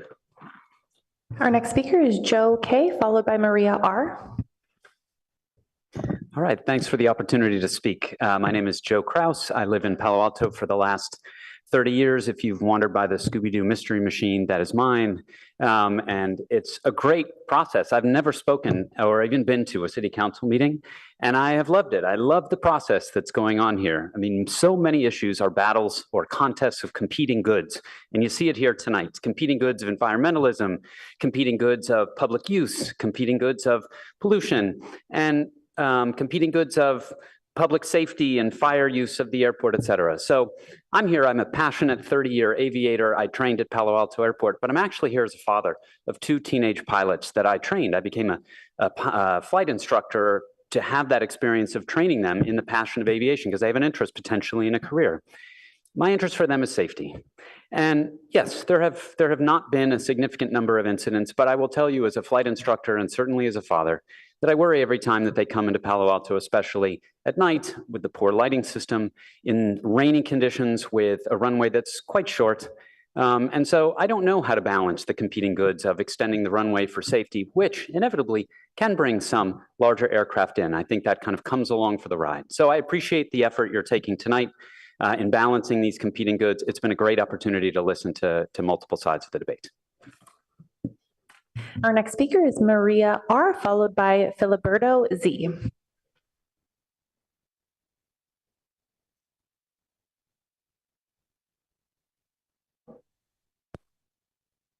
Maria R., you should be able to unmute yourself and speak. Yes, hello. My name is Maria Rocha, and I've been a proud resident of East Palo Alto for 46 years. I live on Wisteria Drive. I want to thank everyone who has acknowledged the impact this issue has on my community. While protecting acres of baylands is important and environmental preservation should be a priority, we must not forget the human impact. Expanding the runway increases the risk of another tragedy. Our community has already faced an aircraft accident February 17, 2010. It took Lisa Jones 4 years to rebuild her home. Living under the threat of potential aircraft accidents creates lasting psychological harm, especially for our children and elders. We're not just talking about nature, we're talking about people's lives, homes, and well-beings. I want to remind everyone that environmental justice isn't just about preserving land, it's about protecting people too. Our community deserves the same level of care and consideration given to nature. Let's not neglect the human factor here. We cannot trade the safety and health of East Palo Alto residents for development. Thank you. Our next speaker is Filiberto Z.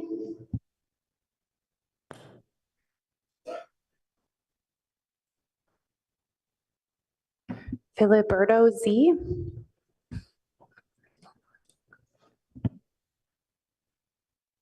Hi there, Council. Can you hear me? Yes. Awesome.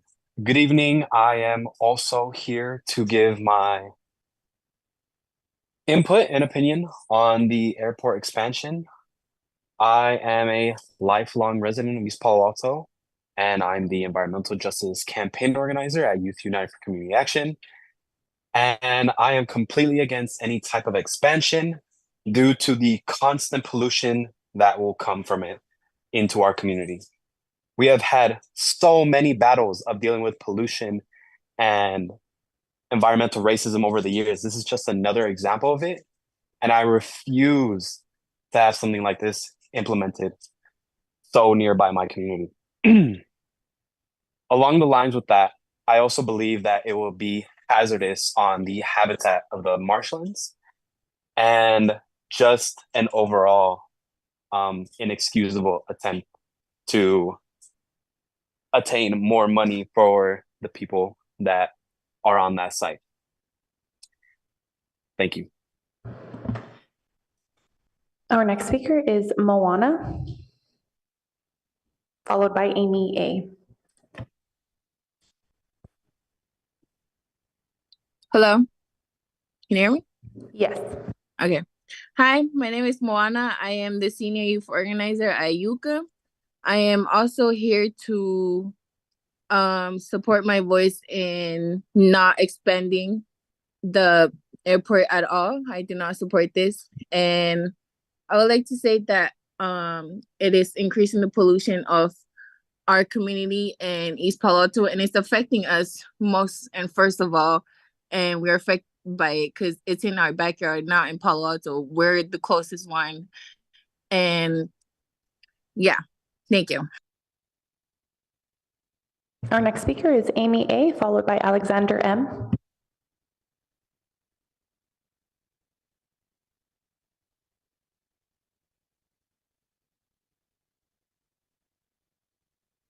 Amy A, you should be able to unmute yourself and speak.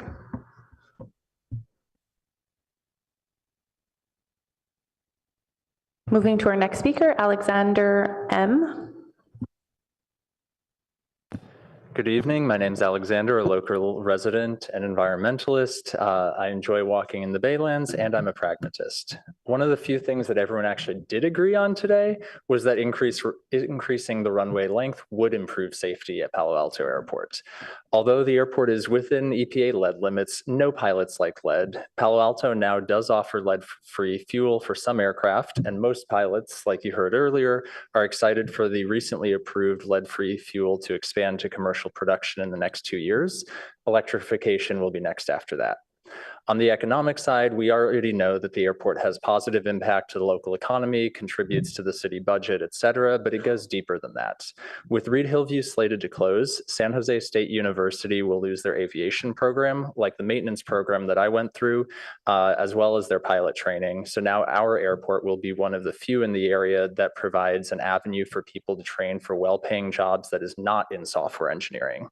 I'm now on the board of a local nonprofit that has already mentored a group of high school students to build an airplane from scratch. Several of them have now learned to fly in that plane, and we're with the second group of students building the next aircraft. This is providing a valuable alternative path to six-figure careers that is outside of software. Please adopt any of the options which increase runway length to increase safety, reduce noise while still respecting the environment, and preserve a vital path to economic success and equality outside Your of high time tech. is up. Thank you. Our final speaker is Elliot W. Thank you, Mayor Stone and council members. Thank you, City Manager Shikata. I just wanted to say thank you for putting forward this effort, because we've now got a whole community rising up with new levels of awareness. I don't know, I had the chance to speak with a variety of people. The pilots are really against any of the alternatives other than one, it seems.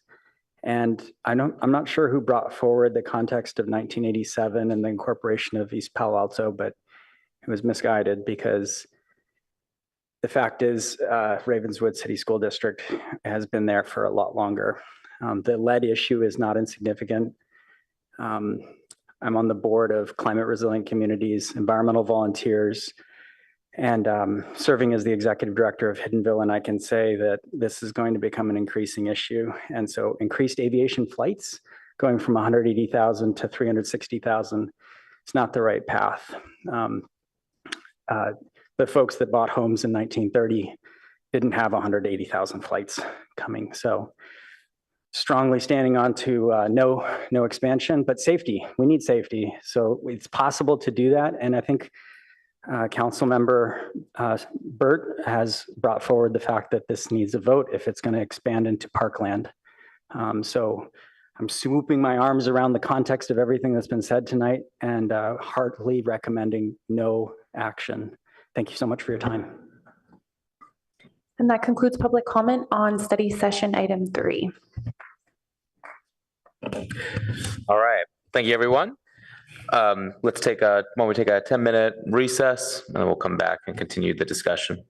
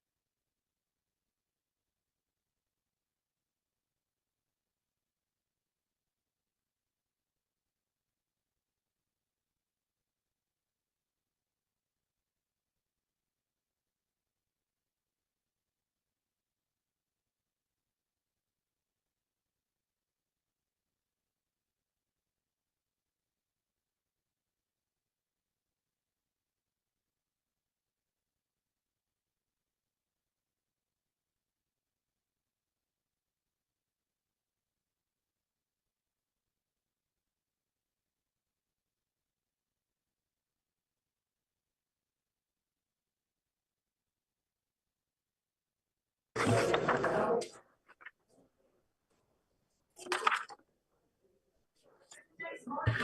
right, coming back from our break, we're going to continue on with this item. So bring it back to the dais for discussion, but City Manager real quick for an update. Yes, thank you, Mayor. For one thing, I thought it might be helpful just to speak to the agenda for the evening and perhaps get some clarity on that.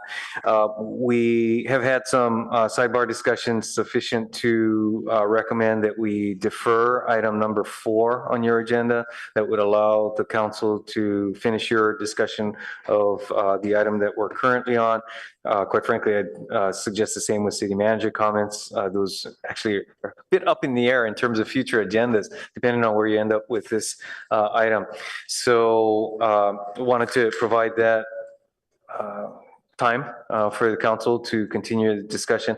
Then if we could, I don't know if we need action on that. I guess we do on continuance of item number 4. To date uncertain? No. Okay. City Attorney feels we're good to go.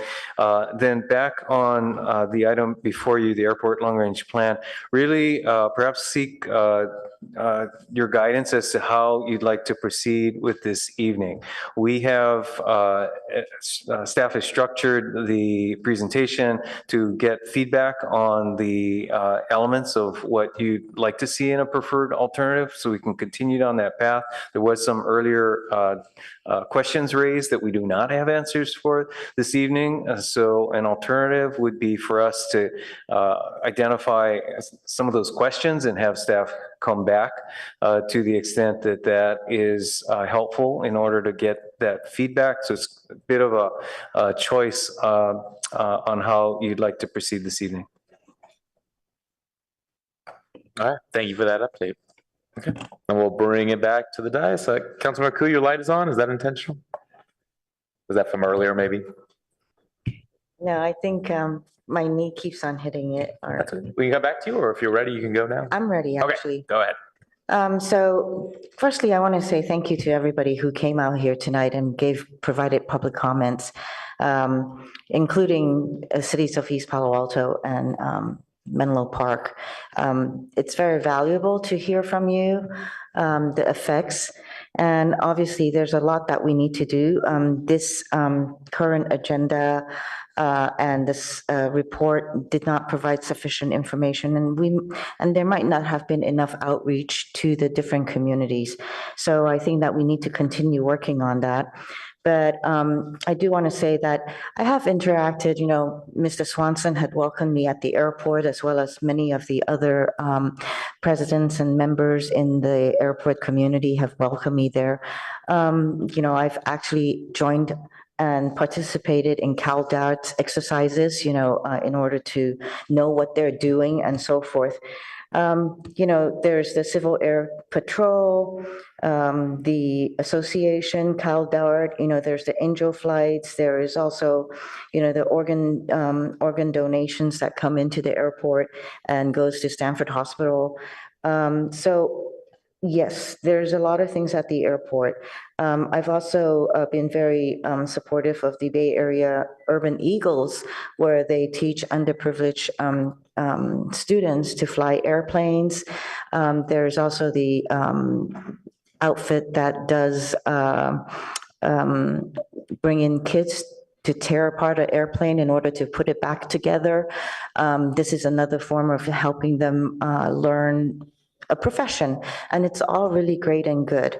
At the same time, I do have to say that I have been I have served on the Santa Clara County, Santa Cruz Roundtable, as well as a liaison to the San Francisco Roundtable for many years. And I will say, dealing with the FAA, you have no control over the airport. We have no control over the airport, and that is a huge concern for me. So, as anything we do there, why would we expand or do anything that would increase its capacity or operations and give away the leverage that we have over the airport? So I just want to quickly mention some of my key points. There are people suffering, and that's enough. You know, noise from 6 airports, Palo Alto, San Francisco, San Jose, San Carlos, Moffett Field, and Oakland. The speakers showed 328 events per day and 66 from Palo Alto. I think Ms. Yapley showed that. And we shouldn't make people's lives worse with our actions there. We cannot control San Francisco or San Jose expansion. However, we do have full control over Palo Alto. Climate change, right? The city has a goal to reduce carbon emissions by 80%. Planes are one of the worst offenders.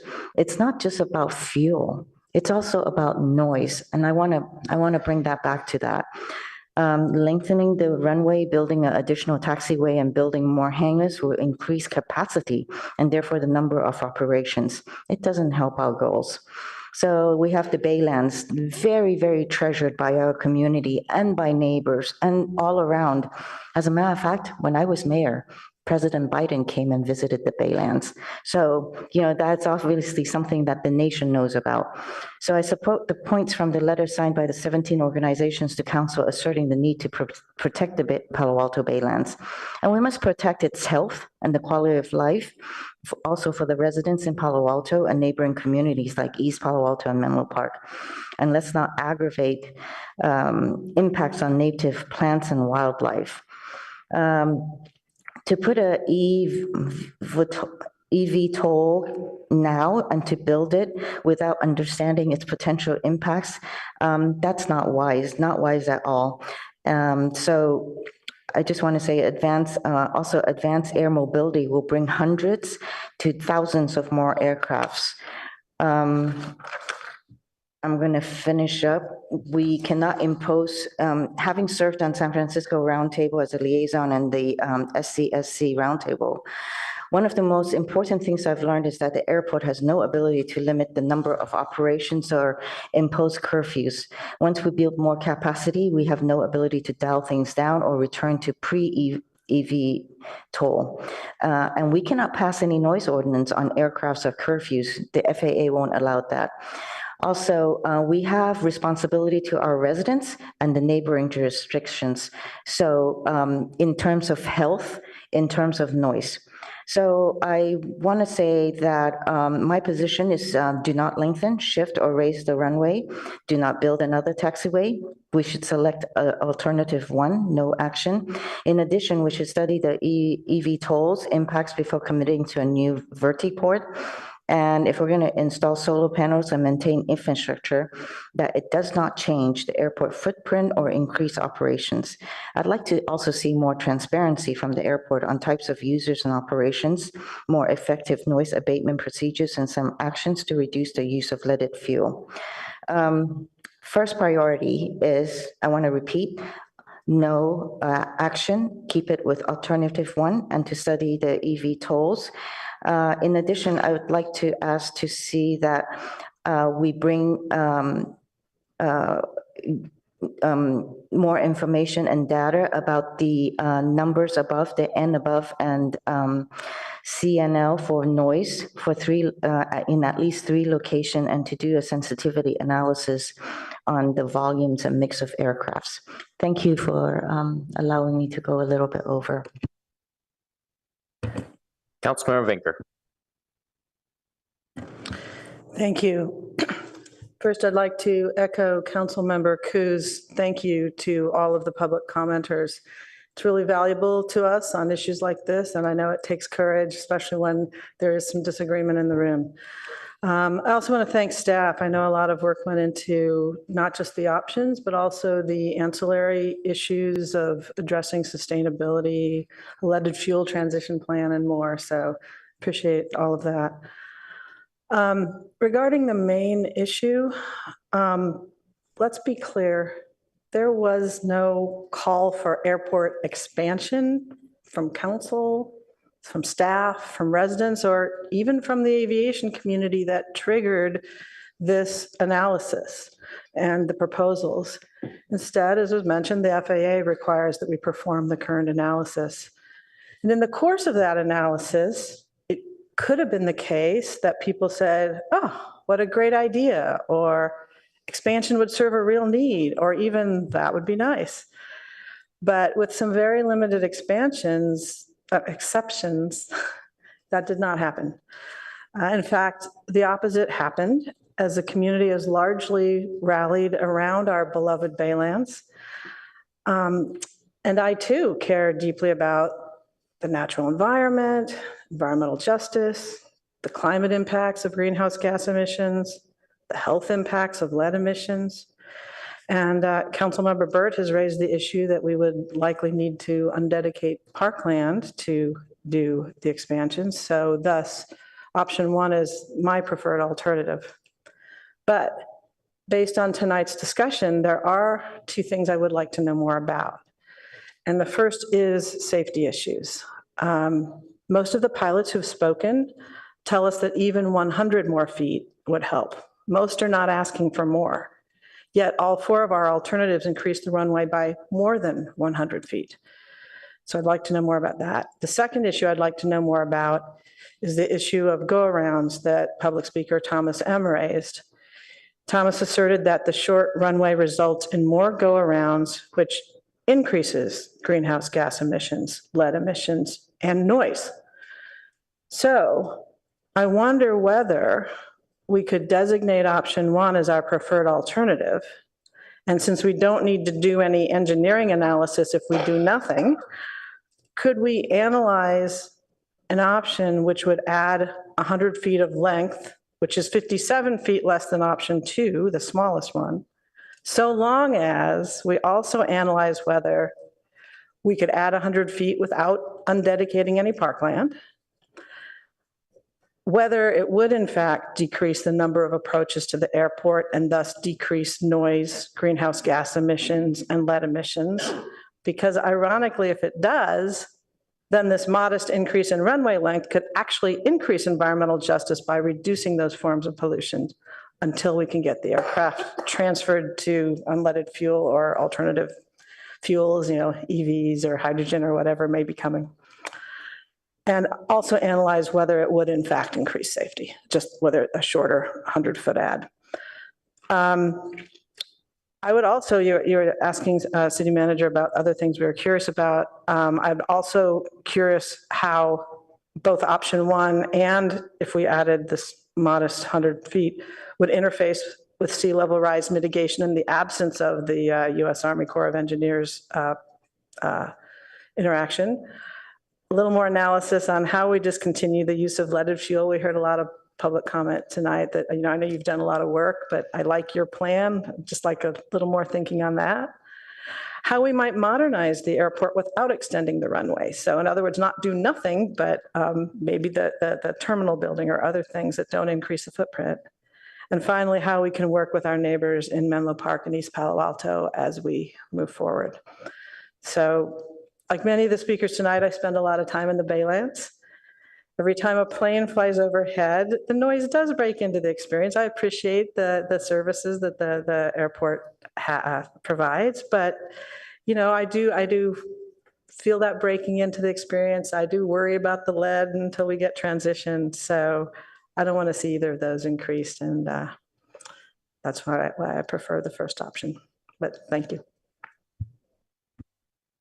Councilmember. Thank you. So before going into my comments, can I get a quick answer to a question? We have gas tax on the sale of gas at the airport. Do we set that tax? Do we have latitude in how to set it? The fuel sales tax is set by the state.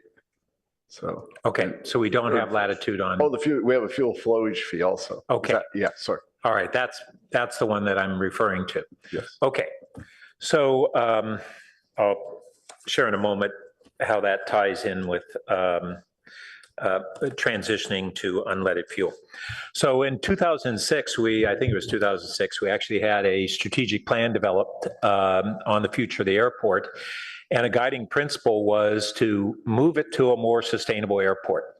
And we actually have done one of the major steps when the tarmac was repaved.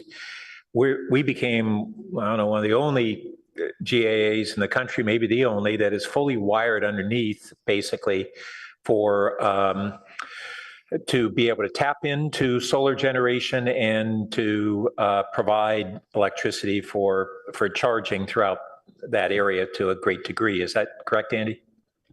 Yes, that is correct. So that really makes us potentially a leader in transitioning away from not just leaded gas, but from polluting internal combustion engines on planes. That'll happen over an extended period of time. That transition in aviation is probably a decade behind what's happening in automobiles, but it's ramping up. So my guiding principles are similar to, I think, Council Member Vinkers. I want to see us transitioning into a more sustainable airport that is healthier and safer for particularly adjacent communities. That means removing the lead. It means working toward less noise over time and reducing the risk of crashes from the airport in any way we can. So those would be principles that I'd like to see incorporated more strongly in whatever we come up with. It was alluded to in the staff report, but it's almost like it was a footnote. It, in my mind, should be very central. It also, with solar generation at the airport, it provides two revenue streams, which is essentially the ground lease for the solar panels and perhaps a higher revenue stream from the revenue from having planes be under awnings that are today very expensive planes in the sun, in the rain, and storms. And so we've talked about that, where I think we're on the cusp of being able to do that. I'd very much like to see that accelerated. I think whatever what we're talking about is either option one or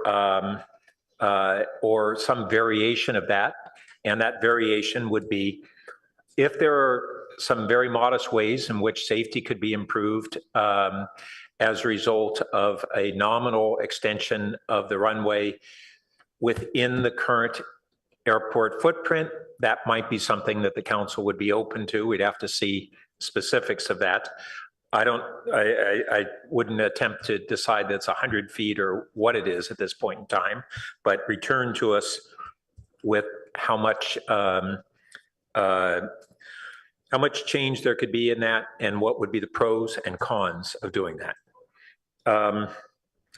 And so on the leaded fuel, which I want us to be leaders and do everything we can to accelerate adoption of unleaded fuel. And great news is that it appears that the 100 octane is on the horizon, but we still have some financial barriers to adoption.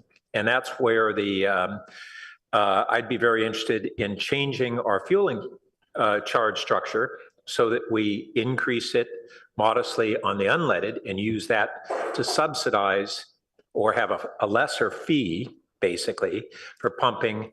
Did I say that right? Increase it on the leaded and decrease it on the unleaded.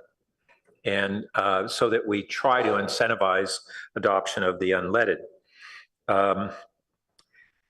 And so I think that's the framework that I would want to see as a return. And I hope that this process has been a lesson that we really need to be taking steps back on such major issues before this gets launched into the community, to frame really more carefully what it is that we're trying to do, and to allow the council and the public to wade in at an earlier stage in a substantive way so that we don't get this kind of concern on things that were pretty much non-starters, and yet we in essence create a backlash to some of the things that the airport users would actually support. And I'm glad to hear tonight that from the airport users, very few of them are asking for an increase in the airport size. We're looking at how do we make it cleaner, safer, and more efficient. So thanks. Vice Mayor?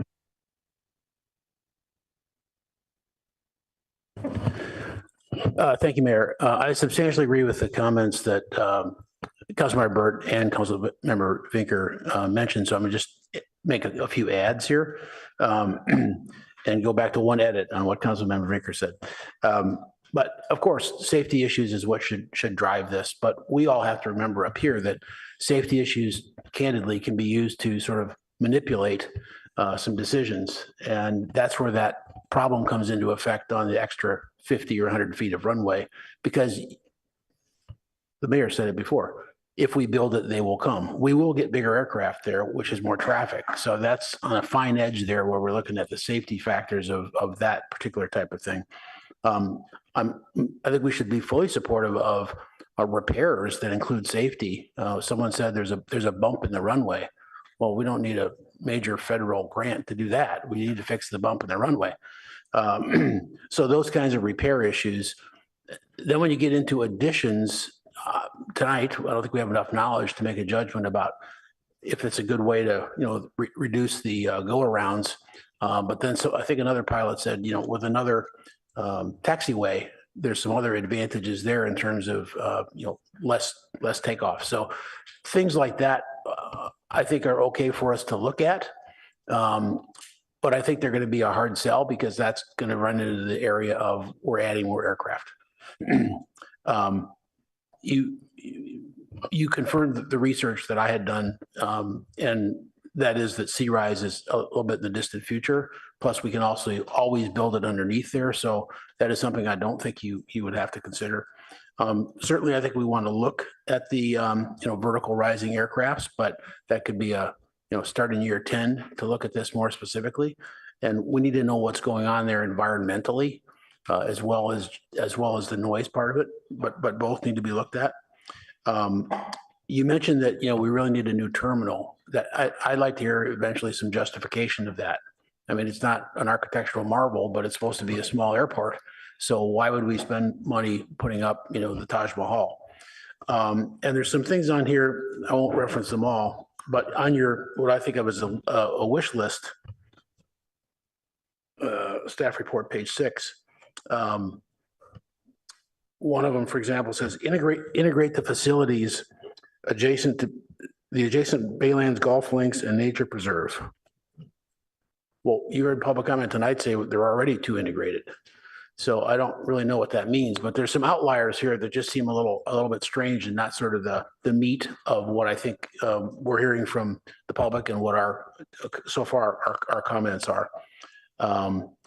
So I think the environmental issue that I raised initially here of the get over to unleaded fuel ASAP, we have to work within the law, but let's get there. And if we can take action on our own, we should do that literally ASAP, as Councilmember Brinker also noted. So I think I'll hold there. Thank you. Councilman Lithcott-Ames. Thank you, Mr. Mayor. I want to begin by thanking staff and also the incredible number of members of the public who came out tonight to help us think all of this through. We had elected officials from East Palo Alto, Mayor Cecilia Taylor, Menlo Park, Mayor Antonio Lopez of EPA, and others. And it's just, this is how the sausage gets made. And it's a long evening, but it's so important that we have every opportunity for folks to be heard. I think what I want to say is everything we do has got to be consistent with our climate goals, or there's got to be a really good reason why those goals don't pertain. And so when I think about the airport, I'm concerned by something someone in the public said about the critical aircraft that we're sort of designing this because of the Pilatus PC-12s. Don't use unleaded fuel. And I just wanted to push on that. Is that true that the PC-12s only use leaded fuel? They do use. No. No lead, the other way around. So they use Jet A. They use Jet A, like kerosene, basically. Okay. Yeah. Okay.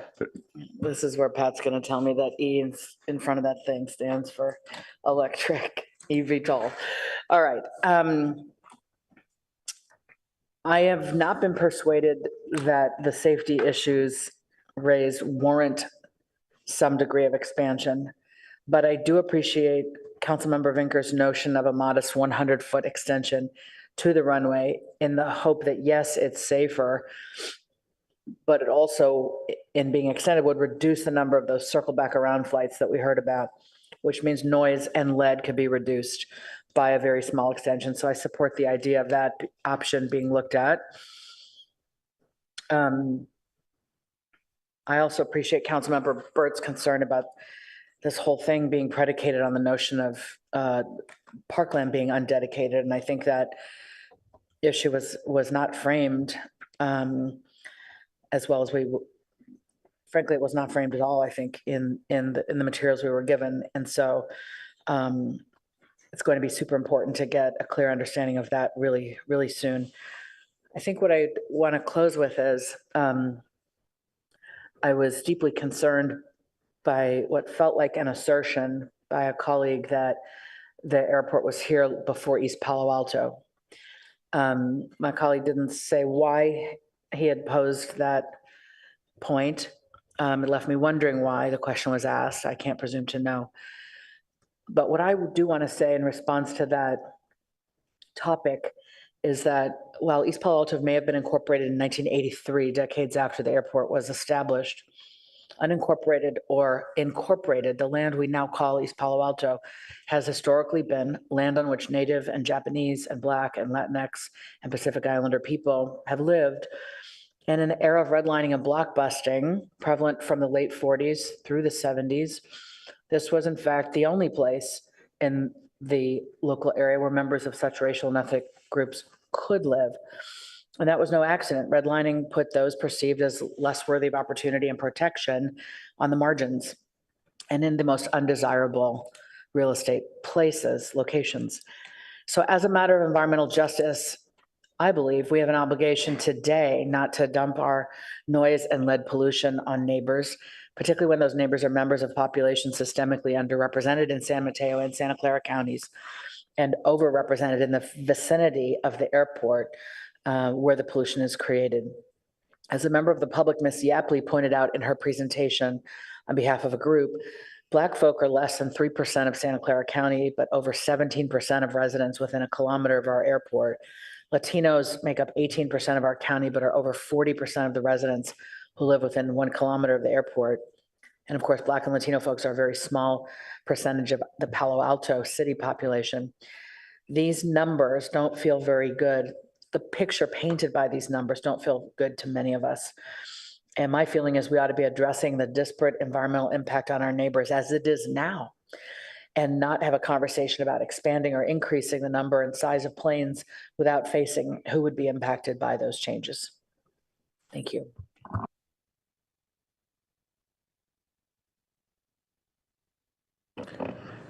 Okay.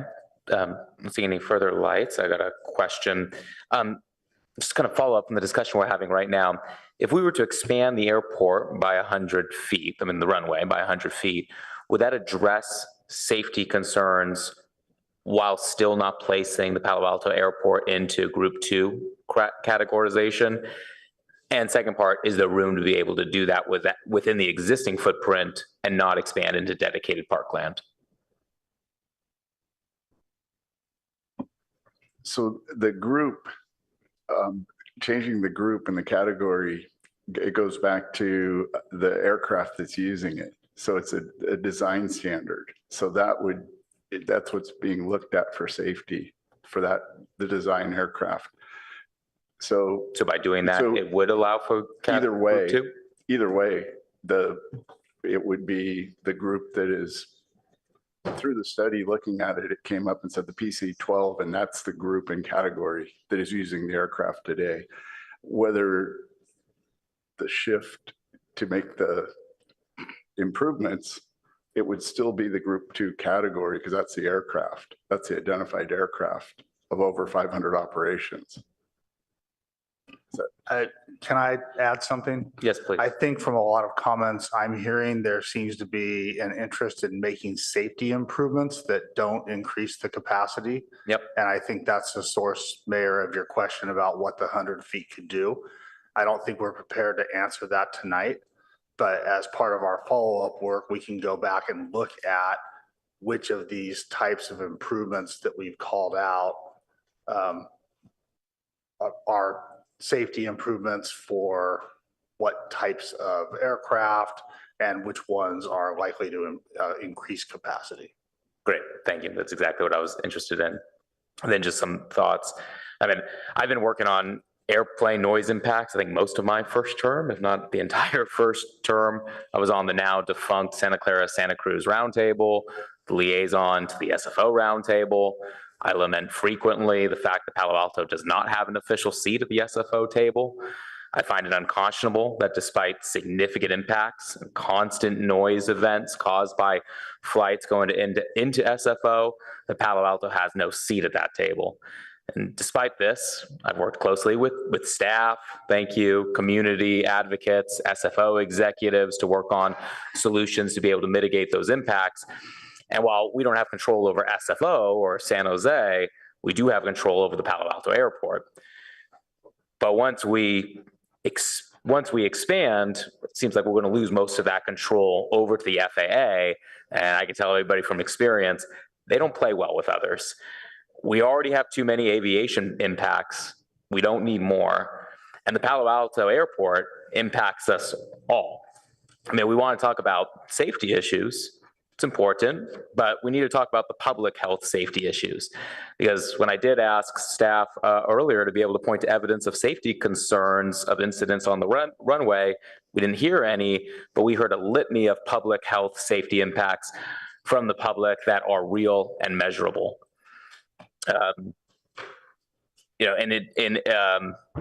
Noise monitors, and thanks to some of the public who brought this up, show that Palo Alto Airport's decibel levels are as loud as some other SFO and San Jose bound flights. And in addition to noise impacts, which is of course not just an annoyance, it's a health risk.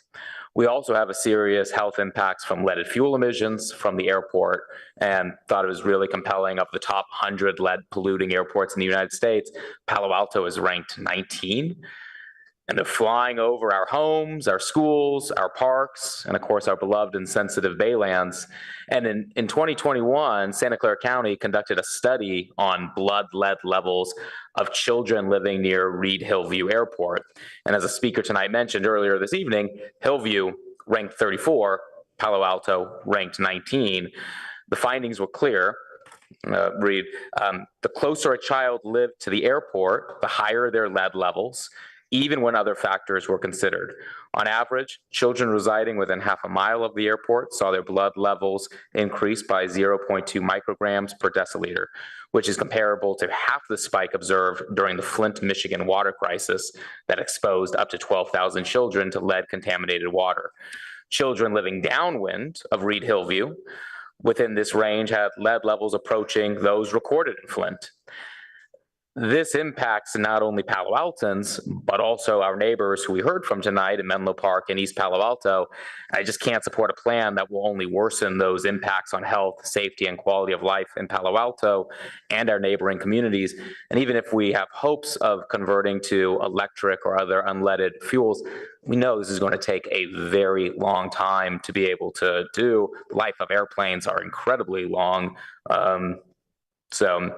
And then on the parkland issue, I think undedication of parkland is going to be a non-starter for Palo Altans. It is for me, and I'm almost certain it will be for Palo Alto voters. And once we undedicate that land and expand the airport, we lose that space for the next several generations, if not forever. And the public speaker mentioned earlier tonight the importance of our open spaces on our mental health, and the benefit we all get from simply being able to escape this urban reality by going to the Baylands for a short reprieve. I think access to nature is an absolute right. We should all protect it. And of course, this just reminds me of one of my favorite songs from the Counting Crows, Big Yellow Taxi. Don't worry, I'm not going to sing it. You don't have to cover your ears. But don't it always seem to go that you don't know what you got till it's gone? They paved paradise, put up a parking lot. I just think today the proposal is not a parking lot, but an expanded airport runway. And I can't support paving over paradise. So those are my thoughts. Councilmember Tanaka? Yeah, thank you. So I want to thank all the members of the public and staff. It's crazy late. A lot of people came out. Definitely agree with that. This could have been handled probably a bit better, more communication, but I know it's not so easy. Anyways, I thought that Councilmember Vinker had a very well-reasoned thought in terms of it could, I always love solutions that are kind of win-win for everyone, where everyone kind of wins somehow. And if her, proposal makes sense, maybe that's something we should consider, right? So if it's just a little bit longer to make it a little bit safer, we did hear the pilot says that they have to circle more. And so if we could reduce the amount of noise, the amount of pollution, the amount of, safety issues, it seems like, why not do that? So I don't know if staff can explore that, but that if it is true, that sounds like, the kind of thing we want, something that's a kind of win for everyone. And then, I've been following the eVTOL stuff, and my dad actually used to work on helicopters, and so I've been around a lot of helicopters as a kid, and they are crazy loud. And so I for one would much rather see eVTOLs than helicopters, for instance. And so I think that's actually something worth to explore, because that's also kind of potentially a win-win situation where less pollution, less noise. Some of these eVTOLs, they advertise themselves as being like, I forgot like Joby and a few other ones, they advertise themselves as being like super quiet, and that's one of the benefits in an urban environment. And so whenever we can look at solutions, whether it's like just a slightly longer runway or eVTOL where, we could do more but have less impact, I'm also a big fan of that. So wanted to thank staff for you guys to kind of work on that, and Councilmember Finker for your idea, because I think it makes sense. Thanks.